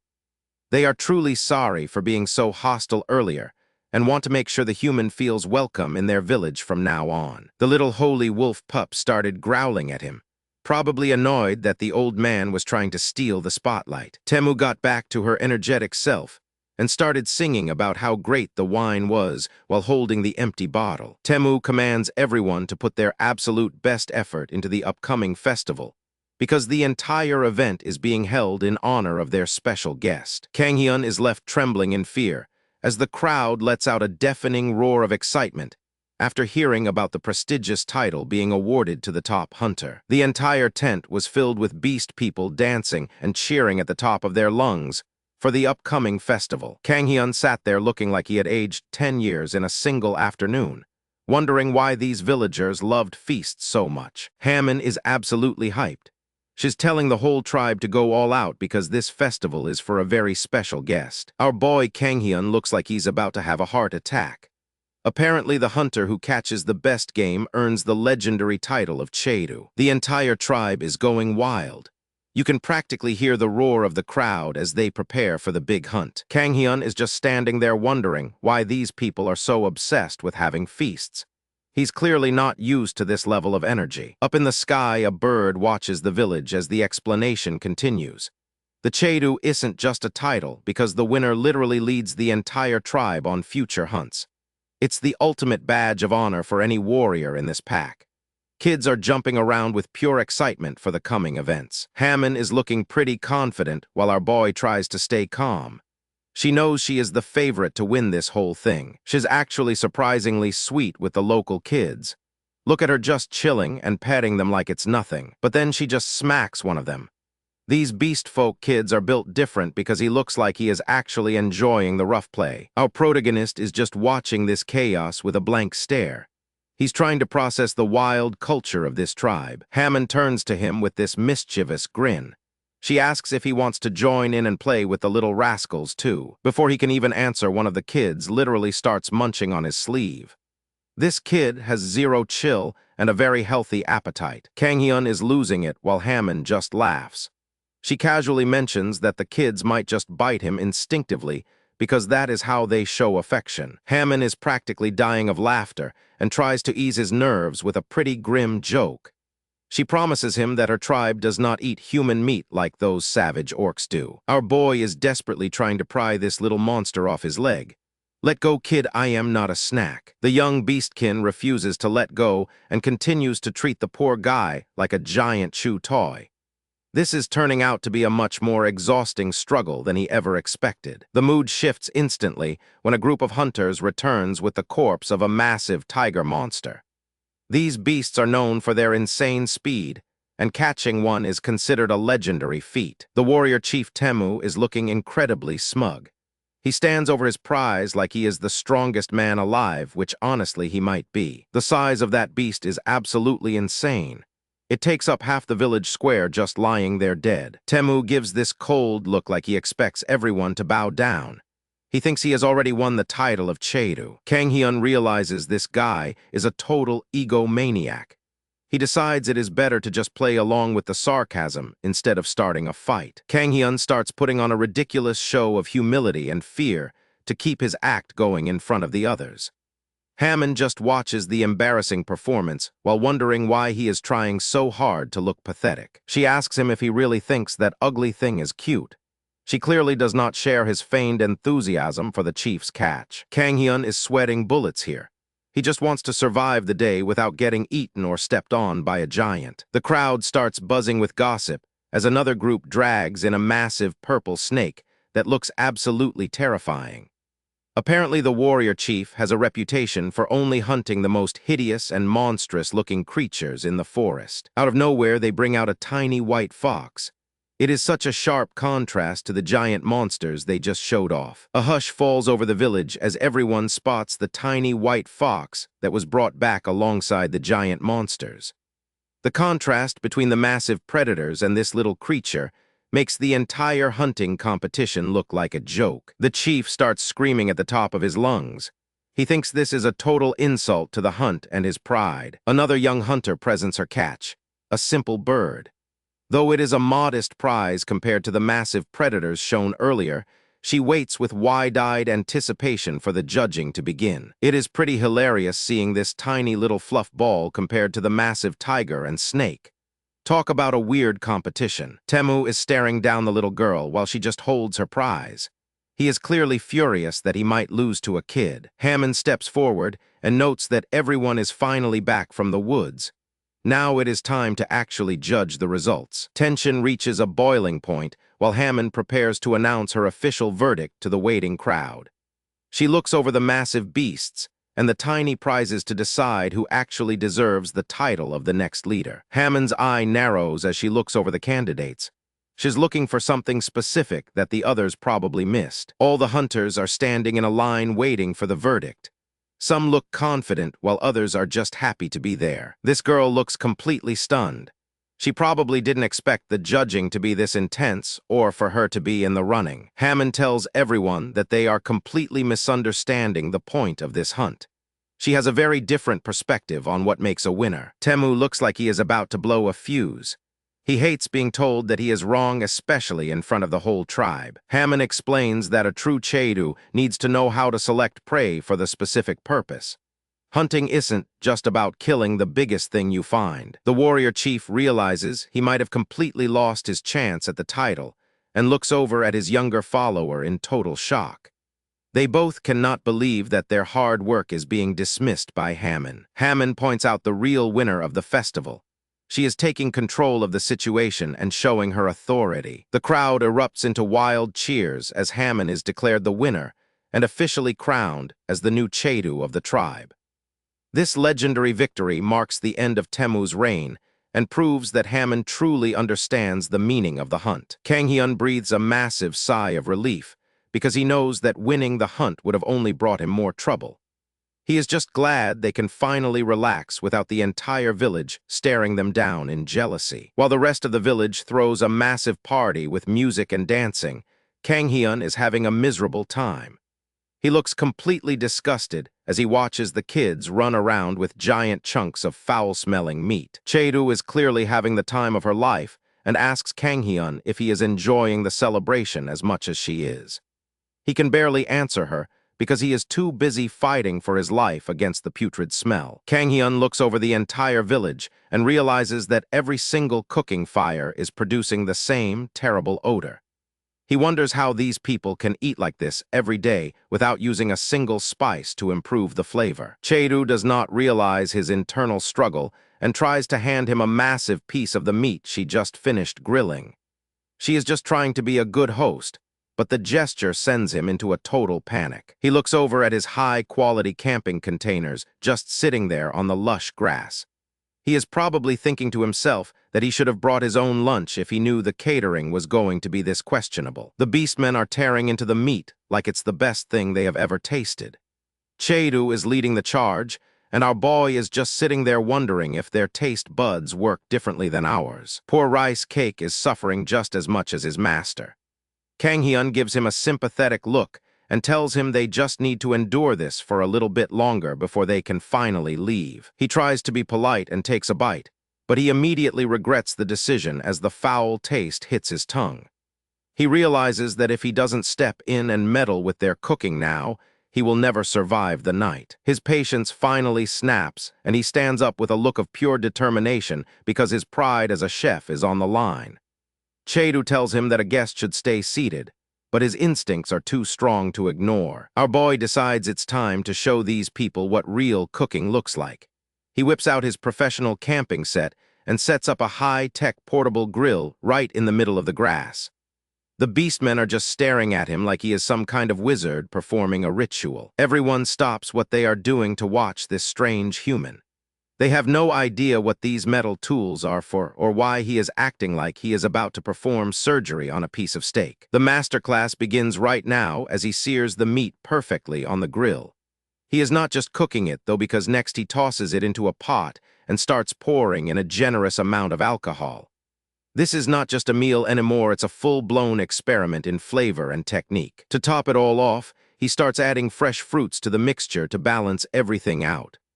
Now he just has to wait for 30 minutes while the magic happens inside that metal pot. The pot is bubbling away, and the steam rising from it actually smells like something humans can eat. You can practically see the sparkles coming off it as the meat tenderizes in the delicious broth. The entire tribe has gathered around like they are watching a miracle. Kang Hyun has a serious face on as he guards the pot, and the beastmen look like they are hypnotized by the delicious aroma. The wait is finally over as he lifts the lid.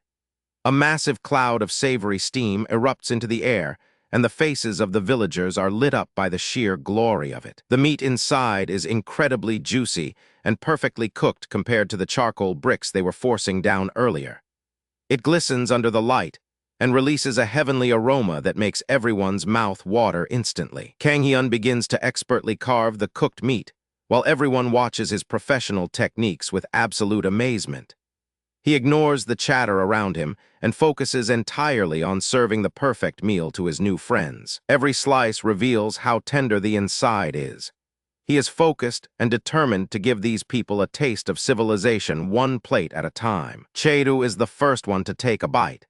She looks a bit hesitant at first because it is so different from what she is used to, but she goes for it anyway. Her eyes look like they are about to pop out of her head the moment she tastes his high-quality cooking. She has never experienced flavors this intense before, and her brain is struggling to process how meat can be this delicious. Even the kids are getting in on the action, and they are loving every second of it. This little guy is stuffing his face with a look of pure bliss that says he is never going back to raw meat again. Kang Hyun finally takes a breath and looks at his new friends. He realized that the best way to bridge the gap between their cultures was through their stomachs all along. The atmosphere has completely changed now. Everyone is looking at him with a new level of respect because a man who can cook like this is basically a god in their eyes. Cheru lets out a massive laugh that echoes through the trees. She is clearly impressed and probably a little bit tipsy from the alcohol he used in the cooking process. She starts getting all friendly and leans into him with a big smile. It seems like the feast was a massive success, and our boy has officially earned his place in the tribe. Kang Hyun looks back at her, and you can tell he is starting to feel a bit more comfortable. This whole crazy journey has been a wild ride, but at least it ended with a good meal. The villagers are already planning how to use their own alcohol to try and recreate his recipe. They are showing him some of their raw ingredients and asking for tips on how to handle the sour flavor. Cheru just tells him to let that be their worry for another day. She is way too busy enjoying the current moment and the fact that her entire tribe is finally happy and well-fed. They share a quiet moment together as the party starts to wind down. A mutual understanding exists between them now that goes beyond simple words or titles. The entire group spends the rest of the evening relaxing on the grass together in total peace. All the dangerous hunting and power struggles from earlier today are finally forgotten as they enjoy each other's company. Cheru watches over her little one, who has finally fallen fast asleep after eating way too much of the human's cooking. She forgets her duties as a warrior for a moment and simply enjoys being a mother. The arrival of the sunset signals that Kang Hyun's long journey with the beastmen is finally coming to an end. As the sky turns purple, he prepares himself to leave the friends he made in the forest. Cheru informs him that Noah will be his personal guide to ensure he makes it back home without getting lost in the forest. She explains that everyone else would have come to say goodbye, but they are all currently suffering from massive hangovers. She reaches out and places a small carved whistle into his open palm. It is a simple object, but you can tell it holds a lot of meaning for her and her people. She explains that this whistle is official proof of his friendship with the beastmen. If he ever needs them or wants to come back, he just has to use it and they will be there for him. Kang Hyun looks at the gift and gives her a genuine smile. He came here looking for an adventure, and he is leaving with something much more valuable than any trophy he could have won. As he walks away, he thinks about all the spectacular things he experienced that he could never find in his boring daily life. He is back in his restaurant now until a mysterious man suddenly walks in and asks for a table. Kang Hyun realizes that he can no longer escape his past now that his old life has finally tracked him down to his new workplace. Time continues to tick away under the oppressive summer sun as the stage is set at the restaurant for a meeting that will change everything. Sunshine hits the exterior of our boy Kang Hyun's restaurant while he prepares for another day of work. Kang Hyun stands there holding his menu and realizes he totally forgot to install a security system for the place. Suddenly, this suspicious dude in a trench coat and sunglasses bursts in gasping for the coldest water available. Kang Hyun tries to stay professional and tells the man he will get his order ready immediately despite the weird vibe. Our protagonist takes a long look at the stranger and wonders what kind of person wears a full disguise indoors. The mysterious man stays quiet and keeps his hat low while waiting for his meal to be served by Kang Hyun. Behind those dark lenses, his eyes are sharp and focused like he is judging every single detail of the restaurant. Kang Hyun just smiles through the awkwardness because at the end of the day, a customer is still a customer. The cooking process officially begins as the sound of sizzling oil echoes throughout the small restaurant kitchen, while the chef prepares the ingredients. Someone actually requested fettuccine, which is pretty rare for this area, so Kang Hyun decides to go all out on it. Fettuccine is the perfect choice for this meal, because the flat and thick noodles hold the flavor of the sauce exceptionally well for the customer. Kang Hyun starts chopping garlic with insane speed and precision, because he is not just some random cook in the woods. Fresh clams hit the hot surface of the pan, as the chef prepares to toss everything together with a level of confidence and seasoned skill. He pours in the wine to deglaze the pan, and the sizzle fills the room while he maintains a huge grin. It has been a hot minute since he got to flex his special skills like this, and he is loving every second. The final plate of vongole fettuccine looks absolutely incredible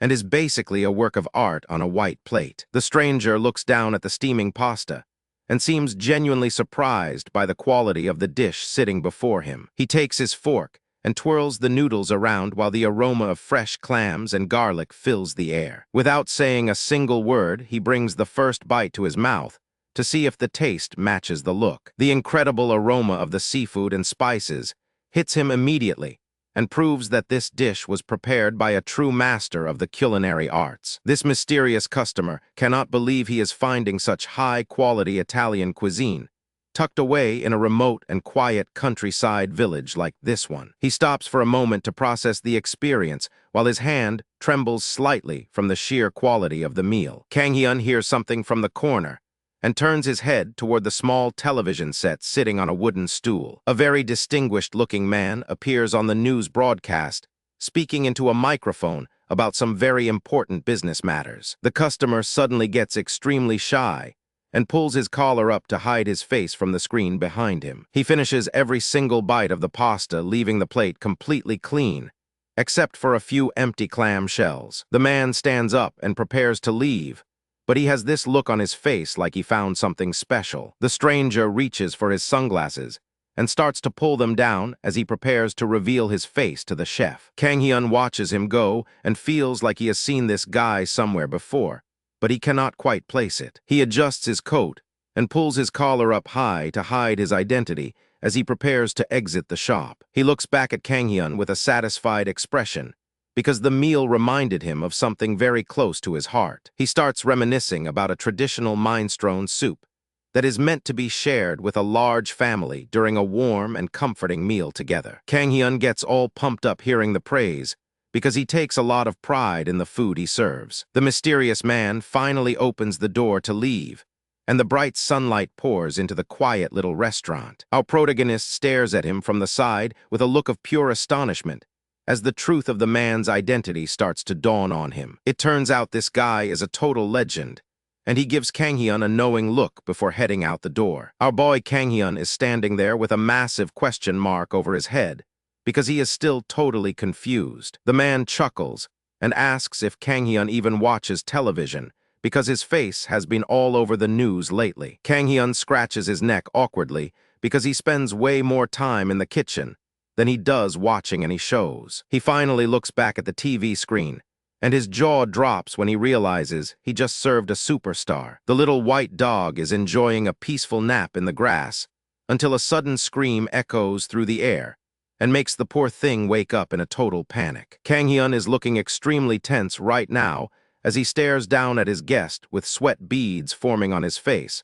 while he waits for a final judgment on his cooking. The old man looks right at Kang Hyun and asks if he would actually believe those words if their positions were reversed, as he challenges the validity of the situation with a stern gaze. The old man lets out a soft sigh and looks down with a faint smile that carries a lot of hidden history and deep meaning that Kang Hyun cannot even begin to understand yet. The afternoon sun filters into the quiet restaurant as the old man reflects on his meal while sitting alone at the table after a long day of travel and contemplation. Our boy Kang Hyun is looking down with a serious expression while a single drop of sweat rolls down his cheek as he wonders if his culinary skills are actually good enough. Kang Hyun serves up a steaming bowl of minestrone soup that smells rich and flavorful with every fresh ingredient glistening perfectly under the bright kitchen lights of the restaurant. A hand reaches out and dips a spoon deep into the hearty soup to grab a perfect bite of vegetables and broth,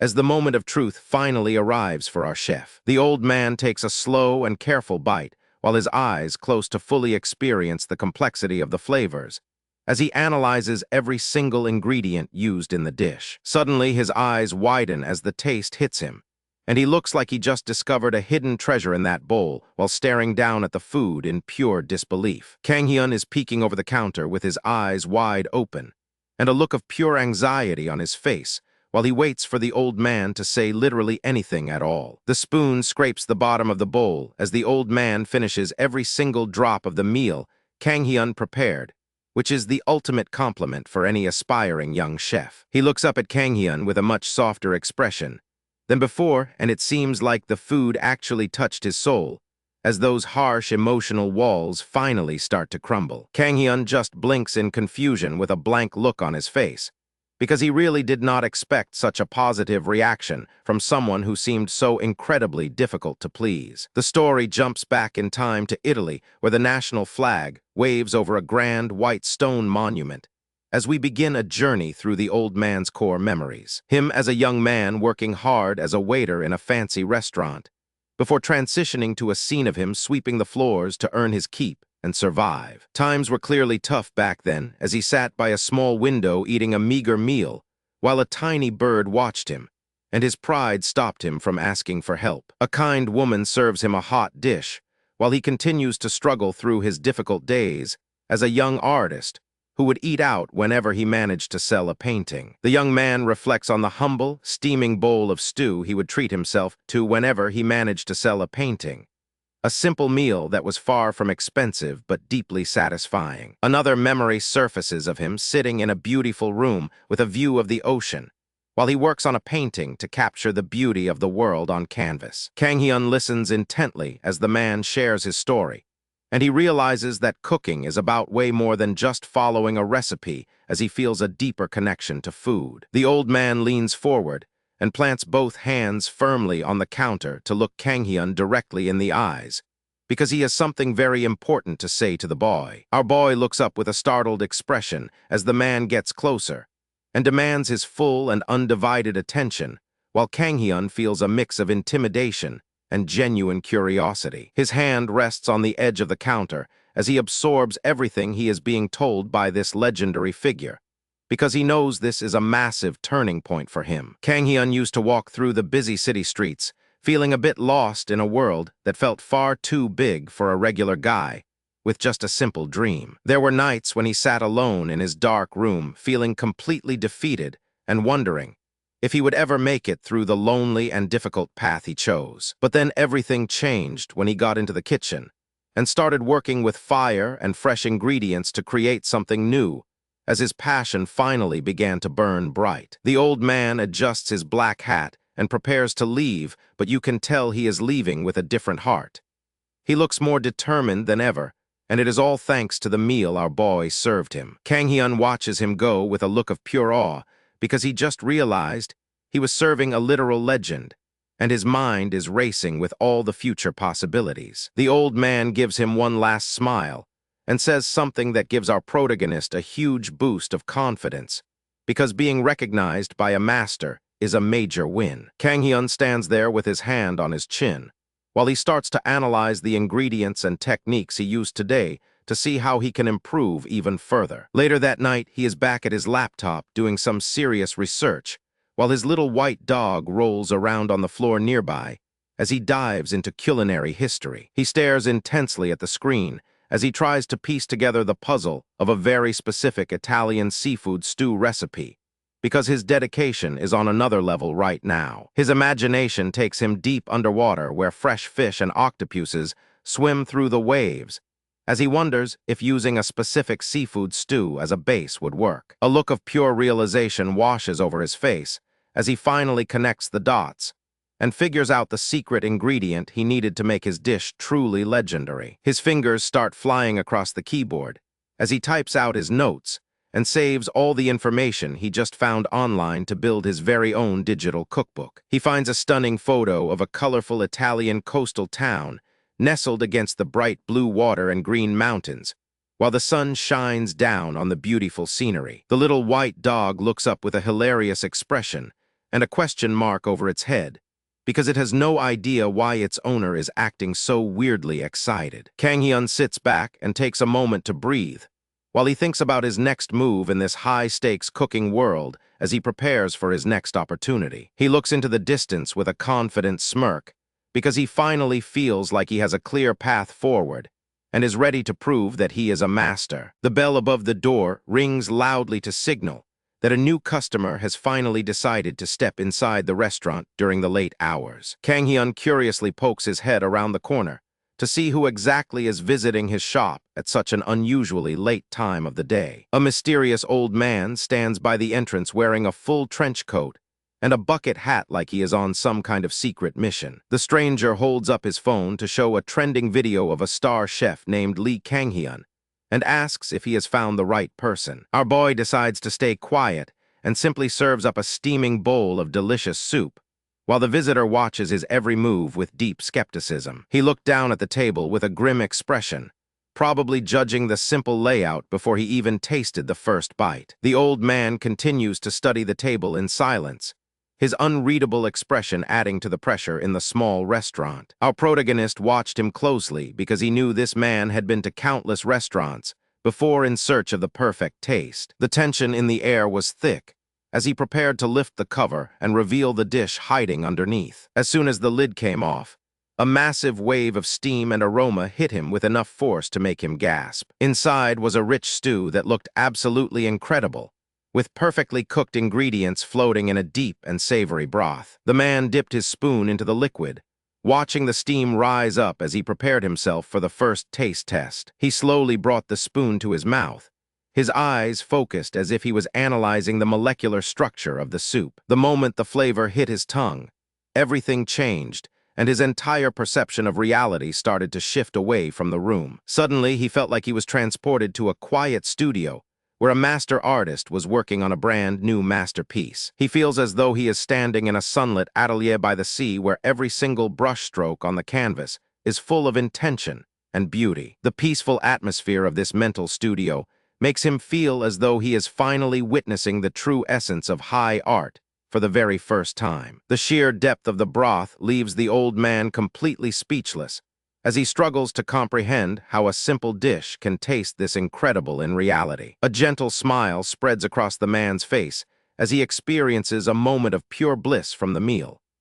This unexpected wave of nostalgia makes him feel younger and more alive than he has in years. The visitor suddenly begins to laugh and clutches his head in disbelief, because he cannot believe how much flavor is packed into this one small bowl. Kang-hyun looks back at his guest with a calm expression, while he waits to see how the man will ultimately react to the complex flavor profile. The mysterious man stares back into the bowl of soup, trying to analyze the technical skills required to create such a masterpiece of a meal. Our boy explains that the secret lies within the clams because they provide a unique savory essence and help the broth reach a much thicker consistency. The old man is completely caught off guard by the technical explanation and realizes that he has drastically underestimated the skill of the young chef. The visitor remains seated in silence, his mind seemingly racing as he tries to understand the complexity of the meal he just consumed. Kang-hyun watches the stranger from behind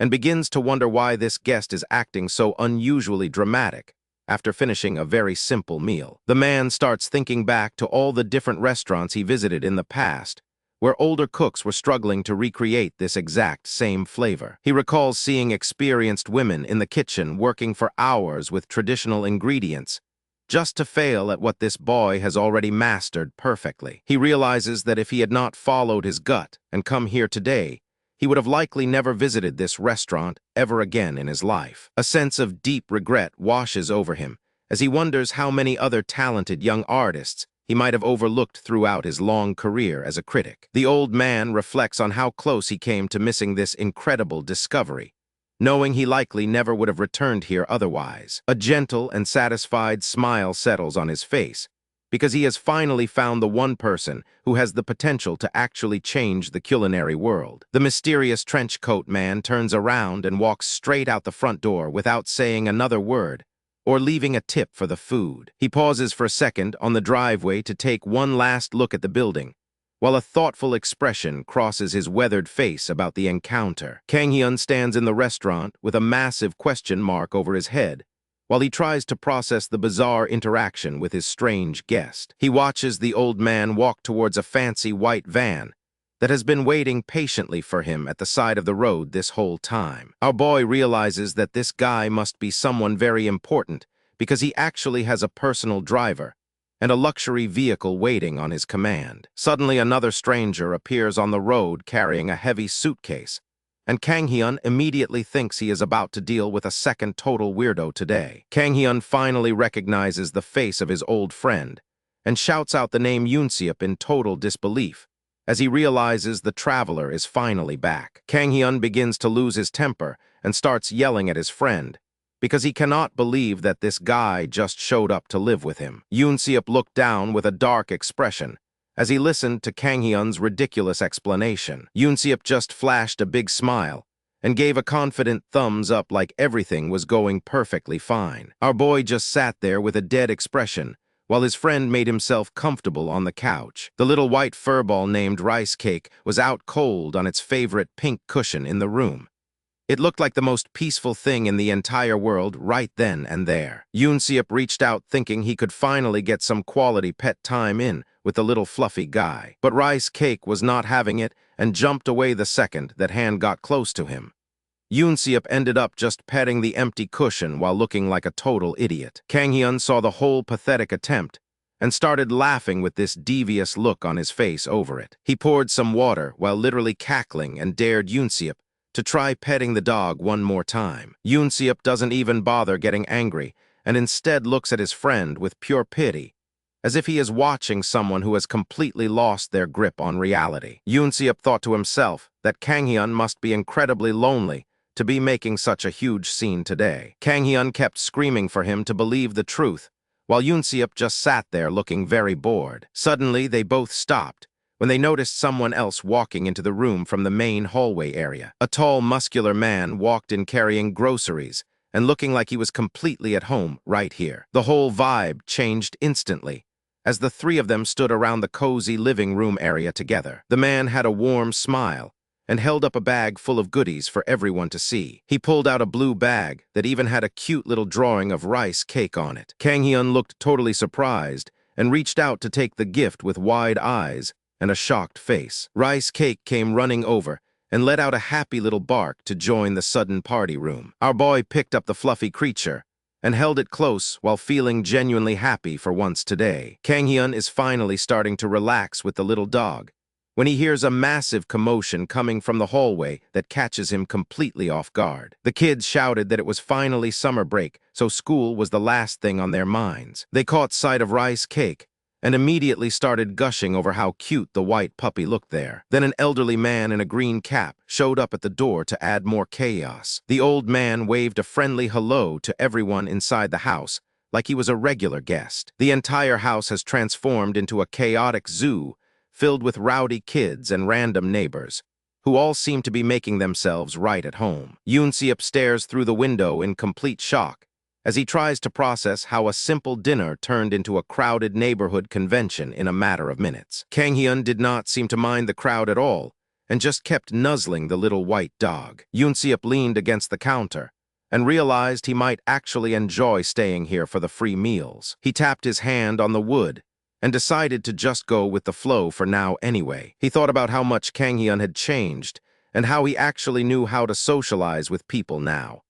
It was a massive upgrade from the grumpy kid he used to know. Yoonseop decides to head upstairs and call it a day since he is finally feeling comfortable and relaxed in his new living situation. Downstairs, Kang Hyun looked around with a confused expression, wondering what all the fuss was about. Back downstairs, the old man was looking at our protagonist with a very suspicious and weird expression. The grandpa held up two fingers to emphasize whatever point he was trying to make to our boy. He leaned in close to get his point across, while Kang Hyun listened with a very stunned look. The old man looked a bit exhausted after talking and sighed, like he was dealing with a lot. But then Kang Hyun leaned in with a terrifying grin that would make anyone want to run away fast.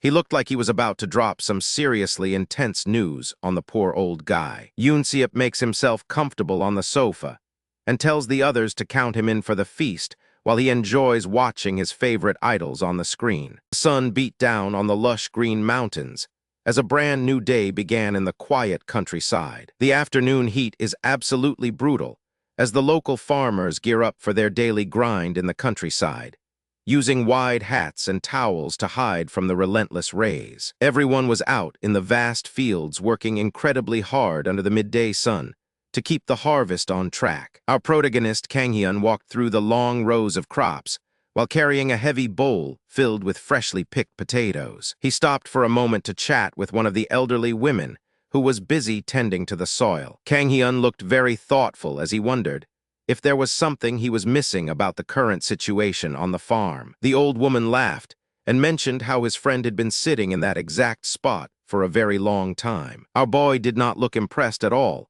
and stared at his lazy companion with a very suspicious and annoyed expression. The afternoon heat hummed over the silent green fields as the workers continued their slow and very steady working pace. Kang Hyun and his friend finally take a much-needed break to eat their lunch while sitting together on the grass to enjoy a peaceful moment after a long morning. A dragonfly landed nearby in the tall grass as the two men argued about who was actually responsible for raising who. Nearby, a group of local elders gathered together to share stories and a simple meal during their well-deserved break. Kang Hyun watched his friend eat and realized that the guy was always hungry no matter how much work they did. Sweat dripped down his face as he adjusted his hat and wondered if he should cook something better for dinner later. His friend gave him a cheeky grin and asked if that tiny bowl of food was really all he wanted. Later that evening, the setting sun reflected beautifully off the large glass windows of a much more modern-looking house. Kang Hyun moved to the kitchen and started preparing a real meal that would put their simple farm lunch to shame. He tosses a bunch of fresh shrimp into a hot pan, and the loud sound of sizzling fills the entire room as he carefully watches the colors of the seafood change. His friend leaned over the counter and asked why on earth he was frying the shrimp shells instead of throwing them away. Our boy knows exactly what he is doing, because those shells are the secret to creating the deepest flavor possible for the rice, while he stirs the pan continuously. Next, he throws in some thick slices of sausage that start to brown perfectly in the shimmering hot oil of the pan, as the delicious smell becomes completely irresistible. Once the meat is ready, he pours in a bowl of rice and begins mixing everything together with expert cooking precision to ensure every single grain is coated in flavor. He grabs his favorite seasonings and some oil to give the dish that signature kick that he knows everyone would love as the kitchen begins smelling absolutely incredible. The final result was a beautiful plate of shrimp fried rice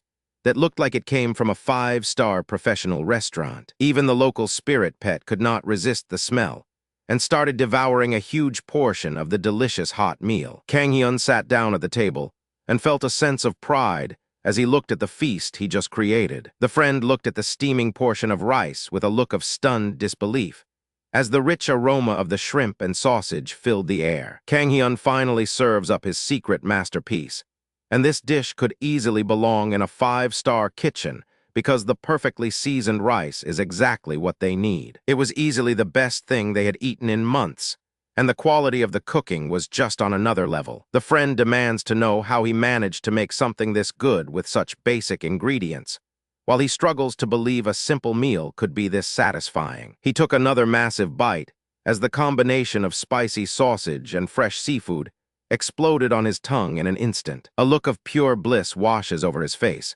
because he realizes he is eating a true masterpiece made by a pro while savoring every single mouthful of the dish. The secret was in how the seafood and vegetables were seasoned to bring out their natural sweetness and great depth. Kang Hyun had balanced the flavors so perfectly that every ingredient stood out while still working together in complete harmony. Our protagonist watched the reaction of his friend closely while knowing that his old skills were finally starting to return to him. Every bite of the sausage and rice feels like a celebration of all the hard work they put in today, while the savory notes of the meat pair perfectly together. They sat together at the small table and enjoyed the quiet moment while the rest of the busy world faded away. Kang Hyun looked calm and focused as he realized that his journey was only just beginning to get very interesting. His friend cannot stop eating and keeps praising the chef for such a legendary meal, because he knows that having a friend who can cook like this is a superpower. Even with the spirit pet causing a mess, they both felt completely satisfied and full for the first time in ages. Our boy thought to himself that while he was not back to full power, yet he was definitely halfway there. His friend looks at his meal with a bit of a dazed expression, He is wondering how he managed to forget to tell Kanghyun something this important while they were busy cooking up a storm. The little white spirit pet looks up while finishing its bowl. His friend asks if he plans on heading back to Seoul now that things are finally starting to look up for them. Kanghyun admits he was actually pretty scared of going back at first. It is a heavy topic for a dinner conversation, but he is being honest about his fears and his future. His friend looks at him with a serious expression. They have been through a lot together lately, and the bond between them is clearly getting stronger as they face these new challenges. Suddenly, the mood lightens as his friend offers him a canned drink.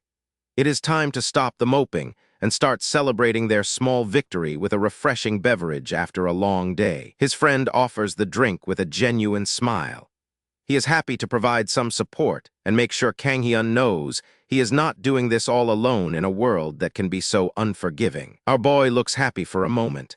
He realizes that even if he is not back to his full power, yet he has good people by his side to help him through it. They clink their cans together and shout cheers. It is a nice moment of peace before the real grind starts up again and they have to face the next wave of monsters. The white spirit pet is totally passed out on the floor. It looks like everyone is feeling that post-meal coma after such a massive feast and a long day of work. A beautiful sunlit forest stretches out before them. The weather is perfect, but you know this peace is not going to last for long when there is training to be done. Kanghyun is currently getting pushed to his absolute limits, while he attempts to block and dodge massive wooden strikes as sweat begins to pour down his face. Randolph continues his relentless assault with a practice sword, and forces the exhausted trainee to parry every strike with whatever strength he has left in his body. Randolph laughs heartily while holding his practice sword. He tells Kanghyun that with his current skills, he might actually last 5 whole seconds against an actual real knight in a real battle. Kanghyun looks at his shaking hands and drops his wooden sword. 5 seconds sounds like a death sentence to him, and he is wondering if he will ever be able to bridge that gap. Even though he has only been focusing on defense, he still cannot seem to find a solid opening against his teacher. He reaches down to pick up his practice weapon and try again. Our boy is barely holding on, and he is not afraid to admit it. Randolph just stands there looking like an absolute wall of muscle that simply cannot be moved by a novice. Something catches their attention in the woods nearby. They both stop the session and look toward the trees where a strange, rustling sound is coming from, and the atmosphere shifts instantly. The bushes move and the grass sways as something approaches them. The tension in the air is thick enough to cut with a knife as they prepare for a possible new threat. A large gray paw steps out onto the lush green grass. Someone has definitely sensed their presence, and they are not even trying to hide their approach from the group anymore. A massive gray werewolf man appears with a tiny orange fox girl perched on his back. This is quite the entrance for 2 beast people to make in the middle of a forest. Kanghyun recognizes them as Noah and Mona. The little fox girl starts waving her arms and shouting with excitement, while the gray wolf stays perfectly calm and composed as he walks up. Mona literally flies through the air towards Kanghyun. He is caught off guard as the little firecracker lunges at him with zero hesitation and a whole lot of energy and excitement. Randolph stands his ground while facing off with the massive wolf man. They look like 2 titans just sizing each other up before a real conversation can even start between the 2 sides. The big instructor is actually finding this entire ordeal quite hilarious, and he clearly enjoys the chaos that these new visitors are bringing to the training session. Kanghyun is stuck in the middle with both spirit pets jumping all over him. He looks completely confused and overwhelmed by all the sudden physical affection from his furry little friends here. Randolph points out that they do not own a translation artifact like Kanghyun does. He is trying to figure out how they are even communicating with each other right now without one. The white pet starts barking, while the orange one is crying out in pure joy. Our boy is just standing there trying to keep his balance with 2 animals climbing his shoulders. Kanghyun realizes that he never actually thought about how he was able to understand the beast people. It is one of those things you just accept until someone finally points it out. Randolph leans back and rests his heavy sword on his shoulder. He seems satisfied with the progress of the day, but the beast people might have other plans for our young hero. Kanghyun looks over at the back of the silent werewolf man as he walks away. Even from behind, The stranger's presence makes our boy feel a bit uneasy, as if a new storm is brewing on the horizon. The werewolf man prepares to speak, his noble aura commanding immediate respect. Though his eyes aren't visible, the set of his mouth suggests he has something very important and serious to say. Kang Hyun tries to shoo the pets off his shoulders so he can focus. He tells them to stop playing around on him because things are clearly getting serious with their new guests. The werewolf man starts to walk away into the dense forest. He seems like a man of very few words who values actions and results over any kind of empty small talk. Our boy watches him go with a blank expression on his face. He is wondering if the encounter is already over or if this was just the beginning of something much bigger. Suddenly, the werewolf man turns back and flashes a peace sign. It is such a weirdly casual gesture coming from a giant monster man that it throws everyone for a loop. He says it is only right for him to return the kindness they have shown. Kang Hyun gets a really ominous feeling in his gut that something crazy is about to happen next. The wolf man's face is incredibly focused as he looks at his new student. Our boy is thinking to himself that his gut feelings are almost never wrong about these situations. The beast locks onto his target with the sharp gaze of a predator as he prepares to unleash a new level of training on the unsuspecting boy. Kang Hyun tries to justify it to himself by saying he already went through hell with Randolph's training. He thinks he can handle whatever this new guy throws at him without breaking. The werewolf man points his finger directly at our boy. It is the universal sign for you are next, and it carries a whole lot of weight coming from a beast. Kang Hyun barely has time to process the threat before the massive beast lunges forward and snatches him up by the leg. He finds himself getting manhandled like a piece of luggage, while the surrounding crowd watches the entire ordeal in total silence. Total confusion washes over Kang Hyun as he tries to make sense of why he is being dragged away by a random monster. He can only blink in disbelief at the fact that his life just took another insane and completely unexpected turn for the worse. Golden morning light spills through the window as a new day begins for our protagonist, Kang Hyun. It's the kind of peaceful start that usually means things are about to get crazy. Our boy Kang Hyun is out cold in his comfy bed, while his tiny white companion snoozes right next to him. He looks like he finally managed to get some decent sleep for once. The little fluff ball wakes up with a sleepy yawn, but Kang Hyun looks like he has not slept in a decade. He stares at the ceiling with those heavy dark eyes and wonders if he can just go back to sleep. He lets out a massive groan and tries to work out the knots in his shoulder. Waking up in a modern bed is nice, but the stress of his double life is clearly taking a toll. A quick stretch helps him feel human again, and he starts to wake up for real. He knows he has a lot to do today if he wants to keep his plans moving forward. He feels a sudden surge of pride as he prepares for the day, because he knows exactly what he needs to accomplish next. He stares off into the distance, thinking about the snowy world he visited and everything that happened there. It feels like a lifetime ago, even though it was just recently. Flashback time as he remembers the days of literally crawling on the ground and being treated like garbage. That saliva comment really shows how much he had to swallow his pride back then. Back in the present, he is in his kitchen, ripping open a delivery box like his life depends on it. He is on a mission to find something very specific for his friends. He pulls out a bottle of dark soy sauce and starts analyzing it with serious intensity.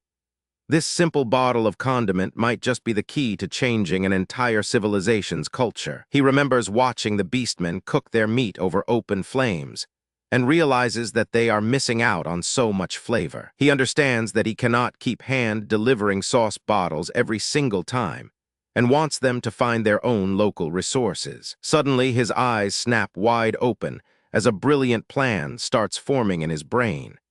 He realizes exactly what he needs to do to solve this culinary crisis for good. They finally arrive at the massive territory of Robentis, where the giant city is tucked away safely behind these beautiful green mountains. A literal army of knights stands at attention, creating a formal path that screams important business. This is not exactly the low-profile entrance Kang Hyun was hoping for today. Randolph is absolutely beaming with pride during their grand entrance, while Kang Hyun is just trying his best to ignore all the awkward staring. Randolph is having the time of his life laughing at the spectacle, while Kang Hyun internally screams about this massive abuse of power. This bearded dude has zero chill when it comes to showing off for his friend. The tiny white fox follows along as they pass dozens of armored guards who are probably wondering who this random kid is. It is quite the parade for someone who just wanted to ask a few questions. The little guy looks up in awe, while Randolph casually drops the fact that he used to be the captain of a whole night order.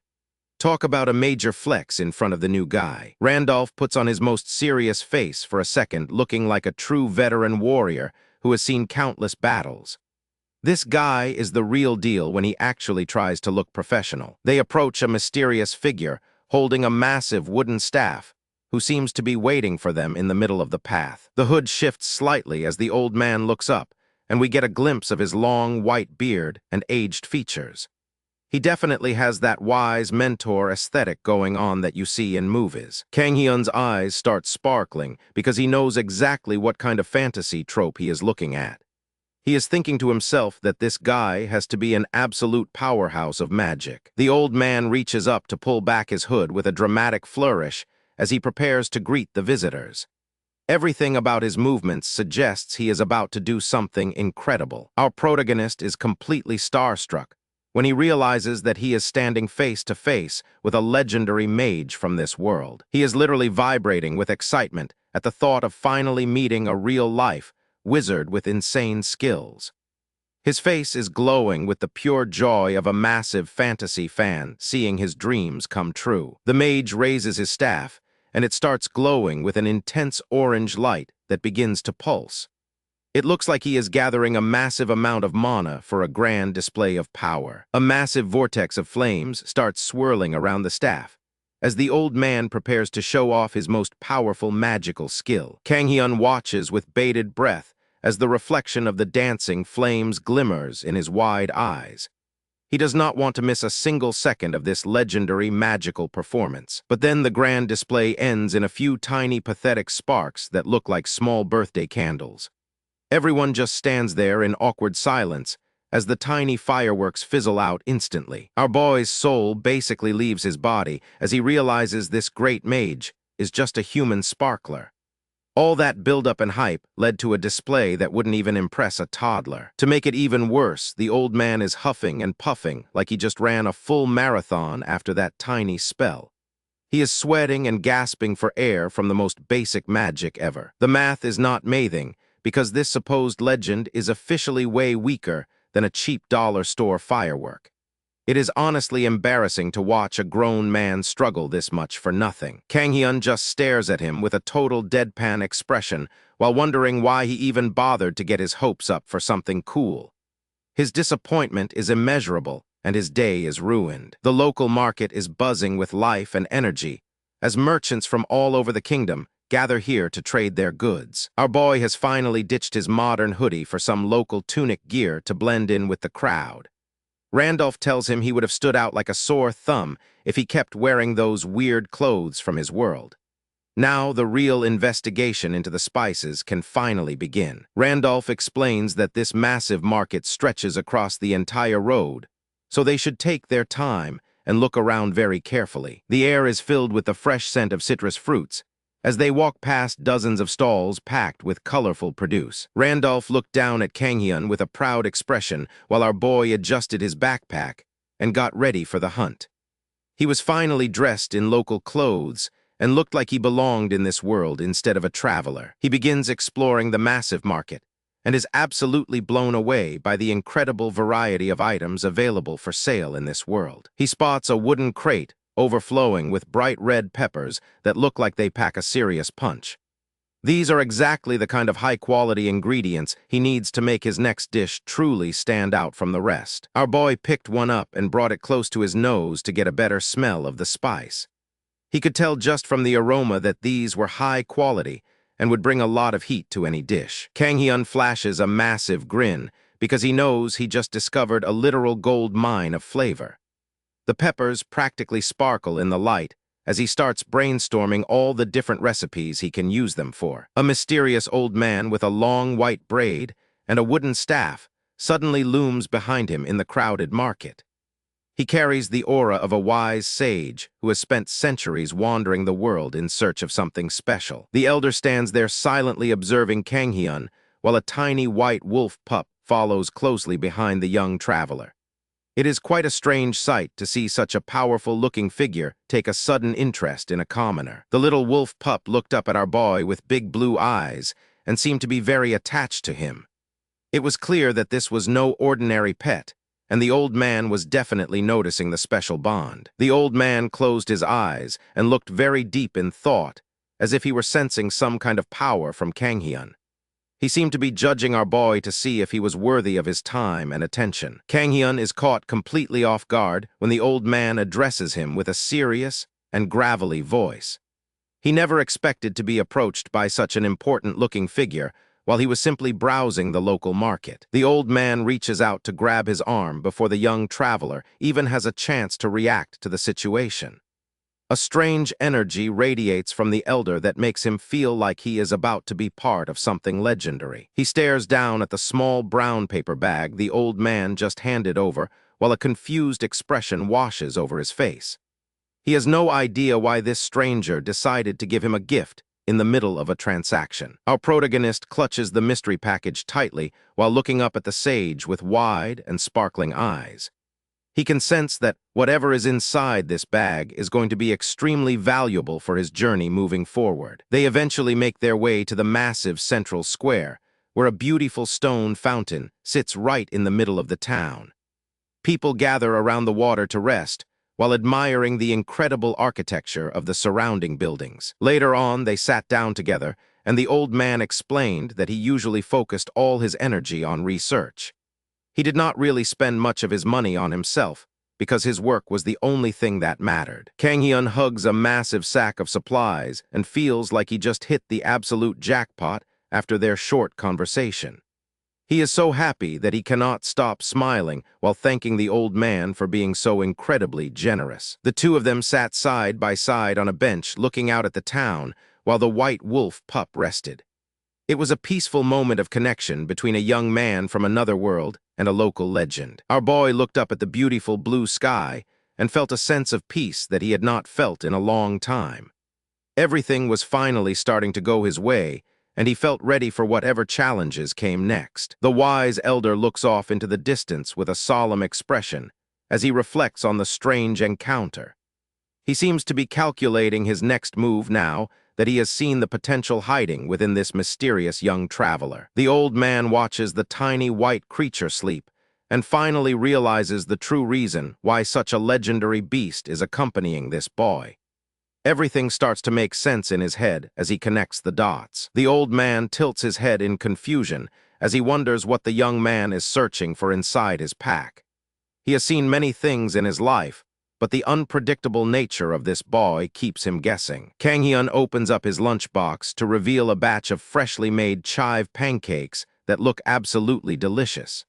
He offers a piece to the elder and promises that this is a flavor profile he has never experienced before. Our boy holds out the container of snacks and encourages the old man to try a bite of his home cooking. He is proud of his skills and wants to see if a local legend will appreciate the flavors. The elder reaches out with his jewelry-covered fingers to carefully pick up a piece of the savory pancake. He moves slowly and deliberately while analyzing the texture of the dish before he finally commits to taking a taste. As soon as the food hits his tongue, the old man's entire world literally explodes into a kaleidoscope of cosmic energy. He has never tasted anything this incredible in his entire life, and the shock leaves him frozen. The pancake is perfectly cooked with a golden brown crust and long green chives distributed throughout the batter. It radiates an inviting aroma that would make anyone in the market stop just to get a whiff. Steam still rises off the fresh meal, which proves that our boy is a master of maintaining the perfect temperature for his food. He takes great pride in showing off his skills to his new friend. The elder is intrigued by the savory scent of the snack and admits that while the vegetable is unfamiliar to him, the aroma is quite appealing. He takes a moment to appreciate the fragrance before diving in. He pulls the pancake apart and notices how the simple ingredients are perfectly balanced to create a masterpiece of home cooking. It is clear that a lot of love and care went into preparing this specific meal. The old man is completely overwhelmed by the complex flavors, as he realizes that even a simple vegetable can taste like a delicacy. He cannot believe his own senses and feels like he is having an awakening. Kang Hyun watches the elder with an expectant look while waiting for the final verdict on whether or not his cooking is actually good. He is confident in his abilities, but still feels a little bit nervous. The old mage devours the meal with a look of pure joy that makes it seem like the best thing he has ever tasted. He admits that he usually finds eating to be a total chore at his age, but this particular dish has completely changed his mind. Kang Hyun notices how much the old man is enjoying the food and asks if he would like to have another helping. He is delighted that the chive pancakes are a hit with his new friend. A gentle breeze blows through the leaves of the massive tree above them as they finish their meal in the quiet shade. The peaceful atmosphere of the square makes this the perfect moment for two strangers to connect. Our protagonist looks at the wizard one last time and realizes he has made a very powerful friend by simply sharing a meal. He understands that having a legend like this on his side will change everything. Rice Cake starts growling at an intruder, and Kang Hyun quickly realizes that his tiny companion senses a massive threat approaching them. The old man watches the newcomers with a sharp and calculating gaze, proving that he is not just some helpless senior citizen sitting on a bench. A group of high-ranking temple officials makes a grand entrance, but their holy appearance does not seem to fool anyone in the town today. This man clearly thinks he is the main character, as he looks down on everyone with an air of absolute superiority and arrogance. The entire squad of temple elites comes to a dead halt right in front of the bench to try and intimidate our humble protagonist. He stares Kang Hyun down with a cold expression, expecting the young man to tremble in fear before his holy authority and prestige. The old man remains completely silent while observing the situation, letting his presence speak for itself as the tension in the air continues to rise. Kang Hyun is caught completely off guard when he hears the name Biskoff, realizing he is currently facing off against one of the highest-ranking temple members. The Biskoff looks disgusted by the fact that he has to even breathe the same air as these commoners who refuse to bow to him. He demands to know if Kang Hyun is the owner of the White Wolf, while the little guy continues to growl and show his teeth. This hostile situation reminds Kang Hyun of a similar confrontation he faced back in the Beastman village, where he was surrounded by powerful enemies. Our boy holds onto Rice Cake tightly because the little guy is growling and ready to bite someone if they take one more step forward. The hooded followers are just standing there like statues, but you can tell they are waiting for the signal to strike. Kang Hyun is keeping his cool, but his brain is working overtime to figure out a way out of this mess. The high-ranking official is visibly annoyed that his intimidation tactics are not working on a simple kid and an old man in tattered robes. The old teacher finally opens his mouth to speak, and you can tell he is about to put these arrogant fools back in their place. A massive surge of orange mana begins to swirl around the staff, signaling that things are about to get very dangerous for the temple squad. He points his glowing staff at the elite priest and asks if they should be getting his permission before barking orders in his presence. The Biskoff is completely stunned into silence as he realizes he has accidentally picked a fight with a legendary master who could wipe him out. One of the hooded followers leans in to whisper something urgent, making the priest realize that staying here any longer is a huge mistake. Kang Hyun holds onto Rice Cake and watches the tense standoff, wondering if his teacher is actually going to blow the whole plaza apart right now. A bead of sweat rolls down the priest's face as his confidence completely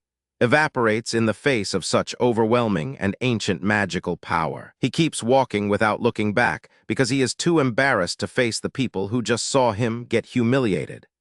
That golden cape of his does not look so shiny anymore after that interaction. The high-ranking priest and his followers finally retreat, leaving the plaza after being thoroughly intimidated by the old man's sudden display of power. Once the threat passes, the staff stops glowing and returns to its normal appearance, no longer vibrating with dangerous energy. The teacher casually tells Kang Hyun to relax and not overwork himself, acting like he didn't just scare the life out of a high-ranking official. Rice Cake looks totally satisfied with how things turned out, even though he was ready to rip some throats out just a few minutes ago. The old man mentions that he was impressed with how calm the lad stayed during such a dangerous and high-stakes confrontation with the temple. As the sun sets over the town, a friendly bearded man approaches them to check if everything is okay after the dramatic events of the day. Kang Hyun looks like his soul has left his body because his teacher spent the last 3 hours forcing him to memorize complicated magical formulas. The local tavern is loud and full of energy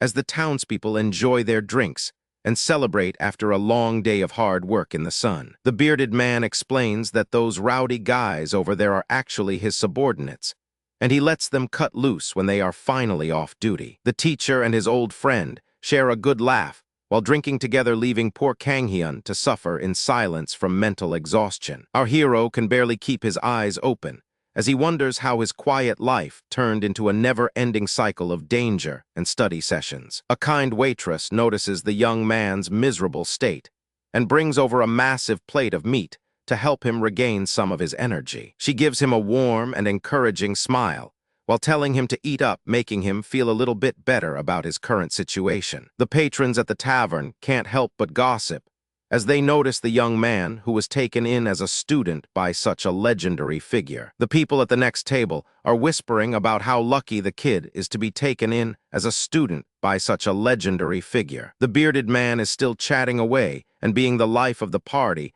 while the little girl watches him with big eyes.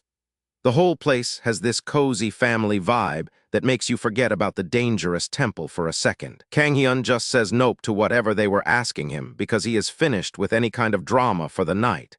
He just wants to eat his meal in peace and then go to sleep in a warm bed. The entire table goes quiet when they see that the plate of meat has vanished in an instant, thanks to Rice Cake's massive appetite. The boy is absolutely shocked and demands to know when the wolf managed to eat everything while nobody was looking at the table. Kang Hyun takes a long sip from his wooden mug and looks pretty bored with the tavern atmosphere.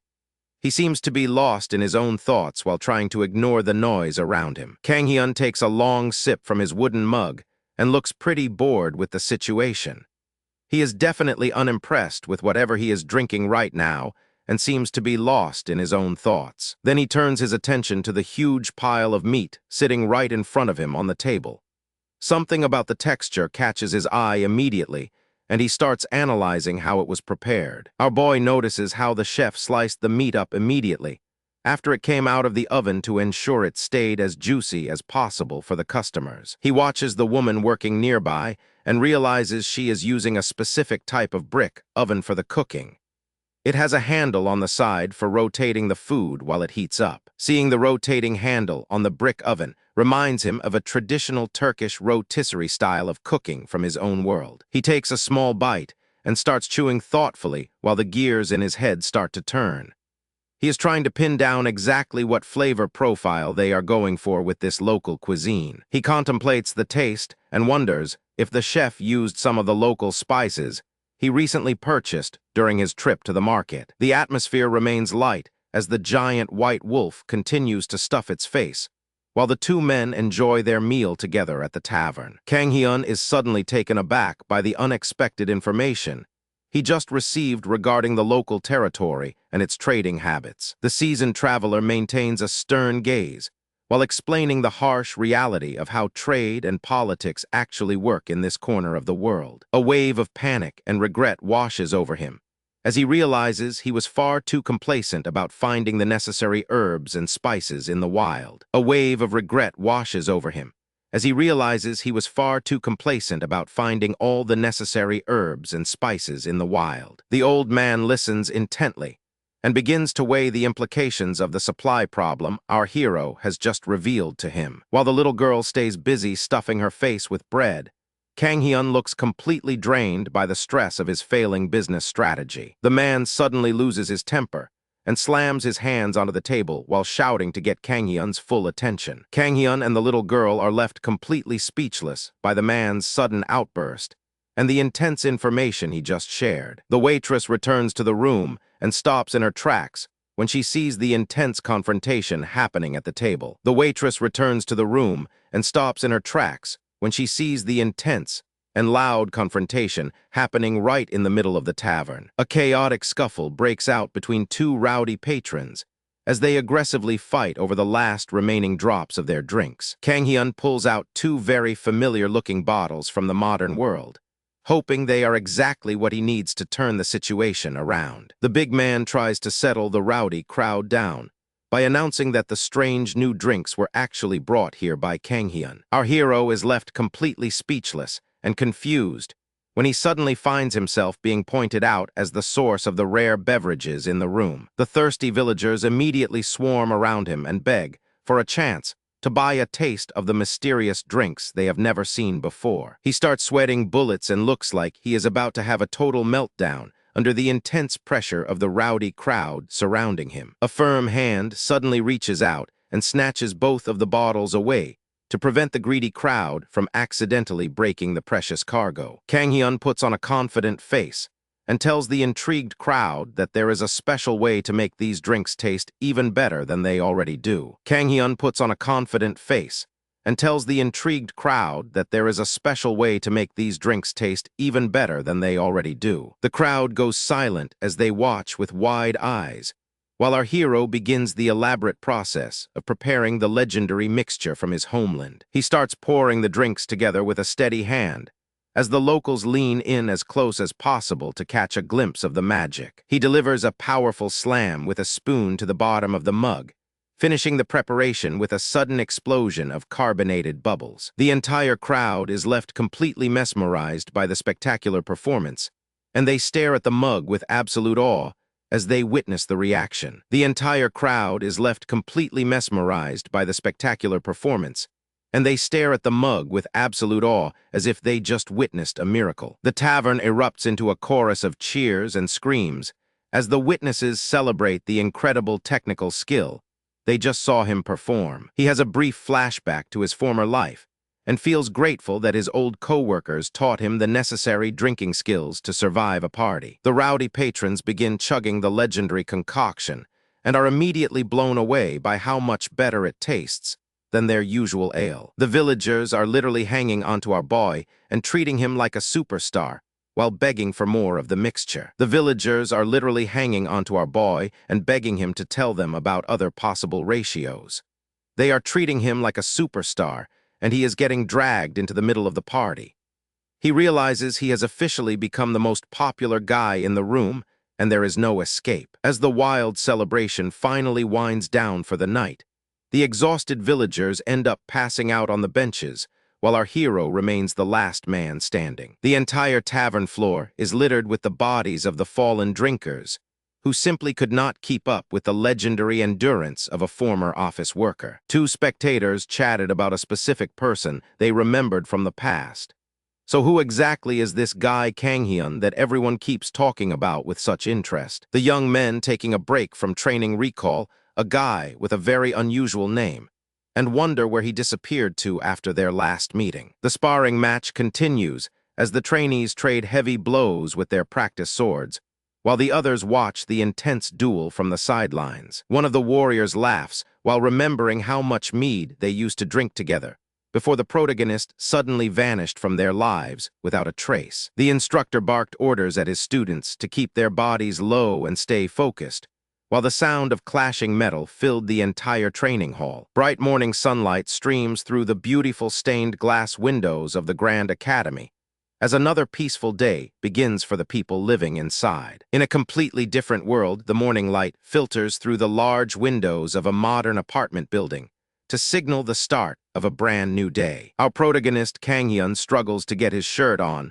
while hoping that the special hangover cure sitting on his table will finally start to kick in. He finishes getting dressed and grabs his shoulder bag as he prepares to head out for a very important and busy day with the local neighborhood kids. A tiny white fluffy creature bounces around the room with huge sparkling eyes because it can sense that a big outdoor adventure is about to happen. Kang Hyun carefully secures the leash on his adorable little pet to make sure the tiny companion stays safe once they step out into the busy city. He looks back at his neighbor and mentions that it might be difficult to watch over everyone today because of the massive crowds at their destination. Our boy holds hands with two local children who are vibrating with pure excitement as they walk toward the pickup spot for their weekend trip. An elderly woman smiles warmly at him as she watches the group get ready for their big outing, because she clearly trusts him with the children. The group gathers outside the white building just as a sleek black car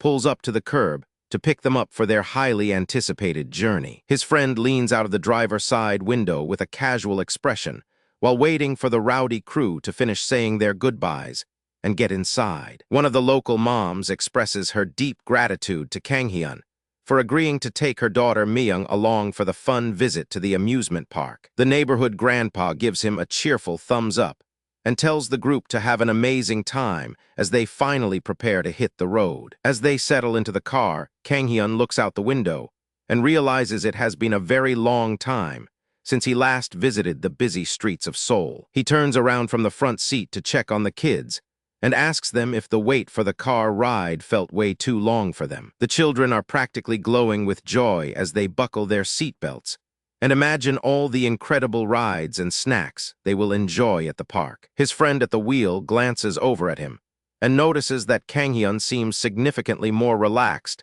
and happy than he used to be in the past. Everyone in the vehicle shares a funny moment of confusion as they try to navigate the road while dealing with the chaotic energy of the kids. Kang Hyun manages to find a tan baseball cap inside the vehicle to help him blend in with the massive crowds at the theme park. Even though he is usually a total loner, he is willing to face his fears just to make sure his friends have a great time. He focused on the road ahead while feeling proud of his friends' massive progress. It was a big step for someone who used to be so isolated. Meanwhile, back at the neighborhood, the grandpa and grandma have a comical argument over the leash that was used earlier that morning. As the group enters the theme park, they are greeted by the magical sight of a magnificent carousel spinning under the bright morning sky. The group finally arrives at the massive amusement park, and the beautiful sight of the grand carousel makes the children scream with absolute wonder and joy. But as they entered the thick crowd, Kang Hyun started to feel the pressure. He pulled his hat down low to hide his face from all the strangers. Kang Hyun clenches his fist tightly as the overwhelming density of the crowd starts to trigger his old social anxieties. Just as he begins to panic, he feels a small, warm hand reach out and grab his own to offer him some silent support. The children look up at him with concern and innocently ask if he's feeling scared of all the big rides at the amusement park. Our boy was completely caught off guard by their words and just stared at them. He did not expect them to read his emotions so easily today. A soft and genuine smile finally breaks across his face as he realizes how much the children care about his well-being. His friend is completely stunned by the sight, staring in shock because he has never seen Kang Hyun look so truly at peace before. The driver sees that rare expression and is absolutely stunned by the change in his friend, because he has never seen him look so truly happy. He pulled out his phone and snapped a quick photo of the heartwarming scene. This was a special memory he definitely wanted to keep for a long time. The piece is short-lived, as the kids notice their pet running wild across the park, while a frantic group of staff members tries to catch it. Kang Hyun watches as the kids try to corner the little guy. One girl even has a bunny headband on while they run around. The girl excitedly puts on her new bunny headband, while the rest of the group laughs and enjoys the magical atmosphere of the amusement park. The story shifts to a hospital room where a woman sits alone on a bed. She looks out the window as the sun begins to set. Someone is running down the hallway in a huge hurry. You can tell they are desperate to reach that specific room quickly. Little Sang-hoo bursts into the room screaming for his mom. He looks like he has been waiting for this moment forever. The mom looks up with a shocked expression on her face. She cannot believe her little boy is actually standing right there. The young boy finally reunites with his mother in a tearful embrace, while she tries to process the fact that her son is actually back in her arms. Kang Hyun stands there holding a bag while the little girl stands beside him.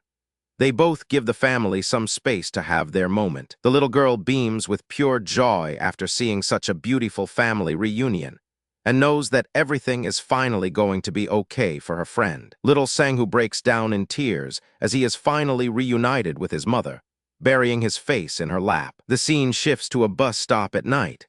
A bus pulls up to pick up the group after their long day out. The family shares a bittersweet farewell at the bus stop, while Kang Hyun watches them from the side, feeling a deep sense of satisfaction for helping them reconnect. The little girl is super happy and keeps chatting away as they walk home. Kang Hyun follows behind her while carrying his bag and feeling peaceful. Back in the wild, the little white wolf trots along the road. He looks a bit exhausted after playing so hard with all those kids. Kang Hyun notices the little guy coming back and looks down at him. He realizes the wolf probably had just as much fun as the children did. Kang Hyun is greeted by his exhausted but happy companion, who clearly spent the entire afternoon playing just as hard as the energetic children did. After returning to the quiet campsite, the group settles in for the night and begins the process of preparing a well-earned feast under the stars. 3 massive pieces of meat sizzle in the pan as the savory aroma fills the air, promising a meal that is fit for a king. He carefully examines a jar of blue spices he gathered earlier, hoping that this unique ingredient will elevate the flavor of his wilderness cooking. To add a fresh kick to the meal, he begins grating a strange green fruit directly over the meat to let the juices marinate properly. He lifts a perfectly glazed piece of meat into the air, watching as the juices drip off before finally taking a long-awaited bite of his creation. The flavors explode in his mouth with every chew, making him realize that his experimental cooking turned out way better than he could have ever imagined. The beastman doesn't waste a single second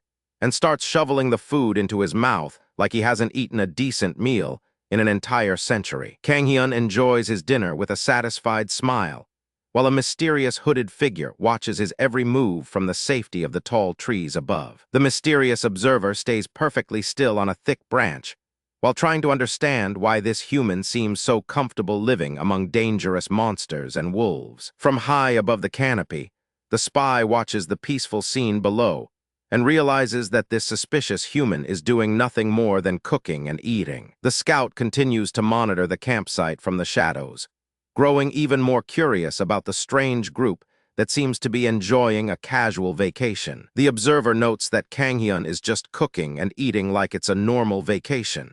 They have been keeping an eye on him for a while. The spy suddenly freezes in terror when they realize the little white wolf has managed to sneak up right behind them on the same branch. Panic sets in as the observer realizes they have been spotted by the creature, making them lose their focus on the human they were supposed to watch. The little white wolf successfully sneaks up on the intruder, sitting calmly on the branch right behind her. Kang Hyun's sharp senses pick up a strange noise in the trees, and he looks up just as a shower of leaves begins to fall from the branches. Kang Hyun looks toward the rustling trees, wondering what could have caused such a sudden disturbance in the quiet forest. A close-up of the intruder reveals her dark, ornate clothing as she begins to lose her balance on the high branch. The sudden movement reveals a glimpse of long blonde hair and a pointed ear, confirming the spy is an elf. Gravity takes over as the mysterious figure comes crashing down through the leaves, completely ruining any chance she had at staying hidden. She looks up at the human with a massive blush creeping across her face,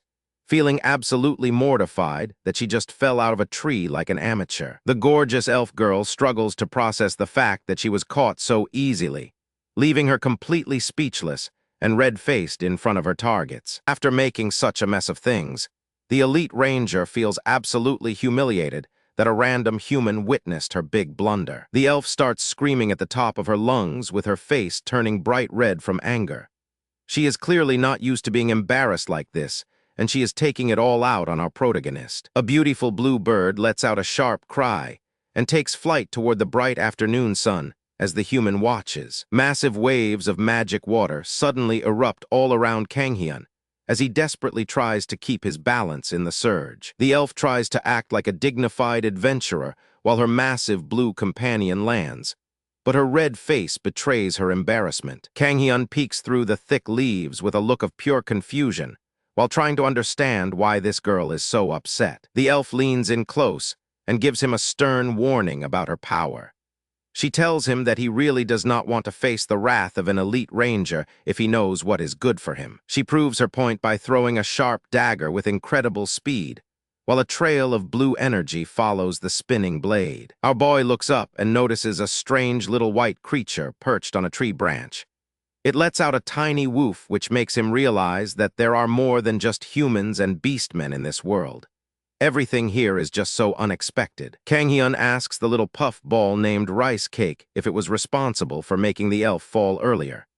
The creature just stares back with those big blue eyes and acts like it has absolutely no idea what he is talking about. It is way too cute to be this suspicious. Our hero scratches his head while thinking about the awkward encounter and wondering if he should actually offer her a formal apology. The beautiful dagger is left stuck firmly in the grass with a unique design that makes it look like high-level equipment. Kang Hyun picks up the blade to inspect the quality and realizes immediately that he has found an incredibly powerful and expensive weapon. A tiny orange fox girl starts throwing a massive tantrum while being lifted into the air by the back of her shirt. The huge wolf man holds the struggling little girl like a bag of groceries, while Kang Hyun stands back looking completely stunned. The wolf man explains that this little troublemaker was caught sneaking out of the village again, without asking for any permission. The terrifying village leader expects the little runaway to be handed over immediately, so he can give her some very intense discipline. The wolf man starts sniffing the air as his primal instincts detect an unfamiliar scent coming from exactly where our boy stands. The massive wolf man towers over the fox girl while Kang Hyun watches from a safe distance. The size difference between them is absolutely insane, and it makes the whole situation look even more comical. Our boy is just trying to stay out of the crossfire. Kang Hyun tries to lighten the mood by flashing a friendly smile, even though he is still holding a very sharp weapon. A tiny chibai version of the elf warns him that she will place a horrible curse on him if he ever talks. The wolf man and the white creature share an incredibly awkward look as the silence between them starts to feel heavy. Our protagonist is hit with a wave of shock as he realizes he might have just walked right into a dangerous trap. The massive beast maintains a serious and stoic expression, while staring right into our boy's soul to see if he is lying. Kang Hyun suggests that they all share a meal together, and prepares to show off the delicious food he brought along earlier. The wolf man just stares with a blank face, while our hero keeps talking about the food and trying to break the tension. He reveals a batch of high-quality meat skewers, and explains that he even brought extra spices in case they were picky. The meat starts sizzling over the hot grill, and the delicious sound is enough to make anyone in the forest feel hungry. These perfect skewers have layers of juicy meat and fresh vegetables that are getting a nice char from the intense heat. The wolf man holds up a skewer to examine the strange human magic that managed to make something smell this incredibly good. He takes a massive bite and starts chewing with an intense look while the kids wait to see his final reaction. His ears start twitching and stand straight up as his body reacts to the incredible explosion of flavor from the cooked meat. The big guy sits down and starts wagging his tail like a happy puppy, while the others try to get a bite. Chibai versions of their heads show how content the wolf is, while the fox girl looks like she is having a breakdown. A beautiful field of glowing morning glories provides a calm and serene break from the chaotic events of the day. The elf ranger walks through the magical forest with her bird and tries to relax now that the human is finally gone. She thinks that as long as the human and the wolf keep their mouths shut, her tribe will never find out. She convinces herself that they did not look like the talkative type anyway, and continues her journey through the blue woods. The wolf man walks through the blue-lit woods, clutching a skewer of food in his hand. He looks serious as he approaches, and his presence alone is enough to change the atmosphere of the forest. The elf girl stands her ground with a strange blue bird perched on her arm. The tension in the air is thick between these two as they face off in the middle of the clearing. She looks away, trying to keep her composure despite the awkwardness of the situation. She acts like she is totally over this whole encounter and just wants to be left alone with her thoughts. The wolf man does not say a single word in response to her attitude. He just stares her down with those intense eyes, while his long silver hair flows around his muscular shoulders. She tells him to just stop whatever he is doing and quit his useless actions. She is trying so hard to be the bigger person here, but her frustration is clearly starting to show. He stands there looking absolutely jacked and completely unfazed by her insults. He is not moving a muscle despite her complaints, and just keeps his focus entirely on the girl in front of him. He offers her a freshly grilled skewer that smells absolutely incredible, while they stand together in the middle of the enchanted forest. Her mouth begins to water, and her resolve starts to weaken, as the savory aroma of the meat becomes impossible for her to ignore. The story suddenly transitions back to the modern world, where the massive skyscrapers of the city reach high up into the clear blue sky. Kang-hyun is out on the town with a pretty blonde woman who seems to be having a great time during their afternoon walk together. A loud notification rings out from his pocket, and they both stop in their tracks as he pulls out his phone to check the message. She asks him if the insurance company is calling again, while noticing the serious and focused expression that has taken over his face. He stares at the screen with a blank look, while his companion waits patiently to find out why the mood suddenly changed so drastically. Ruthless internet trolls are flooding the comment sections with insults and accusing him of having a huge ego while being a complete fraud. He looks up at the sky while holding his phone with a distant look in his eyes. It seems like the weight of all that public hate is finally starting to sink in for our protagonist. Back in the studio, a shady-looking man leans over some boxes with a troubled expression. He seems to be searching for something or just stewing in his own dark and twisted thoughts. This guy stands up and adjusts his suit with a smug and arrogant grin. He clearly thinks he is the smartest person in the room and is ready to make a move against Kang-hyun. He walks away with a swagger that just screams arrogance and overconfidence.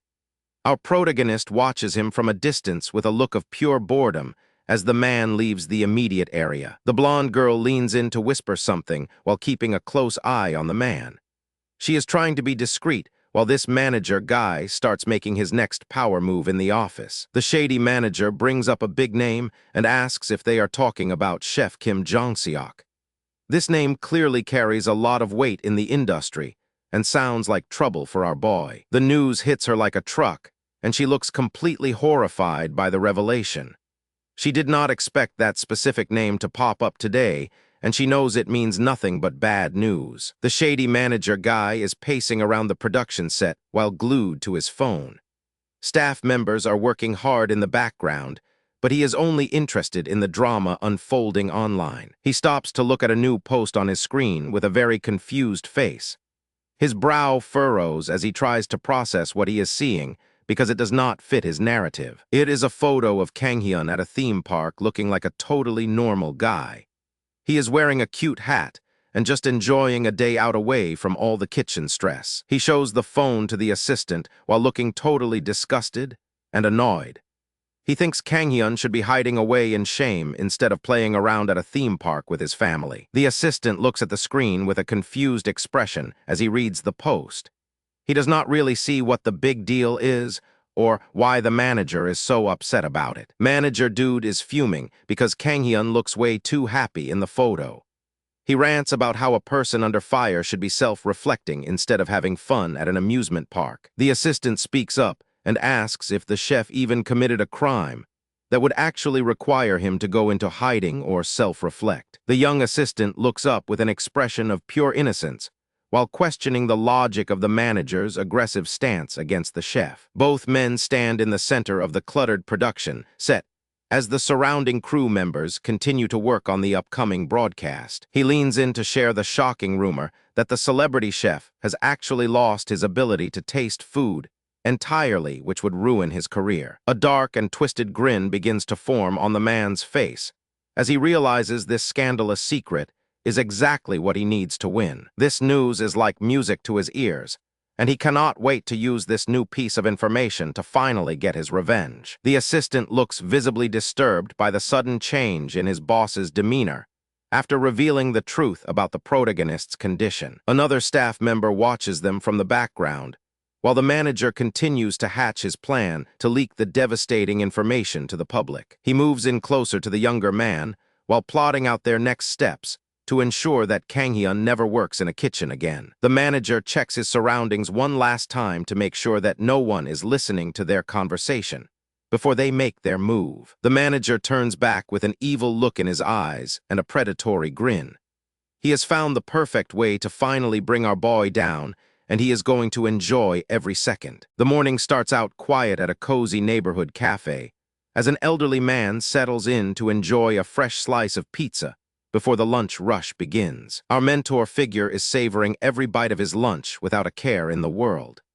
He has no idea that the tranquility of this afternoon is about to be completely shattered by a sudden wave of drama. Kang Hyun spends his shift keeping the tables clean and making sure the restaurant stays in top shape, while his mentor chats away in the foreground. A framed landscape painting of a peaceful rural town hangs on the wall, catching the warm light of the afternoon. The elderly man laughs heartily at a joke, still enjoying the tranquility of his lunch break before the chaos begins. Kang Hyun is suddenly startled by a sound, making him stop cleaning as he looks toward the source of the interruption. A sudden and loud ringtone cuts through the light-hearted atmosphere and makes Kang Hyun stop in his tracks, while he wonders who could be calling him at this hour. He brings the phone to his ear with a tense expression, prepared to hear whatever news his manager is calling to deliver. The mentor figure immediately senses the change in mood and stops eating his pizza to observe his friend's reaction. A look of genuine shock washes over Kang Hyun's face as he listens to the unbelievable information coming through the phone. He turns away from his friend and stares into the distance, his mind already beginning to race with the implications of the news. A close-up of his eye shows his intense focus and disbelief as he begins to process the reports appearing on his screen. A news article surfaces online with a bold headline claiming that Chef Lee Kang-hyun is planning a controversial return to television. Below the article, the first wave of malicious comments appears, accusing him of being desperate for fame and attention. Malicious commenters waste no time in attacking his character and accusing him of shamelessly trying to claw his way back into the spotlight after his past scandals. Toxic comments start flooding in from people who clearly have a grudge.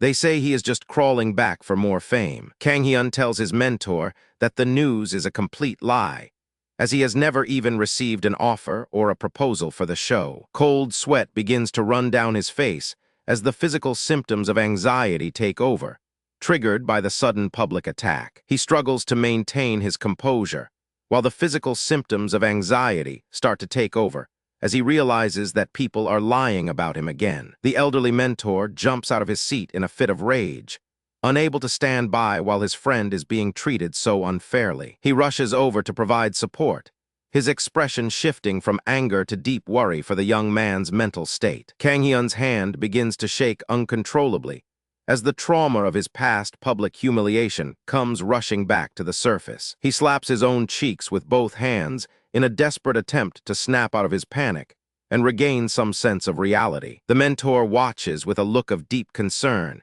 as he witnesses the sheer amount of psychological damage the rumors are causing. Overwhelmed by the situation, Kang Hyun covers his face with his hands, trying to shield himself from the pressure of the moment. He looks back at his phone with a weary expression and tries to convince himself that he is strong enough to handle another round of public hatred. More detailed articles continue to surface online claiming that the chef has already expressed his enthusiasm for the show, which is just another blatant lie. He puts on a brave face and forces a bright smile while asking his mentor if he is still in the mood for the pasta he ordered. Kang Hyun retreats into the safety of the kitchen to hide his true feelings and use the act of cooking as a way to distract his racing mind. The old man stares at the doorway with a heavy heart because he knows that the young man is suffering in silence and just pretending to be okay. The scene shifts to a dark and lonely forest at night, where the quiet surroundings seem to mirror the isolation and sadness that Kang Hyun is feeling. Having escaped the city to clear his head, our protagonist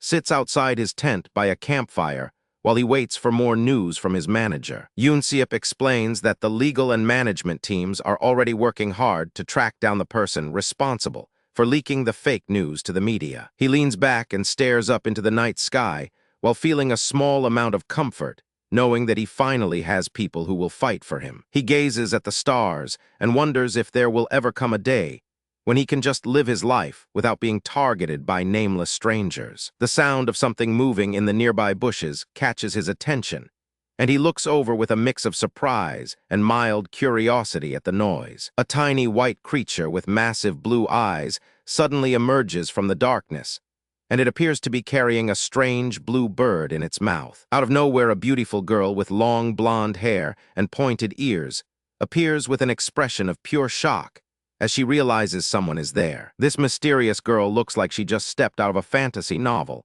and her frantic energy suggests that she is in the middle of a major crisis. Kang Hyun drops to his knees as the exhaustion of the day finally hits him, and he tries to process the bizarre situation unfolding right in front of him. The mysterious elf girl lowers her head deeply to offer her sincere apologies for the chaotic behavior of her small white companion.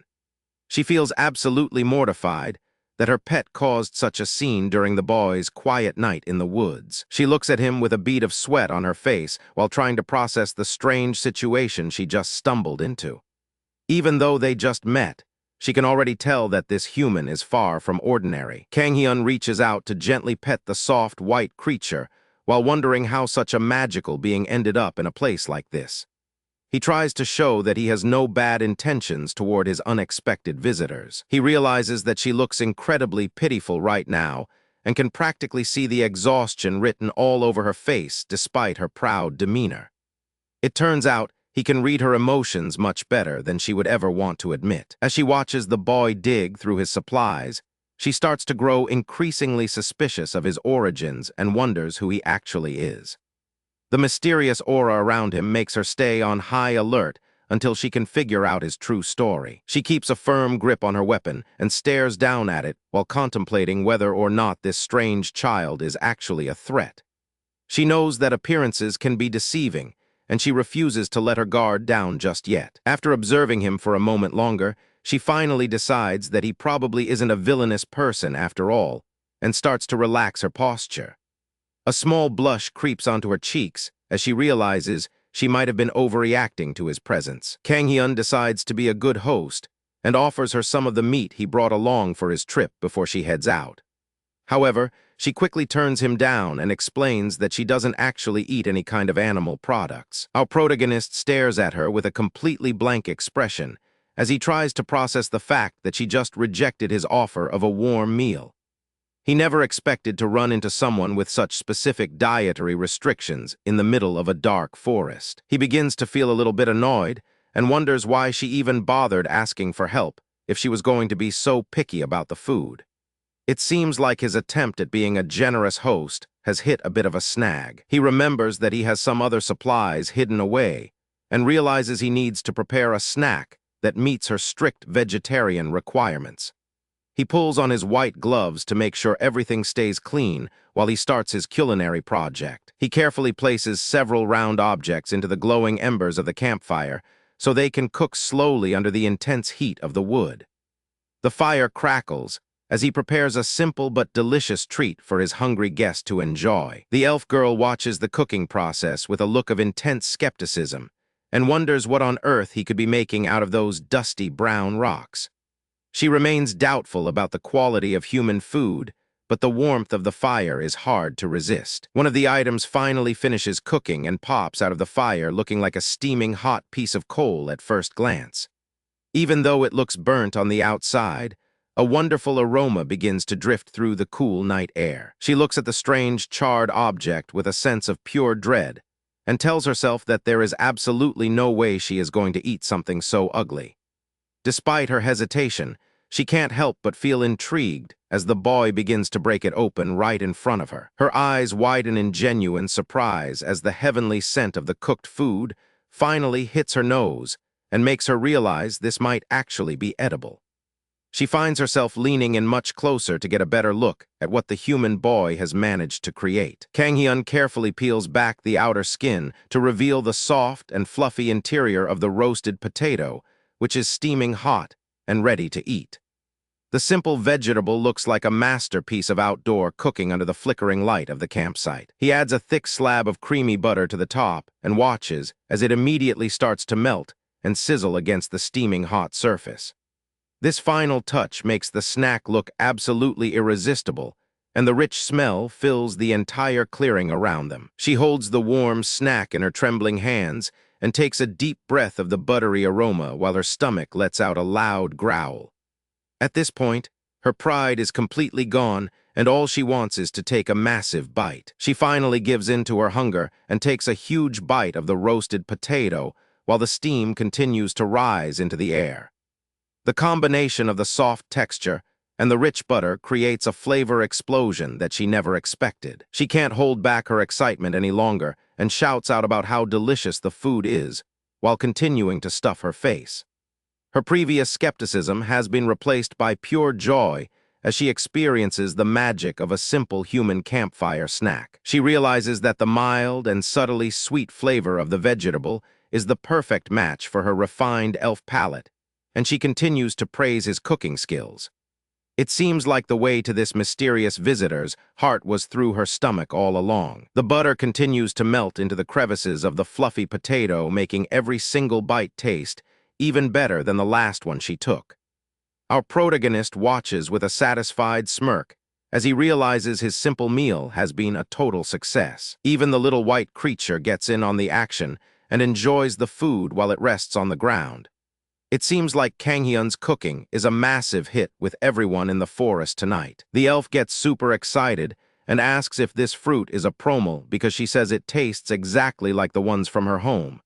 She is so happy that she starts glowing with excitement. Our boy looks up at the sky with a distant expression on his face, and he seems to be lost in his own memories for a moment. The forest is quiet around him as he thinks. He blinks and comes back to reality after being totally zoned out when he realizes the elf girl is looking at him with concern. She has stopped eating to check on him. She asks him if he has something on his mind since he looked so serious and lonely while staring at the trees. Kang Hyun sits by the fire with his legs crossed, looking way older than he actually is in his current form. He tells her that he just spaced out for a second, but she can tell there is something deeper bothering him. The elf girl watches him closely while she continues to hold her snack, and she starts to realize that this kid is not normal. A depth in his eyes that she doesn't understand. Kang Hyun stares into the fire and wonders if he should be more open about his feelings since he is carrying a lot of weight alone. The orange light flickers across his thoughtful face. He talks about how he always ends up being misunderstood and hated no matter what he does, and it is a heavy thing to hear. It seems like he has struggled with people his whole life. The elf girl looks at him with a gaze full of sympathy and kindness, and she finally sees the real person behind the mystery. She understands what it feels like to be an outsider. Kang Hyun looks back at her and wonders what she is thinking because the atmosphere between them has completely changed since they started eating their meal. They are finally starting to trust each other a little bit more as the long night continues in the quiet forest. She tells him about the ceremony and how it always involves trials for young elves, which are often very harsh and difficult to pass. It sounds like a brutal tradition that she had to endure. The memory of her struggling through the cold starts to flash back, and she looks exhausted while trying to survive. She was alone and terrified during her own trial in the wilderness. She remembers the agonizing thirst she felt while wandering alone and how she had to cup dirty water in her hands just to survive the grueling journey. Every drop felt like a blessing while she struggled to keep her tired body moving through the unforgiving wilderness. She remembers cupping some water in her hands just to stay hydrated while her face was covered in scratches and grime. She was pushed to her absolute physical and mental limits during that time. She looks up at the vast night sky, finding a moment of quiet reflection amidst the harshness of her trial. The distant stars are the only companions she has in this lonely wilderness. Her eyes reflect a shimmering galaxy of stars as she reflects on her journey and how much she has grown. That experience changed her forever and made her the person she is today. A peaceful silence settles over the camp as the smoke from their fire drifts slowly up into the night sky. The two unlikely companions share a quiet moment of rest together in the heart of the forest. The mysterious elf admits that she doesn't fully understand the strange situation he is in, but she still reaches out to offer him some comfort. As her majestic blue spirit guardian appears behind her, she gives him a gentle look and prepares to take her leave from the forest clearing. While she flies away into the night sky, she calls out one last thank you for the fruit and promises that they will see each other again. Kang Hyun stares into the dark tree line after she disappears, feeling the heavy silence of the woods settle back over his lonely little campsite. He suddenly notices that he is not actually alone because the tiny white creature has decided to stay behind and keep him company for the night. With a newfound sense of determination, our hero looks toward the horizon and officially decides that he is going to participate in the upcoming show. We start things off at the massive LBS headquarters, the absolute peak of the broadcasting world where legends are made and careers are forged in the fires of high-stakes drama. Inside the office, the producer is absolutely losing his mind and clutching his hair in pure desperation, as he wonders how everything could go so wrong right before the big show starts. The producer is having a total meltdown because his star is missing, and he has no idea how to save the production from becoming a total disaster that ruins his reputation. The producer is so overwhelmed by the crisis that he can't even look his assistant in the eye as the pressure continues to build. The producer stares intensely at the ceiling as he realizes he has no backup plan if his star chef doesn't show up to save the broadcast from a complete cancellation. Suddenly, a loud vibration interrupts the silence of the office as a very important name appears on the phone screen. The producer and his assistant stare at the ringing phone with eyes wide as they realize their missing star might actually be on the line. He quickly answers the call with a trembling voice, praying that Kang-hyun is ready to come back and save the production. The producer's eye is wide with pure desperation as he waits for a response that will determine the fate of his career. His assistant watches from the side, holding his breath while the producer tries to navigate this high-stakes phone call. He is listening intently to whatever Kang-hyun is saying on the other side of the line. The tension in this room is literally suffocating right now. He clutches the phone tightly, hanging onto every single word being said by the chef on the other end. He looks absolutely stunned by the news he's receiving, his face reflecting a mix of intense relief and lingering shock. The conversation is finally coming to an end, and the producer is ready to pull out all the stops for the big return. He is still on the line, and he cannot believe his luck right now. The comeback is real, and it is happening starting today. Head over to Seoul Station, where all the big moves start. The sun is shining, and the vibes are shifting for the better. Our boy Kang-hyun steps off the train looking like a total legend. He is just checking his phone and minding his business like a boss. The producer pulls up in a black van and starts waving like a crazy person. He is so relieved he might actually cry in front of everyone. He jumps out and grabs Kang-hyun's hands with so much passion. He is acting like he just found a long-lost brother after years of searching. Look at that face of pure joy. This man is overjoyed because his show is officially saved from the brink of absolute disaster. They head out in the van, and the producer is already plotting the next move. He is saluting while Kang-hyun just looks confused in the back seat. The producer is a total marketing genius who knows exactly how to use Kang-hyun's looks to secure the attention of every female viewer and send the ratings through the roof. They arrive at the massive studio, and the scale of this production is insane. Everything is high-tech and ready for the main event to begin. The production staff has spent a literal fortune to make sure every single angle of the upcoming cooking battle is covered by their high-tech camera equipment and professional crew. A classic bully situation is happening right there on the floor. This cocky dude in the purple jacket is pressuring a poor nervous kid for no reason. Everyone is rushing to get the last-minute details ready for the broadcast.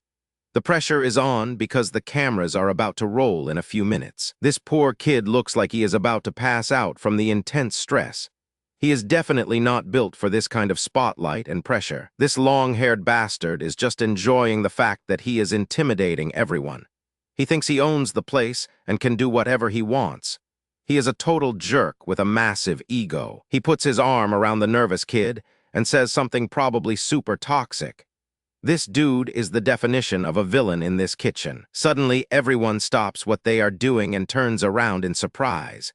Someone important just walked through those doors and changed the mood. Even the cocky dude flinches when he sees who it is. His confidence just took a major hit, and he knows it. Our boy Kang-hyun walks in, and the atmosphere completely changes for the better. Everyone is staring at him like he is a superstar coming back to his throne. He is wearing the cleanest white chef uniform you have ever seen. This is the look of a man who knows his worth and his skills. Even after the massive scandal, our boy carries himself with the grace of a true professional, while scratching his head and greeting the staff members with a humble attitude. The bully and his victim are just standing there watching the spectacle unfold. The power dynamic is shifting, and everyone in the room can feel it. The cocky chef looks like he is about to explode from pure jealousy, because he is no longer the center of attention now that a real legend has entered the kitchen. Kang-hyun gives a friendly smile to the people around him. He is a natural when it comes to dealing with the crowd and the pressure. The long-haired dude walks past him with the most arrogant expression possible. He is trying so hard to be intimidating, but it is just sad. He starts shouting and throwing a tantrum like a little toddler.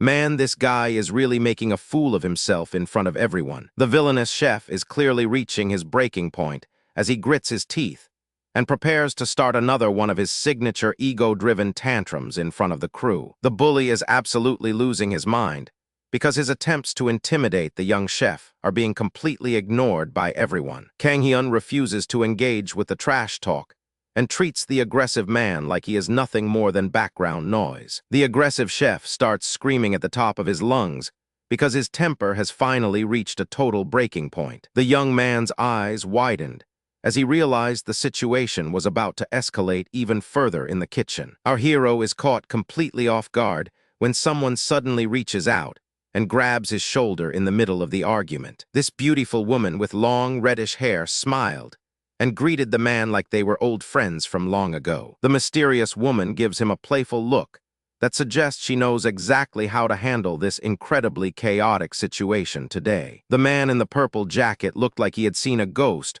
while the other bystanders just stared at them. She leans in to deliver a biting remark that is clearly designed to push his buttons and cause a massive scene. His friend immediately covered his mouth to keep him from saying something stupid and ruining the whole vibe of the event. They tried to drag him away while he struggled and felt like his heart was about to explode from the stress. The red-haired woman watches the entire dramatic display with a look of pure amusement, while the others are being dragged away. She laughs off the man's childish outbursts and treats his entire existence like a minor inconvenience during the high-stakes event. Kang Hyun looked down and stayed quiet as he processed the strange interaction he just witnessed in person for the first time. He reflects on his past self and realizes he was way too focused on cooking to notice the weird people around him. Our boy realized that he had grown up, while she stayed exactly the same after all these years of being apart. She waved at him while walking away and looked like she was having the absolute time of her life right now. Kang Hyun watched her leave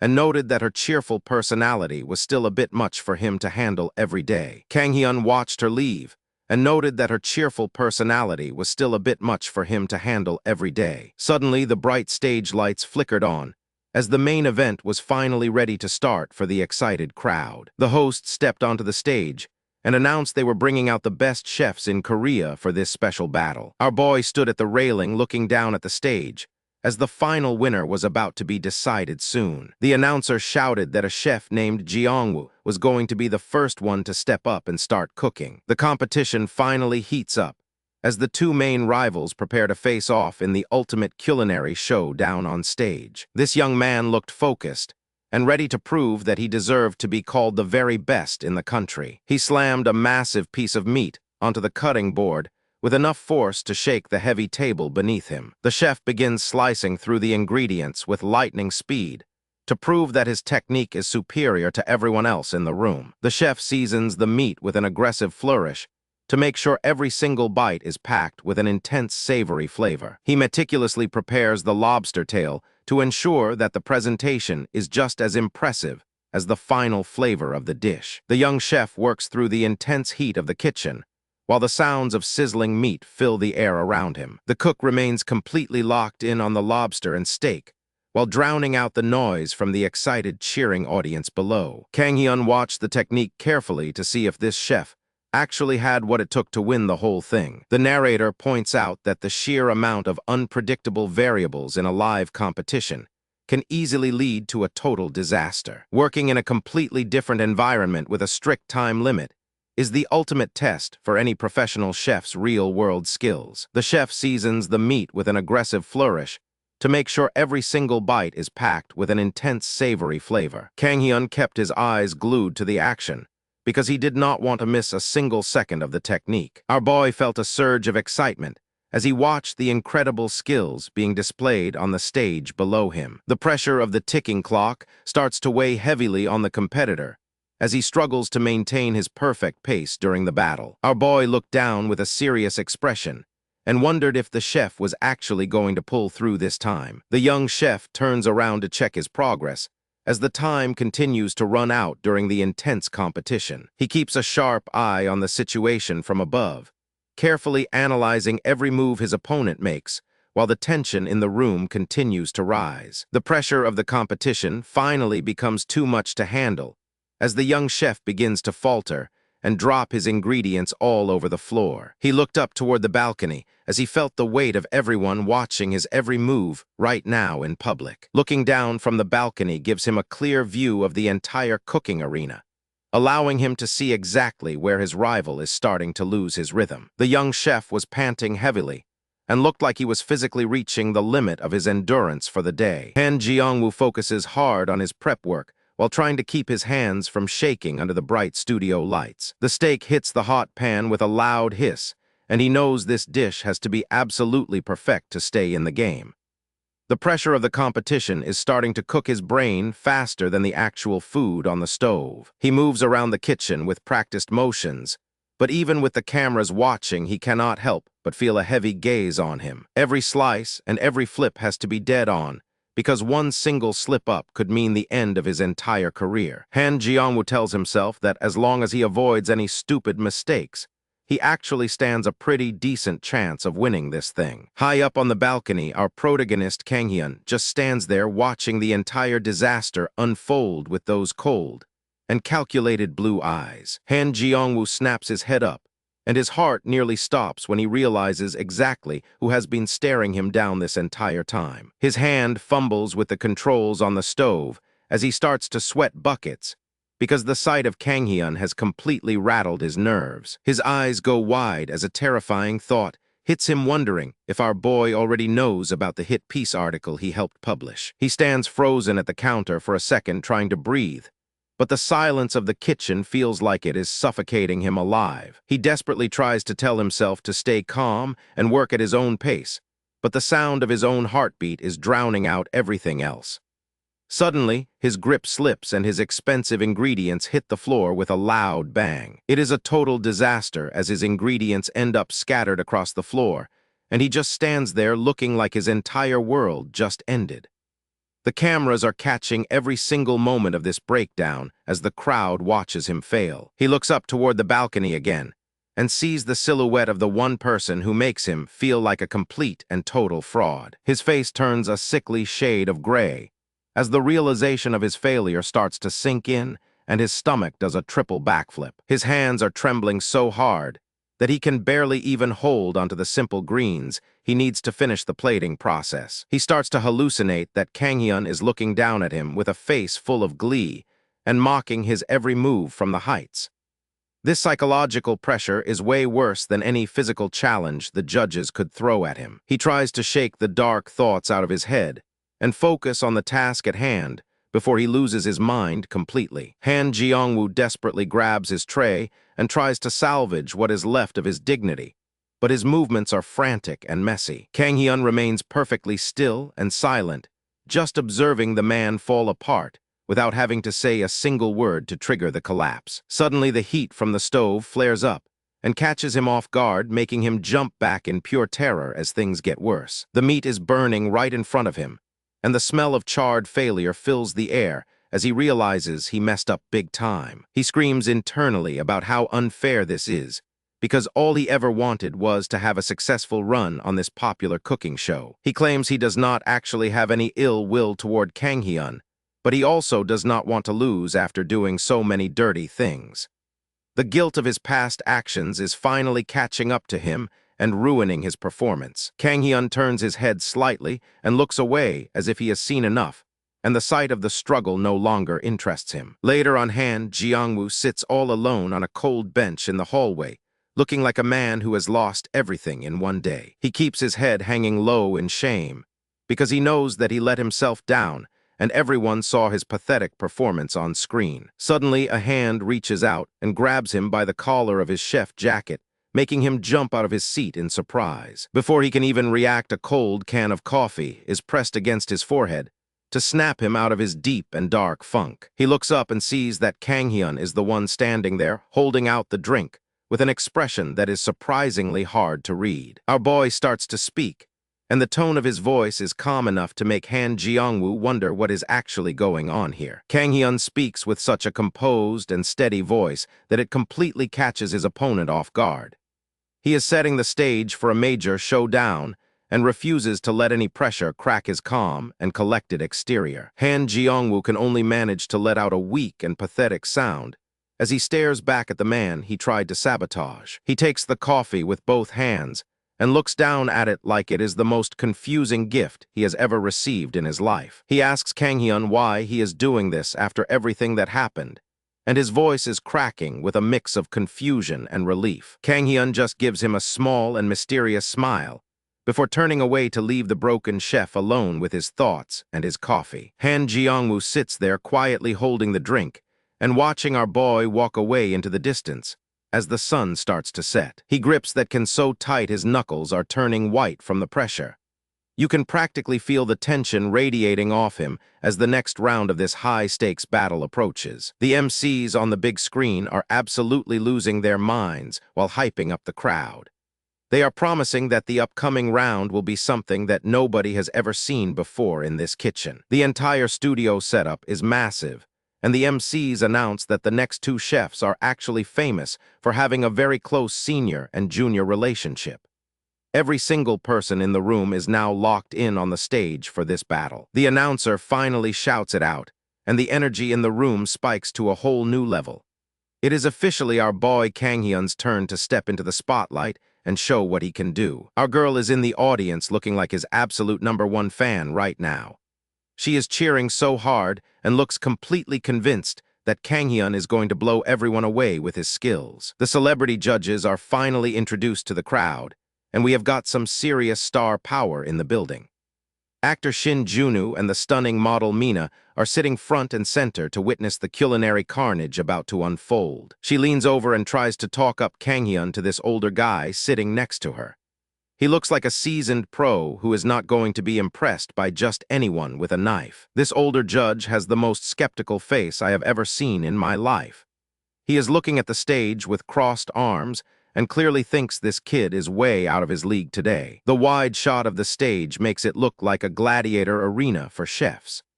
The hosts are standing right in the middle as they give the final instructions before the timer starts ticking down. The kitchen stations are perfectly organized and looking sharp under the bright studio lights as the competition begins. This is where dreams are either made or completely crushed, and you can feel the heavy weight of the moment pressing down. This arrogant dude, Kim Jong-seok, is standing there with his hand on his hip like he already owns the place. He really thinks he is the king of this kitchen and looks down on everyone else. Our boy Kang Hyun is just staying calm and collected while he prepares his station for the battle. He is not letting any of the outside noise or the cameras distract him from his ultimate goal. The staff members in the back are giggling because they think the makeover they gave him was a genius move. They are incredibly proud of how sharp he looks now that he is on camera. He reaches down and grabs his gear with steady hands that do not show even a hint of nerves.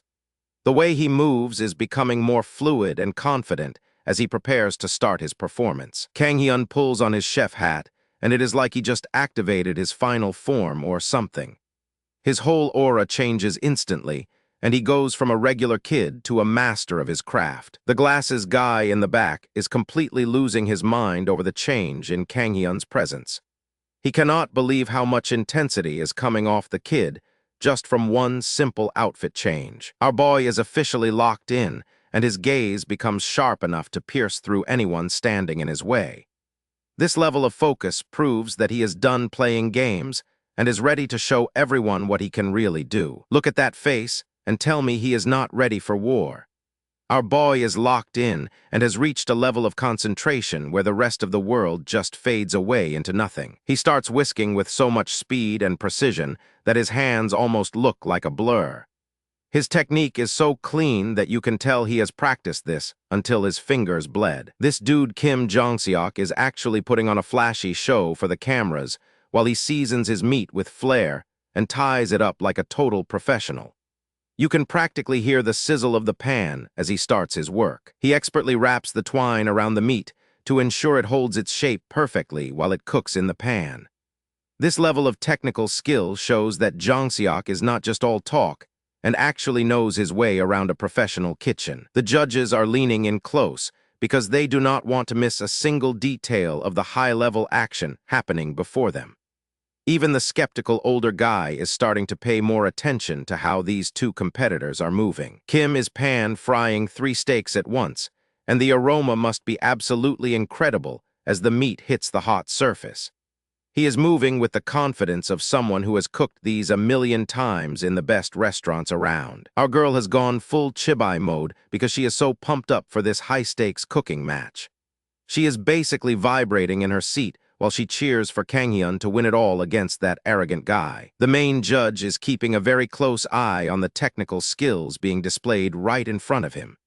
He is looking for any tiny flaw in their form, but so far they are both doing a perfect job. Suddenly, our girl looks totally shocked by something happening on the kitchen floor that she did not expect at all.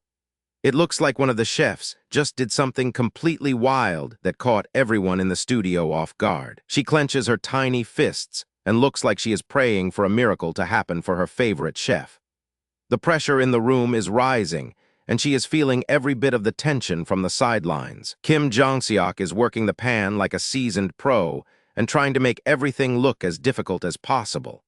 He wants to prove he is the most skilled person in the entire building and deserves his spot. This guy is such a massive hater, and he is currently staring down our boy with a look of pure disgust. He truly believes that Kang-hyun is a total joke and has no right to even stand in the same kitchen as him. The meat he tied up earlier is looking like a gourmet masterpiece as it finishes cooking to a perfect medium rare. It is perfectly shaped and clearly high quality, but he is about to find out that looks are not everything. Wait a minute, because Kim Jang-seok's face just went from smug to completely horrified in an instant. He looks like he just saw a ghost or realized he made a catastrophic mistake right in front of the cameras. A massive plume of gray dust explodes upward and fills the entire cooking space with a thick cloud. It looks like a mountain of ice just grew out of the kitchen, and the scale of the event is insane. Even our boy Kang-hyun looks a little surprised by the intense reaction he just triggered with his latest move. The entire studio has gone silent as they try to process exactly what just happened on the stage. He picks up a heavy meat mallet and holds it with a firm grip. That means he is finally getting serious. This is not about being delicate anymore, because he is about to apply some serious force to the ingredients. The meat on the tray is flattened out perfectly and ready for the next phase of the secret recipe. Everyone is losing their minds because they finally realize he is actually going for a classic donkatsu dish. Our boy flashes a confident smile as he feels the momentum shifting back in his favor. He knows he has the judge's attention now, and he is ready to deliver a final product that will leave them speechless. The judges were absolutely losing their minds as the pressure reached a boiling point. This blonde lady looked like she just saw a ghost, or something even worse. Things were looking rough because she and the older judge were clearly not impressed with the vibes in the kitchen. They were basically cringing at the state of the competition. The older guy was deep in thought, while the woman behind him looked like she was about to burst into tears. It was honestly such a mess for our boy. Meanwhile, Kang-hyun was busy flipping meat like a pro, despite everyone doubting his skills in the kitchen. He was totally in the zone and focused on the grill. But then this rival chef decided to creep up and watch every single move Kang-hyun was making. He was definitely trying to size up the competition and find a weakness. This dude was actually pretty serious about his craft and started working on his own high-end dish with a ton of focus. He was not about to let a rookie take his spotlight. He was actually getting offended and wondering if Kang-hyun was looking down on his professional experience.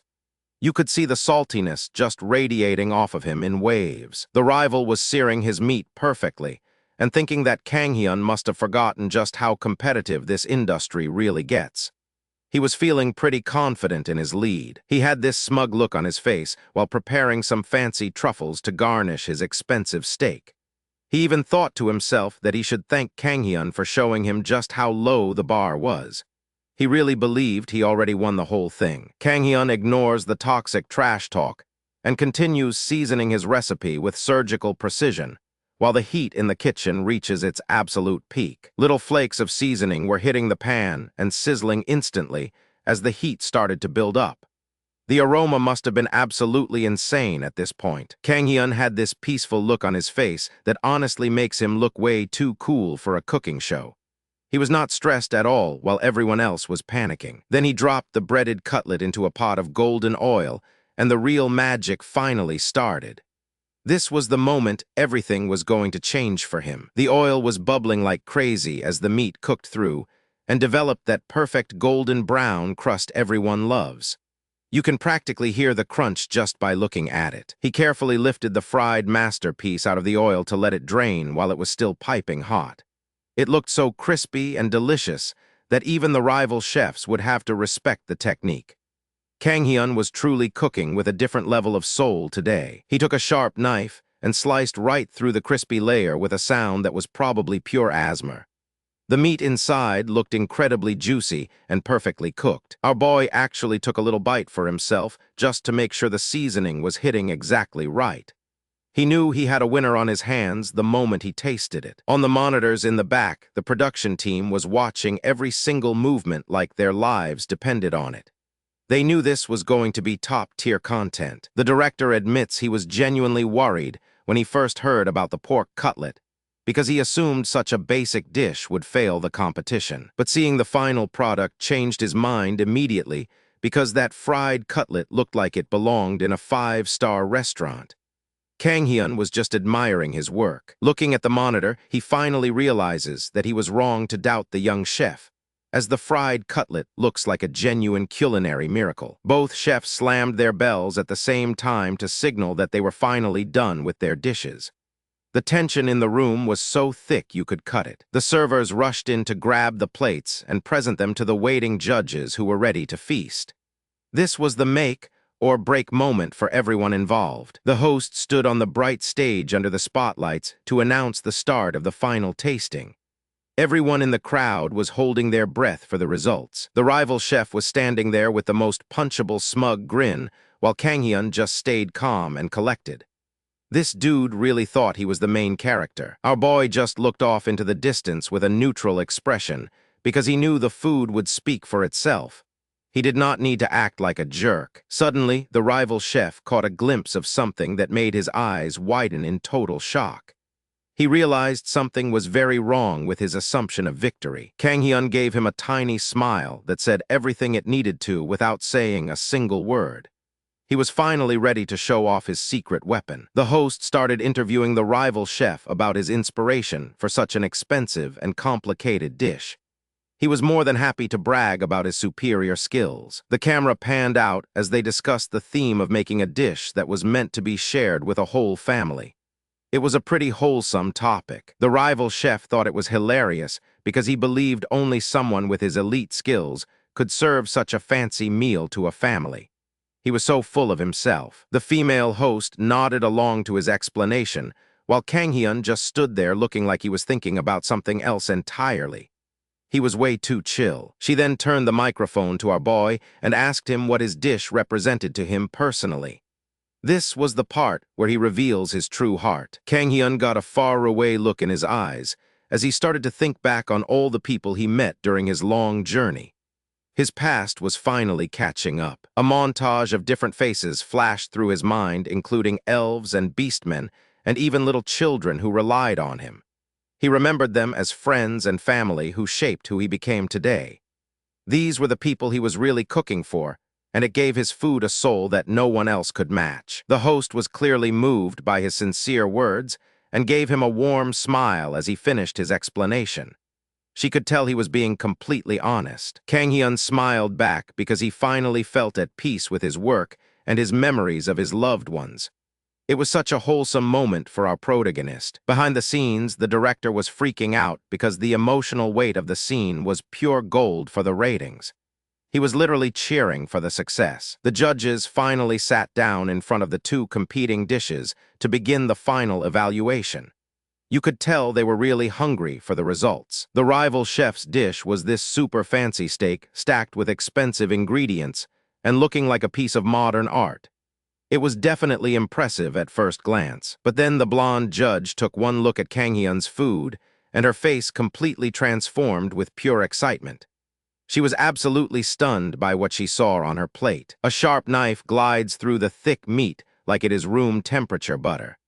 This steak looked like something served only to the 1% in the most exclusive and expensive restaurants. The blonde judge is completely blown away by the incredible presentation of the steak, which looks like a literal work of art. This level of visual perfection proves that she is dealing with a world-class chef who knows exactly how to handle premium ingredients. The blonde judge took her first bite, while our boy Kang Hyun watched the reaction carefully. She was busy chewing, but her expression already hinted that something big was about to happen. We also had the famous food columnist Shin Jun-ho and the vice president of the Chefs Association Dang Sukjin on the panel. These legends were not easy to impress by any means. Meanwhile, this arrogant chef with the long hair was standing there with a smug grin. He was acting like he already owned the entire competition before the judging even finished. He honestly believed that everything was going exactly according to his perfect little plan. In his head, his skills were so far above everyone else that the final result was a given. This dude looked down on Kang Hyun with such pure contempt, it was almost laughable. He thought our boy's humble ingredients could never stand a chance against his high-end and complex cooking. But then he noticed the massive screen behind him displaying the true scale of the competition. For a split second, he felt like a tiny insect compared to the greatness unfolding around him. His face completely twisted with rage as he started gritting his teeth in pure frustration. He could not stand the thought of anyone even coming close to his supposed level of expertise. He started screaming about how anyone could dare to insult his culinary masterpiece like that. Kang Hyun just stood there looking totally unfazed by the guy's childish and loud temper tantrum. The hosts tried to keep things moving with big professional smiles on their faces for the cameras. They were experts, but you could tell the tension in the room was getting thick. The judge in the green shirt crossed his arms and looked on with a very skeptical expression. He was a tough critic who had seen every trick in the book many times before. Dang Sukjin leaned over to whisper something important to her fellow judge about the dish. They were analyzing every single detail to make sure their final verdict was completely fair. A cart filled with fresh plates was rolled out toward the judging table with a rhythmic sound. The moment of truth was finally here, and everyone held their breath in deep anticipation. Kang Hyun's dish finally arrived, and it looked like a golden brown masterpiece resting in a rich sauce. The simple but elegant presentation was a sharp contrast to the previous pretentious chef. The judges leaned in close to get a better look at what our boy had managed to create. Even from a distance, they could tell this was something special and different from the rest. Shin Jun-ho picked up his knife and fork to take the first official slice of the meal. He was usually very harsh, but he looked oddly focused on the task at hand today. He lifted a perfect morsel of the crispy meat up to his mouth for a taste. The aroma must have been incredible because everyone in the room was staring at him intensely. The flavors hit their palates like a lightning bolt as the three judges completely freeze in utter astonishment. They have tasted thousands of dishes throughout their careers, but this specific flavor profile is unlike anything they have ever encountered before. The blonde judge could not even hold back her excitement and screamed out about how good it was. She's basically having a religious experience just from eating a single bite of food. The incredible texture of the meat leaves everyone completely stunned because it is far more tender and juicy than they expected. This simple-looking dish manages to provide a complex explosion of savory juices that immediately transports the tasters to another world. Dang Sukjin was left speechless by the incredible quality of the dish sitting right in front of her. She's tasted the best food in the world, but this was on another level. The camera zoomed in on that golden crust that looked perfectly crunchy and well-seasoned. It was the kind of texture that every chef dreams of achieving but rarely ever does. When you saw the inside of the meat, you could see the steam rising and the juices flowing. It was cooked to absolute perfection and looked incredibly appetizing under the bright studio lights. Preparing a dish with such incredible depth and technical precision within the strict time limit is something that seems almost impossible to pull off.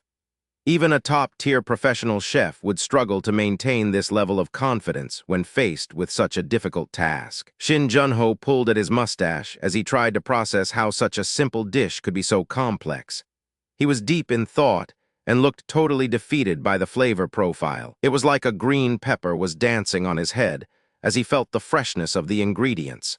He realized that Kang Hyun had used the quality of the produce to his advantage perfectly. A sharp knife effortlessly glides through the crispy exterior to reveal the perfectly cooked layers hidden deep inside. The rich red sauce provides the perfect base for the dish and elevates the savory flavor of the meat to a whole new level of culinary excellence. The judge looked directly at the camera with a smirk as he prepared to deliver his final thoughts. He knew that the audience was just as shocked as he was by this turn of events. The blonde judge looked up at the ceiling like she was thanking the heavens for this meal. She's totally obsessed and likely would have eaten the entire plate if she could have. Kang Hyun and his rival stood side by side while they waited for the hosts to announce the winner. The difference in their energy was huge, with our boy looking calm and collected. The female host was shouting into her microphone with tons of energy to build up the hype. She knew that this was going to be one of the highest-rated episodes ever aired. Both chefs looked down at the floor as the tension reached a breaking point in the studio. One of them was about to have their entire career changed forever by this result. Kang Hyun looked up with those piercing blue eyes as he felt the weight of the moment. He had worked so hard for this, and he was ready to claim his victory. The long-haired chef glanced over at him with a look of pure confusion and growing fear. He finally realized that his expensive ingredients were not enough to beat raw talent and skill. This bastard finally lost his cool completely, and his face turned a nasty shade of purple. He was fuming with rage because he could see his reputation slipping away in real time. The arrogant chef completely loses his mind and begins screaming at the top of his lungs about how the results are totally impossible. He refuses to accept that he has been defeated and makes a massive scene in front of the entire live studio audience. He pointed his finger and laughed like a crazy person while trying to claim our boy had cheated.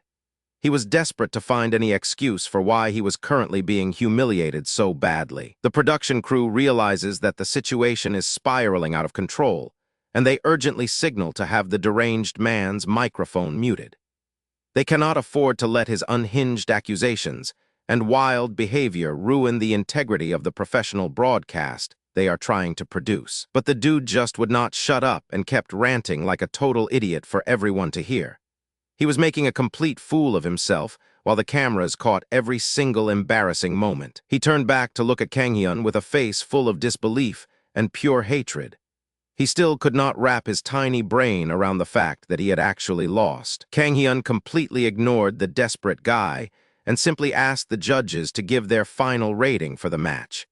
He was done playing around and wanted the scores to prove once and for all who the real master was. Kang Hyun stands his ground against the verbal onslaught, while the rest of the staff watches the intense confrontation with a mixture of fear and utter confusion. The kitchen staff watches the spectacle with a mixture of fear and disbelief, as the lead chef continues his unhinged tantrum in front of everyone. The aggressive chef prepares to unleash another wave of insults as he leans in to intimidate anyone who dares to stand in his way during the shoot. Kang Hyun looked back with those calm blue eyes and told the man that he always tried to pull people down. Our protagonist did not even flinch, despite the aggressive energy coming from the man standing across from him. The antagonist stood there fuming while Kang Hyun mentioned how he used to be bothered by those toxic words in the past. It was a total power move to show that his insults simply did not work anymore. Our boy flashed a confident smile that probably annoyed the hell out of his rival while he spoke his truth. He reached a point where he just did not care about the petty games this man played. The antagonist stands there speechless as his plan to bully the protagonist completely backfires right in front of the entire production crew and his peers. He loses every ounce of his remaining sanity and bellows out in total frustration because he cannot handle the fact that he is losing control. Desperate to regain some sense of superiority, he aggressively grabs Kang Hyun by the collar and demands to know why he thinks he is so much better. The villain leans in close and spits out a final threat, vowing to expose the protagonist as a total fraud who cannot maintain this act forever. He lets out an animalistic roar that echoes through the entire kitchen as he finally reaches a breaking point and discards all of his professional dignity. Before the physical altercation can escalate any further, a pair of hands reach out and intercept the angry chef to protect our boy from any harm. The man with the glasses maintains a firm grip on the aggressor and refuses to let go until the chaotic situation is fully under control again. The antagonist looked up in shock because he did not expect anyone to actually step in and stop his rampage. His eyes went wide as he realized he was being restrained by someone he usually ignored. The hero of the moment reveals that he has actual proof regarding the fake news article that was used to smear the protagonist's reputation earlier that day. Overwhelmed by the sudden turn of events, the chef screams for everyone to stop talking before the truth becomes even more damaging to his failing career. A voice from behind called out as another chef appeared in the background with a somber look on his face. The antagonist turned around to see who else was about to turn against his wicked schemes. The new chef stepped into the light and confessed that he was the one who told them everything about the plot. He looked tired of the lies and decided to finally do the right thing for once. Kang Hyun looks back with a sense of quiet satisfaction, as his innocence is finally proven in front of the people who doubted him throughout this ordeal. A former accomplice stands in the middle of the kitchen and prepares to testify against the corruption that has been poisoning their workplace for a long time. Kang Hyun walked away and delivered a final cold line about how a life built on dragging others down never lasts long. He did not even look back as he left the defeated villains standing in the dirt. Left alone on the stage, the disgraced chef realizes that his career is in ruins because he chose to focus on sabotage instead of actual talent. After the storm has finally passed, our boys head outside to decompress and discuss how they managed to survive such a chaotic and stressful day together. Kang Hyun looked up at the bright sky with a peaceful expression while he felt the weight of the world lift off his shoulders. He was finally free to pursue his dreams without being sabotaged by idiots. His friend checked his phone and mentioned that his train was arriving soon, so he had to hurry up. They were back to reality now, and focusing on the simple things after surviving that crazy ordeal. Kang Hyun looked slightly surprised as he pulled out his own phone to check the time and see if he missed anything. He was still processing how quickly things changed from a fight to a normal commute. The guy with the glasses scratched the back of his neck and smiled while he prepared to head home for the day. He did a great job standing up for his friend when things got dangerous. Our boy adjusted his bag and stood there in his casual white shirt and blue jeans looking like a totally different person. He was not a stressed chef anymore, but just a guy heading home after work. The glasses guy looked back one last time with a thoughtful expression as he reflected on the victory they just achieved. He knew that Kang Hyun was going to do great things in the future. He waved goodbye with a friendly smile and started walking toward the station while the sun began to set on their long day. But get this, because the story was about to take a weird turn. Our story takes a sharp turn into a mysterious forest, where a massive rabbit is busy working out in a small clearing far away from society. Birds fly through the bright blue sky above the trees, while enjoying the peaceful atmosphere of this new world that seems to follow very different rules. The local wildlife seems completely unfazed by the shredded rabbit, and even decides to use his muscular back as a resting spot while he trains. A tiny black cat sleeps soundly on the grass, while the muscle-bound rabbit stands guard over his companion in the bright sunlight of the magical forest. This magical forest is full of exotic animals living together in harmony, while the rabbit finishes up his intense training session for the day. Kang Hyun has that smug look on his face, like he already knows exactly how this training session is going to go down. He takes a satisfying bite of the grilled meat and realizes that despite the high quality of the ingredients, their cooking methods are primitive at best. Our boy realizes these beast people have zero clue about the art of cooking because they just blast everything with massive flames. They have been relying on high-quality ingredients to carry them for way too long, and he thinks they are nowhere near ready for spices yet. Suddenly, he makes a move that signals the start of a whole new training regime for these poor souls in the forest. He slams a hat onto the head of his little wolf assistant because if they are going to do this, then they are going to look the part. Kang Hyun and his pup companion gear up with sunglasses like they are about to run a military boot camp for chefs. He lays down the law and tells them straight up that nobody is going home until they master the basics of cooking today. Standing behind the table like a head chef, he lets out a command while the pup backs him up with some serious energy. The dog boy is just sitting there holding a raw slab of meat, looking like his entire world view has just been shattered by the master. He starts to move toward the fire, but you can see the hesitation in every single fiber of his being right now as he cooks. The dog boy is sweating buckets because he totally miscalculated how long this entire cooking ordeal would actually take. Kang Hyun looms over him with a terrifying intensity that makes the poor kid realize he is in for a very long day. The little wolf pup starts barking orders at the older lioness lady, and she is looking absolutely terrified of a creature that small. Our boy is even checking their ingredient choices, and he looks completely unimpressed with the frog they managed to scrounge up for the pot today. He realizes that he cannot look away for even a single minute, or these guys will find a way to mess everything up.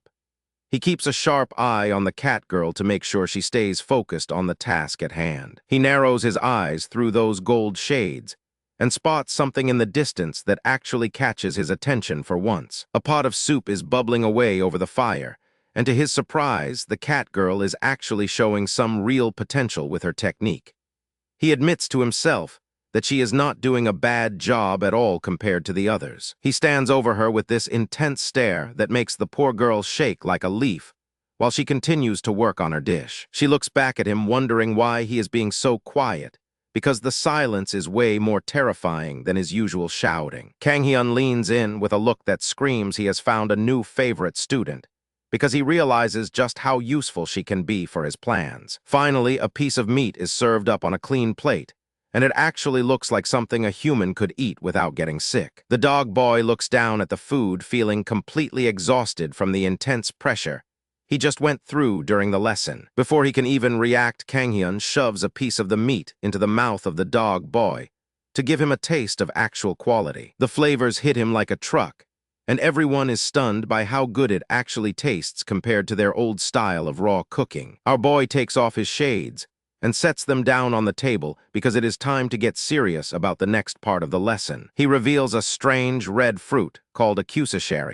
and he looks like he just discovered a hidden chest of pure gold in the woods. The beast people gather around looking at the strange ingredient like they have never seen anything like it before in their entire lives. He explains that he finally figured out the name of this thing, and he is clearly planning something big for their next group meal. A beautiful bowl of goulash is shown as the ultimate goal for what they are about to try and cook together as a team. He holds up the ingredient and offers to show them the path to making a soup that is simple but will blow their minds.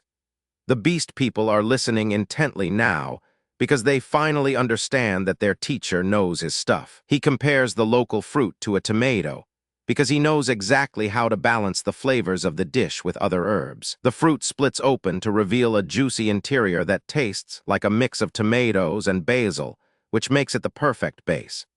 He explains how easy it is to add a variety of different ingredients once you have a solid foundation for the stew. The dog boy seems to have found his confidence again and tells the others that he is actually pretty good at making herbal soups every now and then. Kang Hyun has this glint in his eye that tells you he is about to turn up the heat on their training even more than before. He reaches out his hand to signal the start of the final challenge, while the massive beast warrior watches from the background like a silent judge.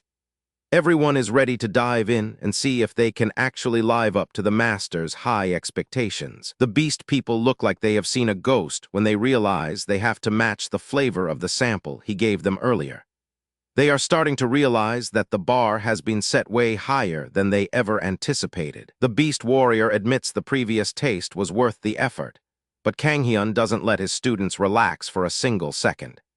He immediately demands that their own version of the stew must taste even better than the sample he provided. The whole group is sweating bullets now as they realize their lives might actually depend on how well they can cook a simple bowl of soup today. Our boy starts off his wild culinary experiment by grabbing a massive bulb of garlic to use as the flavorful base for his upcoming masterpiece. The oil started to sizzle in the heavy pan, while a silver spoon stirred the base ingredients to absolute perfection. Our hero adds the thick chunks of juicy meat, along with some sweet exotic fruits, to create a unique flavor profile that no one in this world has ever tasted. This strange green fruit with sharp spikes looked like it belonged in a monster dungeon rather than a normal kitchen pot. Slicing open, the red fruit revealed a golden center that promised a kick of sweetness to the savory dish they were making. The cutest was the real MVP here, and it needed to be cored very carefully before joining the rest of the mix. Kang Hyun finishes the prep by dusting the whole pot with a mixture of secret spices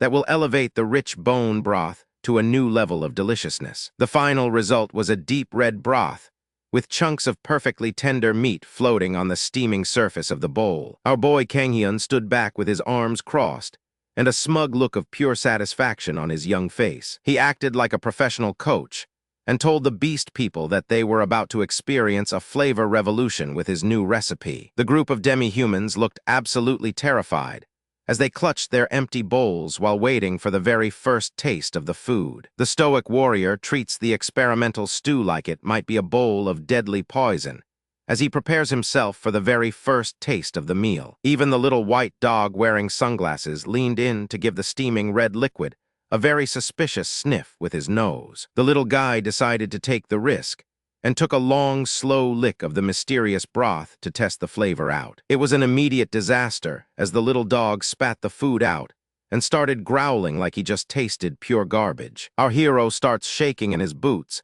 as the angry beast woman gets right in his personal space and demands to know if he actually takes cooking seriously. The poor woman was so crushed by the criticism that she started walking away in tears, while her friend watched in total shock. Kang Hyun took a spoonful himself and realized that while the initial attempt was a bit rough, they could definitely work with this specific flavor profile. Suddenly, our protagonist collapsed face first into the grass, while the wolf man calmly told him to wash his hands.